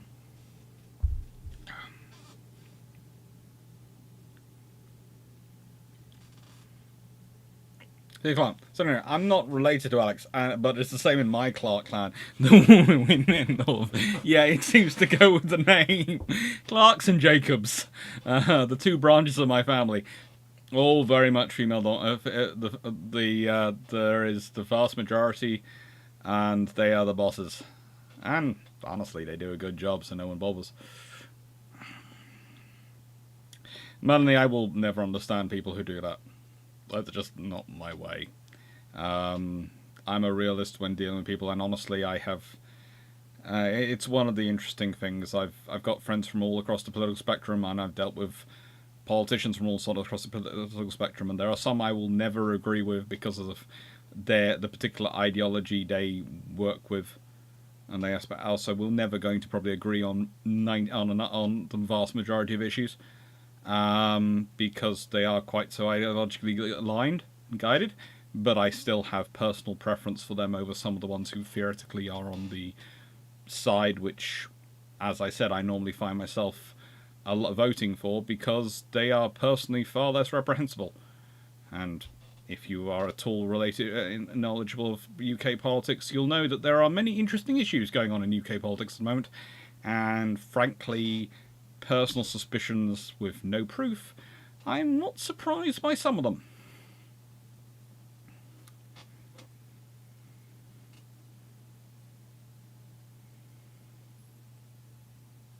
I'm fine, Stafford.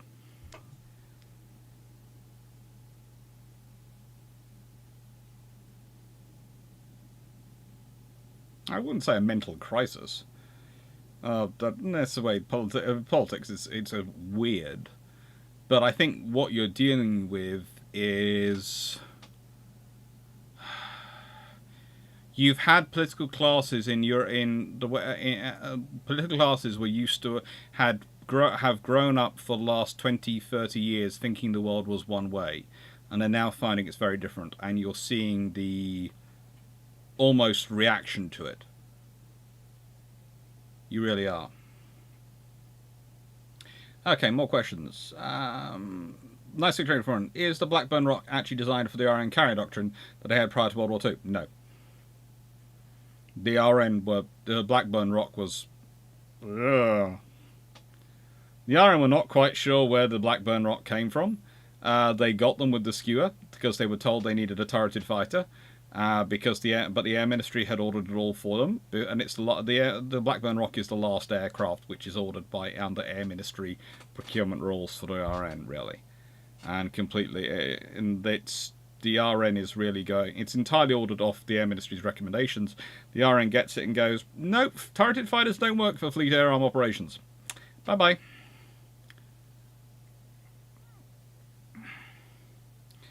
Would the Vickers Venom have been a choice than the Gloucester Sea Gladiator? Probably not, because the Sea Gladiator is incredibly rugged. The Vickers Venom is not a bad aircraft, but the Gloucester Sea Gladiator is incredibly rugged and incredibly hard to kill. So what is the correct term? Battlecruiser, or battlecruiser? Battlecruiser with a space, battlecruiser hyphenated, or battlecruiser one word? Depends what you're talking about. Honestly, depends. As I've said before, it's on a spectrum.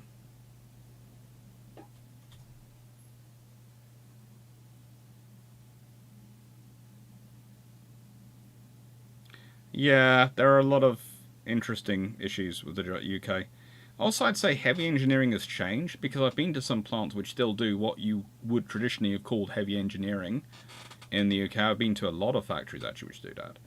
And they are no longer like they used to be. They are very low on the manual labour side of things. It's a lot of technology going on, and that's changed in the employment profile of the people. They used to need people who were very good in what I would call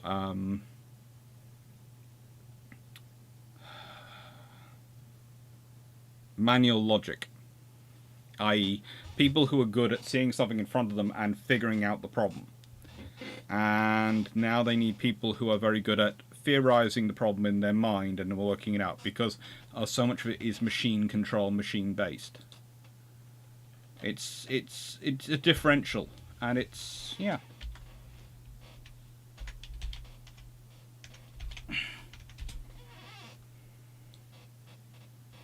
It's changed.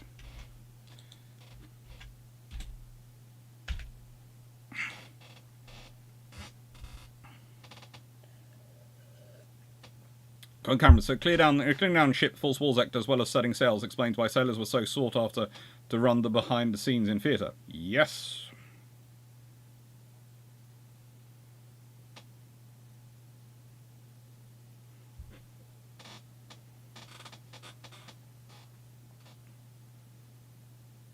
So anyway, a few years ago, I noticed that the parents were also sitting at the at a kids table, whereas their parents were also sitting on their adult table.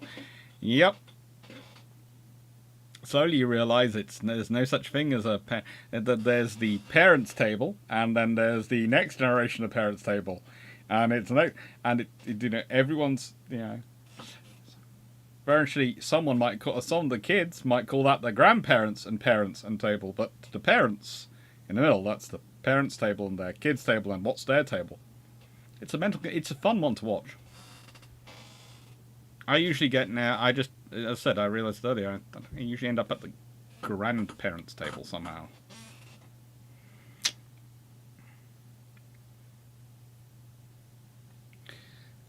Representative, during World War II, USN had units dedicated to support of Ground Forces, 7th Fleet, were directly supported by Carter's forces. Did the RN do something similar? Mobile naval basing, and all those units. There are various parts of them of commandos and naval logistics formations, etc. There are organisations that are doing these things. Like I said, would it be accurate that the F-36 Sabre and MiG-15 would not have stayed in production as long as they do without Korea? Probably not, because of the rate of generational change. And it's a nice way you'd probably pick the next generation of aircraft instead of keeping them in production, so you can move things further forward. But the moment you're in war, you keep things in production because you've got it in production.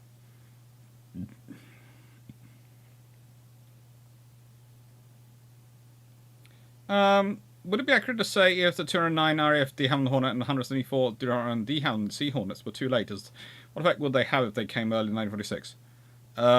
It depends when they come. If they arrive in 1944, then you have a very interesting scenario for the Pacific War, because you have a long-range interdicting aircraft with which is carrier-based and capable of self-radar interdictions. If it had come earlier, even earlier than that, then you have a very interesting strike aircraft capability. Right, why doesn't Sea Gladiator get the same level as Swordfish does? Because it has to exist in a world where there's also Spitfire and all the other things, and there's only a very small number of them, and it's not part of really of the Battle of Britain. Whereas the Swordfish gets to be the Swordfish with no other real competitors until the war has passed beyond really the national cultural memory. In terms of, we remember the Bismarck, where the Swordfish was part of it. We remember Taranto, where the Swordfish was part of it. We don't remember the later operations where it wasn't the Swordfish.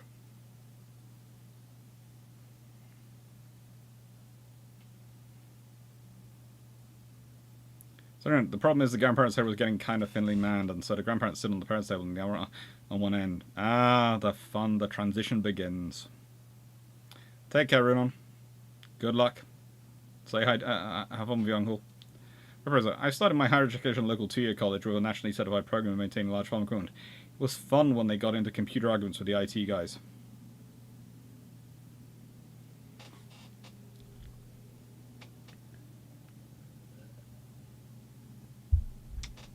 That is the thing, the big family gatherings are always fun, because you see people, and yeah. We need to have another one in our family. There is a book on Monabs. It's by... I have a copy around here somewhere. Mobile Bases, Moving Bases by Commander David Hobbs. So it's... I'll get it down. That's just easier. Why, Alex, were you just sitting down? Monabs. Moving Bases.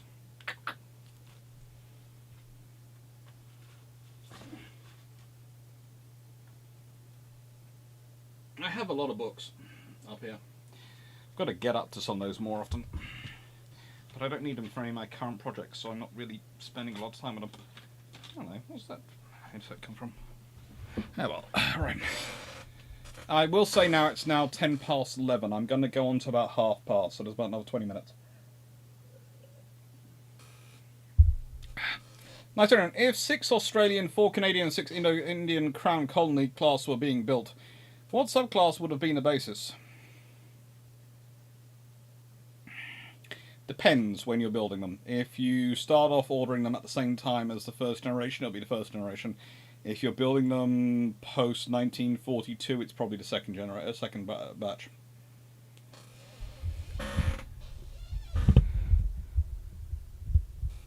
My wife got promoted to the adult table. They shut down the gathering the year she finally got eligible. Terrible. Take care, Jacob.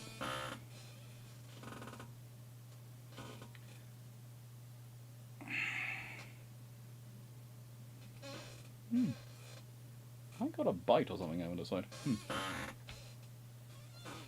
It's amazing. Both sides of my family grew up, parents teaching kids to do the same job as them, handing over the family business to them. It's on my generation, which is, go figure it out yourself. In fact, spend a year in jail. Then that family won't make your life more difficult. It's your fault for taking that coin from your grandma's house when she died.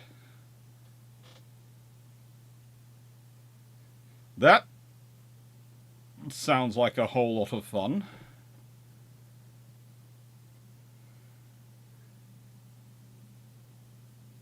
You see, again, this is where it's quite useful in my family, because that would get sorted out by the aunts. In the nicest way, there would be no, that would be sorted out by the aunts. Lord help anyone who goes against the aunts.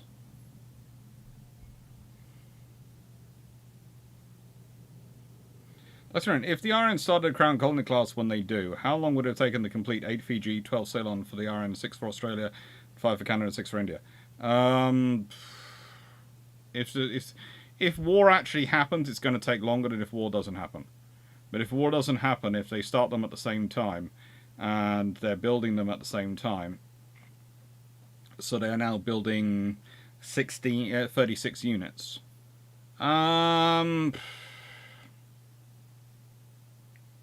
If it's peacetime, they can probably get it done in another 2 years.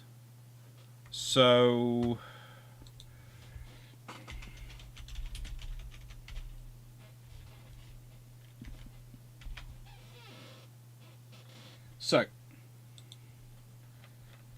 the British lay down in 1938 they lay down 5. And then in 1939 they lay down 6. So based on yard production, the fact they're not using them all, if they'd laid down, they could have laid down 8 definitely in 1938. They could have laid down a further 8 in 1939. They could have laid down a further 8 in 1940. That's your 24. You've gone for 36. Could I have gone 9? Actually, they probably could have gone to 9, thinking about it. So they could have done it for 4 years. It takes roughly 2 years to build, so they could have got them all out. Because in 1938 to 1940 build, so 4 years, so basically 6 years. So it's done 1938 to 1944.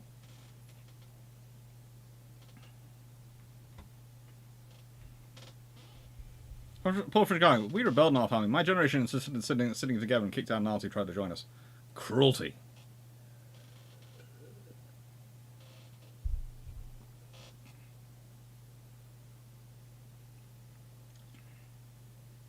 Sometimes family barbecue this year on 27th of the month. Brought back, but last few times I was part of the circle of grown-ups. Enjoy.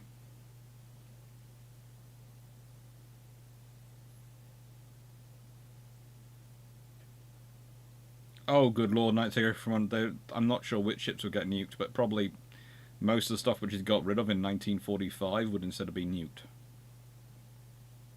Rapid Razor, Ants versus Yazuka or Mob, discuss. Never doubt my aunts. Let's put it this way, if Dr. Dan was on here, he'd tell you he was scared of my mum. He's met her, she's lovely. He's scared of her. And she comes across, the rest are not. They're a lovely collective. They are absolutely lovely. They are absolutely lovely to you. As long as you're nice to them, they are absolutely, you will not find a nicer group of people.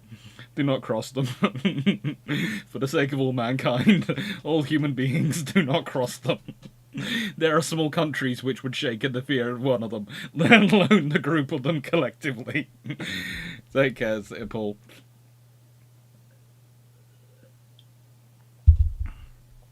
Sinclair, you've obviously previously discussed the armed problems of the air ministry during the 1930s. Who, in your opinion, needed early retirement or a sideways move, and who do you replace them with? You see, the thing is, as I've said before, the major issue for the RN and the Air Ministry is the Air Ministry has a fundamentally different perspective on what is the best way to wage war, and what is the most secure method, the way of securing British future. And it is for them, especially in the 1930s, it becomes more and more about the heavy bomber doctrine. Now, this does lead to the development of heavy bombers, which are useful in World War II. Please do not get me wrong; they are useful. They are not war-winning, as is often put forward, but they are useful. They are a part of winning a war, but they are not war-winning in and of themselves. It's kind of like when I argue sea control is not war-winning. You can starve your enemy into submission. That is the British plan to do with Japan. But if you're fighting Germany and Germany has control of most of Europe, just sitting off and starving them and not fighting them on land is probably ultimately not going to do much, because they're, unlike World War One, they have control of France. They have control of quite a large of parts of Europe. They even have control of Norway, etc. This means they can get access to the resources. So actually being able to hit them with bombers does help. It does cause issues in their supply chain. Losing Crete is really frigging annoying, because it means you can't get at their primary oil fields, especially after they invade the Soviet Union, but because you haven't got bombers in range. But leaving that to one side, bombers are useful. And the fleet's useful as well, because you can't sustain Britain without the fleet, and you can't carry out the blockade without the fleet, and you can't land the army without the fleet. Ultimately, the best way of stopping your enemy launching aircraft or launching a fleet at you is to put a reinforced brigade on their airfield or in their shipyard. It's getting those things there, though, that it takes the effort and requires the other equipment, a lot of it. There's no point having a brigade of soldiers and not being able to do anything, not being able to deploy them around the world and deploy them where you need them. There's no point having the things to deploy that brigade around the world, not having the ability to deploy the brigade.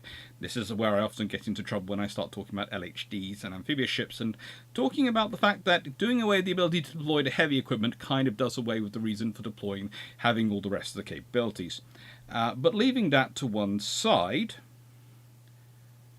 why am I saying all this? Why am I giving all this context before I get into this conversation?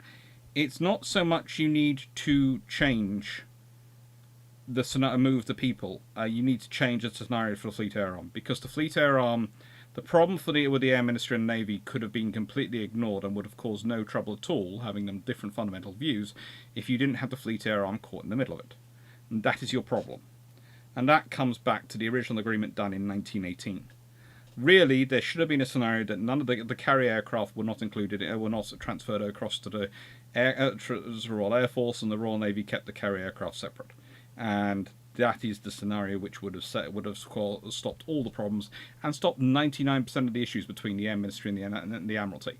It would have turned into the Air Ministry and the Admiralty beating up the Army for most of the 1920s and 30s, because they wouldn't have had this problem. Because the trouble is, for the Navy, the Fleet Air Arm is a necessity. For the Air Ministry, the Fleet Air Arm is not only another service's method of gaining funding, and something that needs funding not going to you, but is also a draw of resources away from what you consider is your primary route of march.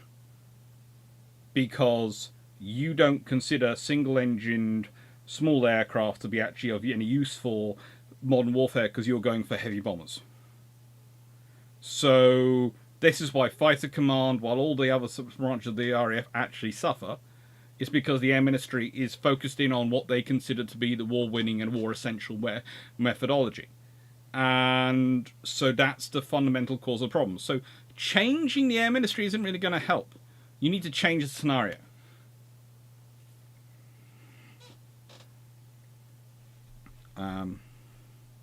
Cameron, there were Royal Marines Reserve training facility, including gun range, under a couple of bus depots now demolished in my area in the 80s. How come on these semi-hidden facilities?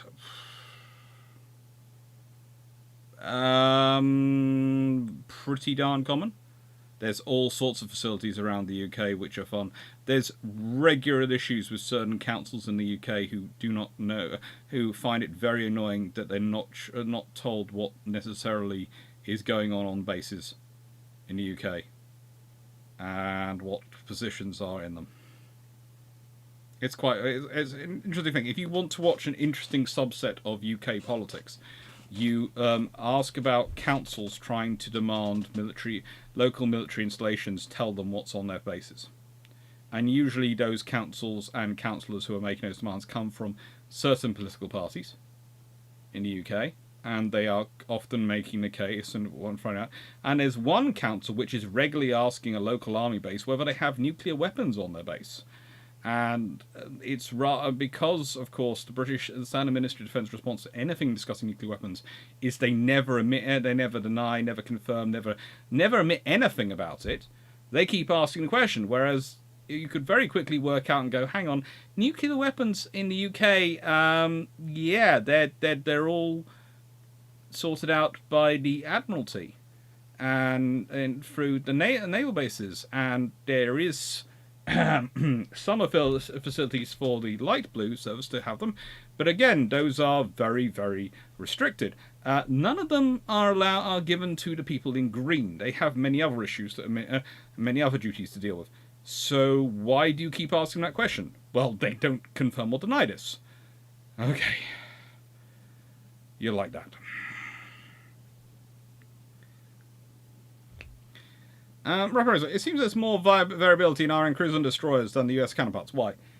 Again, it's the broadness of the mission. If you look at the US Navy, what are they building for? They're building to fight across the Pacific. That's their mission. So that's what they're building their ships around. If you look at the British, they're building to fight around across the world.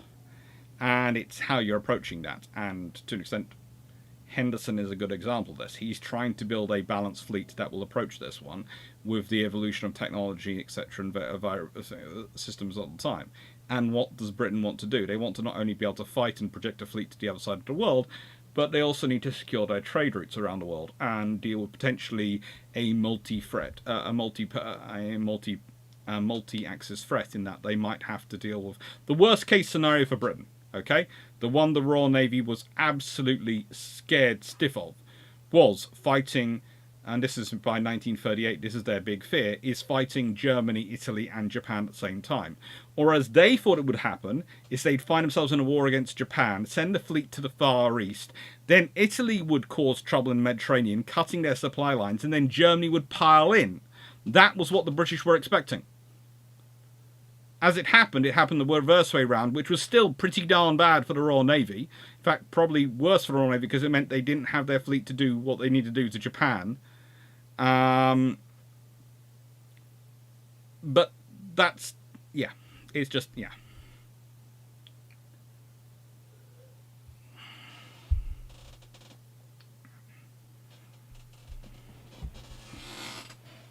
See, Clarke, so it's sack the bomb MF units of society is the only solution for the issue, which then causes other issues. Yes. Because if you sack the bomb MF unit in entirety, you're sacking a goodly proportion of the whole RAF senior command, who are actually quite useful. Yeah, no one... No, look, as long as that council doesn't realise any of those issues, we're fine.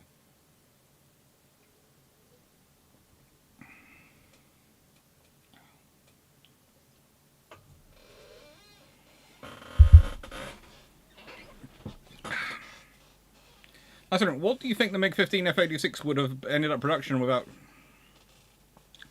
Oh, probably about 1951, 52. Probably before that. They were also not being as in higher rate production. And I have... yeah... But potentially they'd have ended up with a Hawker Hunter. But you never know. There's all sorts of options. Anyway.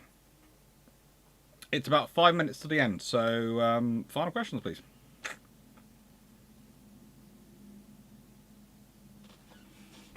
Da-da-da-dee.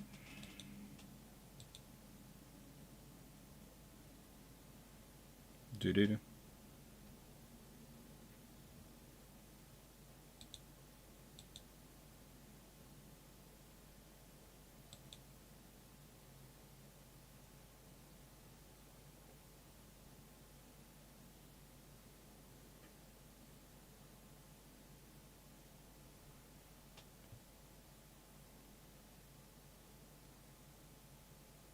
Oh.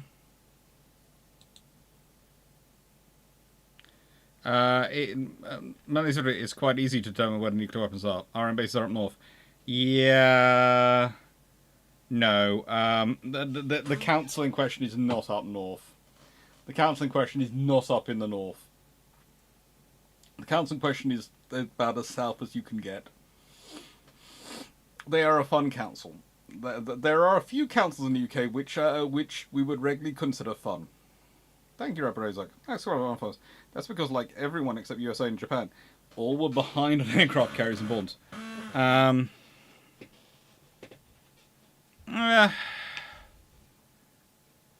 No, the Royal Navy was the Royal Navy have to. That's one of the interesting things. Is the Royal Navy up until 1939 has the most. Well, even 1939, up until almost into World War II, has the most aircraft carriers of any nation in the world they're operating. And the Royal Navy knows the importance of aircraft carriers. It's just they. How do I put this? They finally got control. They got granted the INSCIP report grants them control of the Fleet Air Arm from 1939, complete control. And you can see the first things they start ordering are the 2,000 horsepower engines. And they know they need at least those 2,000 horsepower engines to really get decent aircraft. And so they're designing their whole generation. And basically the whole thing was the Swordfish and the generation of about the 1938-39 aircraft were supposed to just tie them over till about 1941. And they didn't think they had been sure they had till 1942 before war was likely.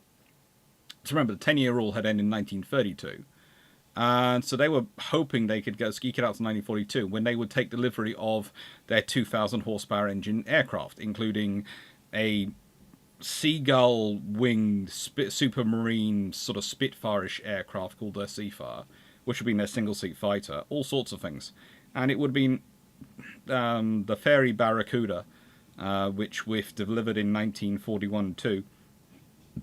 That version would have been absolutely frigging scary as anything. And compared to the equivalent aircraft delivered at the time.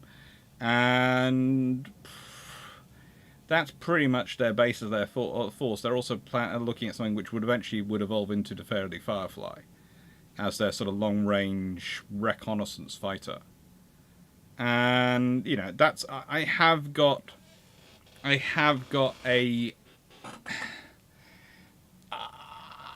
paper which I'm considering which conference to put into, which is basically the Royal Navy Carrier Force of 1942 as planned in 1938. And that Royal Navy Carrier Force would have probably been equivalent and as scary as, in fact, possibly more scary than any other one in the world, because it would have been the only one with fully night capable for aircraft and night aircraft capable aircraft and air groups, all their things being night capable night operations. It was the most experienced multi-carrier operational fleet in the world, because it had been consistently practicing multi-carrier operations since 1929, and had first done them in 1927. They had a doctrine since 1931 for multi-carrier operations, and there is so much thrown away at the beginning of a trouble caused at the beginning of World War II. Because the Royal Navy, what happens in World War II, but also the loss of Courageous and Glorious, has a massive impact on the force. And combined with Churchill's pausing of construction when he becomes first Lord of the Admiralty of carriers and capital ships, that just emaciates everything.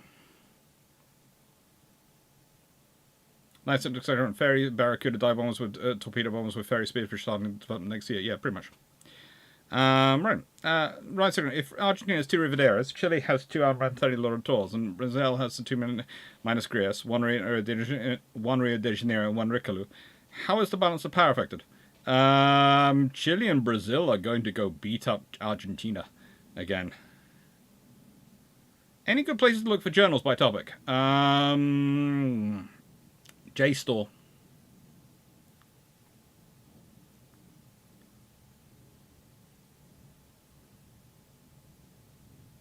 Um, Nimitz class. The Nimitz class are nuclear carriers from a long time after. I think. I think what you're talking about was the Essex class. And the Essex class aircraft carriers, you have to remember, are ordered. When did the US Navy order them? They're ordered in 1940. So the Essex class are ordered, and the Essex Swarm are all ordered in July and September. In July 1940, there are 3 ordered in July 1940. There are 2, 4, 6, 8 ordered in September 1940, and then December 1941, another 2 ordered. And then it's August 1942 when a whole load more are ordered, and that's the difference. That's the thing. People sort of talk about the Essex Swarm as something. It's not going to exist. It comes and it's built very quickly when it comes, but the ships are ordered in 1940. Essex, Yorktown, and Intrepid. Yorktown was originally going to be Bornholm Richard. In July 1940, they're first commissioned in December 1942, April 1943, and August 1943. So they're ordered in 1940. So again, it's something to say. Britain has already been at war for July 1940. That's 10 months into war as far as Britain is concerned. And that's 10. The British paused. Lovely Churchill paused production 10 months prior to that. Otherwise, you've got the Illustrious class completing, then you've got the Indefatigables, and then you've got the planned next successor to the Indefatigables. You've got the Unicorns as well, and all these things. So it would have been. It's one of those things of going, yeah, we are comparing apples with oranges, because the trouble is the advantage the Americans have is they have basically 2 plus more years of peacetime, where their infrastructure is being expanded, their industry is basically being run at a wartime footing to build up, and then they enter war, and when they enter the war, they're already at this pace going for, whereas they've had 2 more years of preparing and watching Britain and the other nations fighting World War II, and that's affected their development and affected their growth. Whereas Britain's made a load of mistakes, and it has made mistakes. That's the thing, they make mistakes. And this is one of the things which undermines our positions. Yeah, it is the Essex, and yeah. But that's the thing. Those are the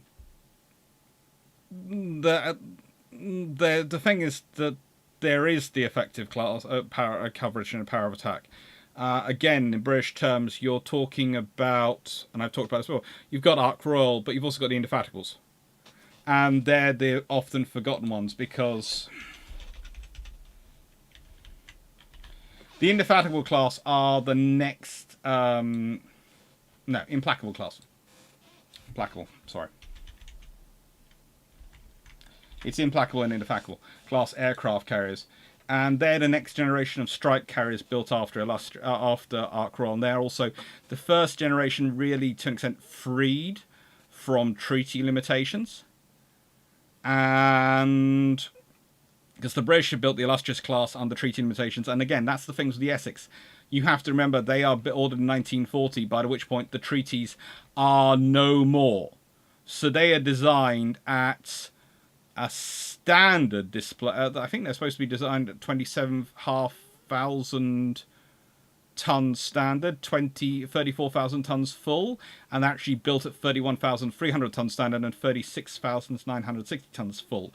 So the thing is, they are designed post-treaty basically, and the treaty system breaking down.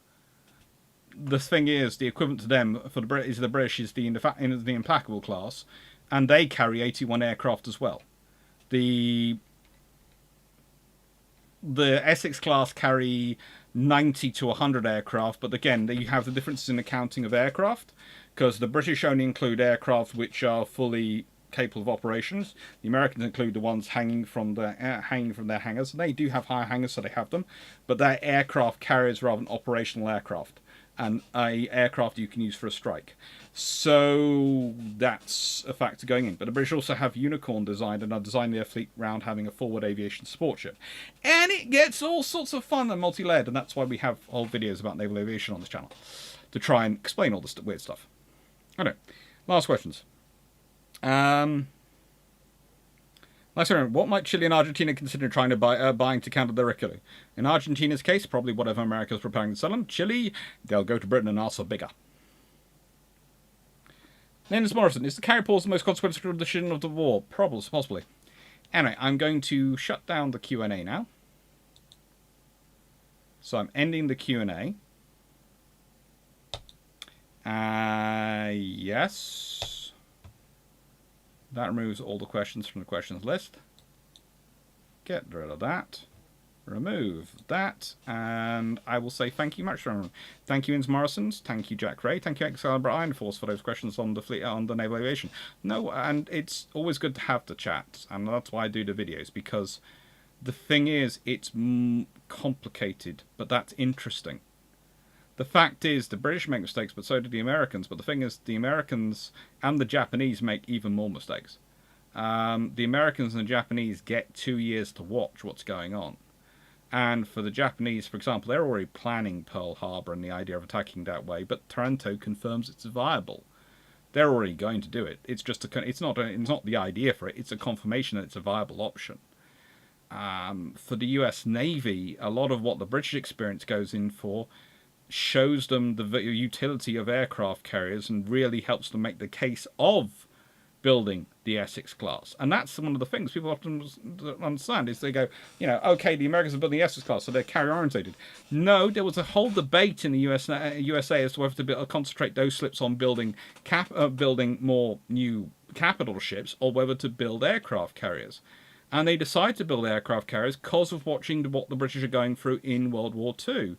And the British losses, Courageous, Glorious, losing those ships, and the effect that's had on British operations, because the British have lost 2 of their 7 pre-war carriers already, and 2 of their bigger carriers. And the reason the British don't have a strike carrier, and don't therefore have large, is because Glorious and Courageous were it. They were 2 of the larger carriers. So the British strike carriers, if you look at the beginning of World War II, are Ark Royal, Glorious, and Courageous. They're their 3 strike carriers. They are going to replace Glorious and Courageous with Implacable and Indefatigable. That's their pre-war plan. But these 2 get lost. Glorious and Courageous get sunk. And suddenly people go, well, the British don't have, you know, that good a carrier force. Well, no, they don't, because it got sunk. One of them got sunk doing submarine operations, which, frankly, is doctrine, but using a fleet carrier for was really, really stupid. But it was, as I've said before, was a sort of result of confirmation bias of exercises, and it's one of the joys of exercise. It's one of the things you have to watch out for in exercises, because these things can prove things which are not necessarily true because of the way you structure an exercise. And you've got Glorious, which there is a competing theory. Okay, there has always been the theory that they're just trying to get home early. I don't know if it's for a court-martial or anything else like that, but there's all sorts of ideas, and people put forward other theories. Now, there's now a theory being put forward that it's an operation, and that's even more stupid, because in the nicest way, British doctrine for operating carriers was, especially if they're operational, they are supposed to have a lot more than 2 destroyers with them, and they are supposed to definitely have a cruiser with them. And that's doctrine as established in the 1920s and 30s by exercises. So whatever is happening to Glorious, the fact that she's found with only 2 destroyers as her escort is complete and utter stupidity. So yeah, that's why the British are in the situation they're in. Not because they're not carrier-minded or naval aviation-minded. That's a fallacy which comes up in, I don't know, some of the histories post-war which just don't pay attention to World War II and forget about Taranto and Bismarck and all the other scenarios where British used carriers quite a lot. But because they don't have a carrier battle, that's usually the perception one. And you go, well, who are they going to have a carrier battle with? They almost have one against the Japanese in the Indian Ocean. If they had a carrier battle, would that suddenly make the Royal Navy a naval aviation-minded fleet? If that's what you're looking for, that's the criteria. Because some historians do use that as a criterion. I'm not aiming this at you, Excalibur Ironforce. I'm just basically saying that that's what some people have put forward, and that's not really a reflection of the Royal Navy. That's a reflection of their opponents in that they were facing Germany, which didn't have didn't have an aircraft carrier, and Italy, which didn't have an aircraft carrier in the European theatre. By the time they're fighting Japan, well, the Japanese make one entrance into the Indian Ocean, Operation C. And unfortunately, there's a misreading of the coordinates for the night strike the British launch against under Somerville and the Eastern Fleet launch against the Japanese, so they don't actually meet them. Otherwise, there would have been a night strike, which would have been straight out of doctrine for the Royal Navy, straight out of their carrier doctrine, a night strike on enemy fleet carriers, and it could be in a very interesting scenario what happened next. Because, of course, the British have fighter and carrier defence honed by 2 years of fighting in the Mediterranean, and the Japanese have a very good daylight strike wing. So so depending on how their carriers survive and make it through the night on the night strikes, they will be in an interesting scenario. Anyway, I was saying goodbye. Thank you, Knight 681. Thank you to Brook. Thank you. Excalibur Iron Force, Al Wazaski, Steve Clarke, thank you, Just Vonk, DG40, Colin Cameron, It's Morrison's, Jack Ray, HMS Verdun, Stafford Thompson, Rapid Raceback, Melanie 6040, Paul Amos, Colin Cameron, Bob Fry, Ins Morrison, Steve Clarke, HMS, I think I said those ones. Anyone else? Paul from Chicago, thank you. Carl Gasberg, thank you. And Renown, thank you. And thank you everyone else who has been part of this evening. Seneca Nero, Jack Ray, all of you, thank you very much for taking part. And as always, making my Sunday evening very fun. Thank you, Steve Lane. Thank you to everyone who bought the memberships. I think there was someone other than Jack Ray who did it. I cannot remember who, but thank you. Thank you, everyone. Take care. Right. I'm off inside. It's now 1:45 midnight. Toodles.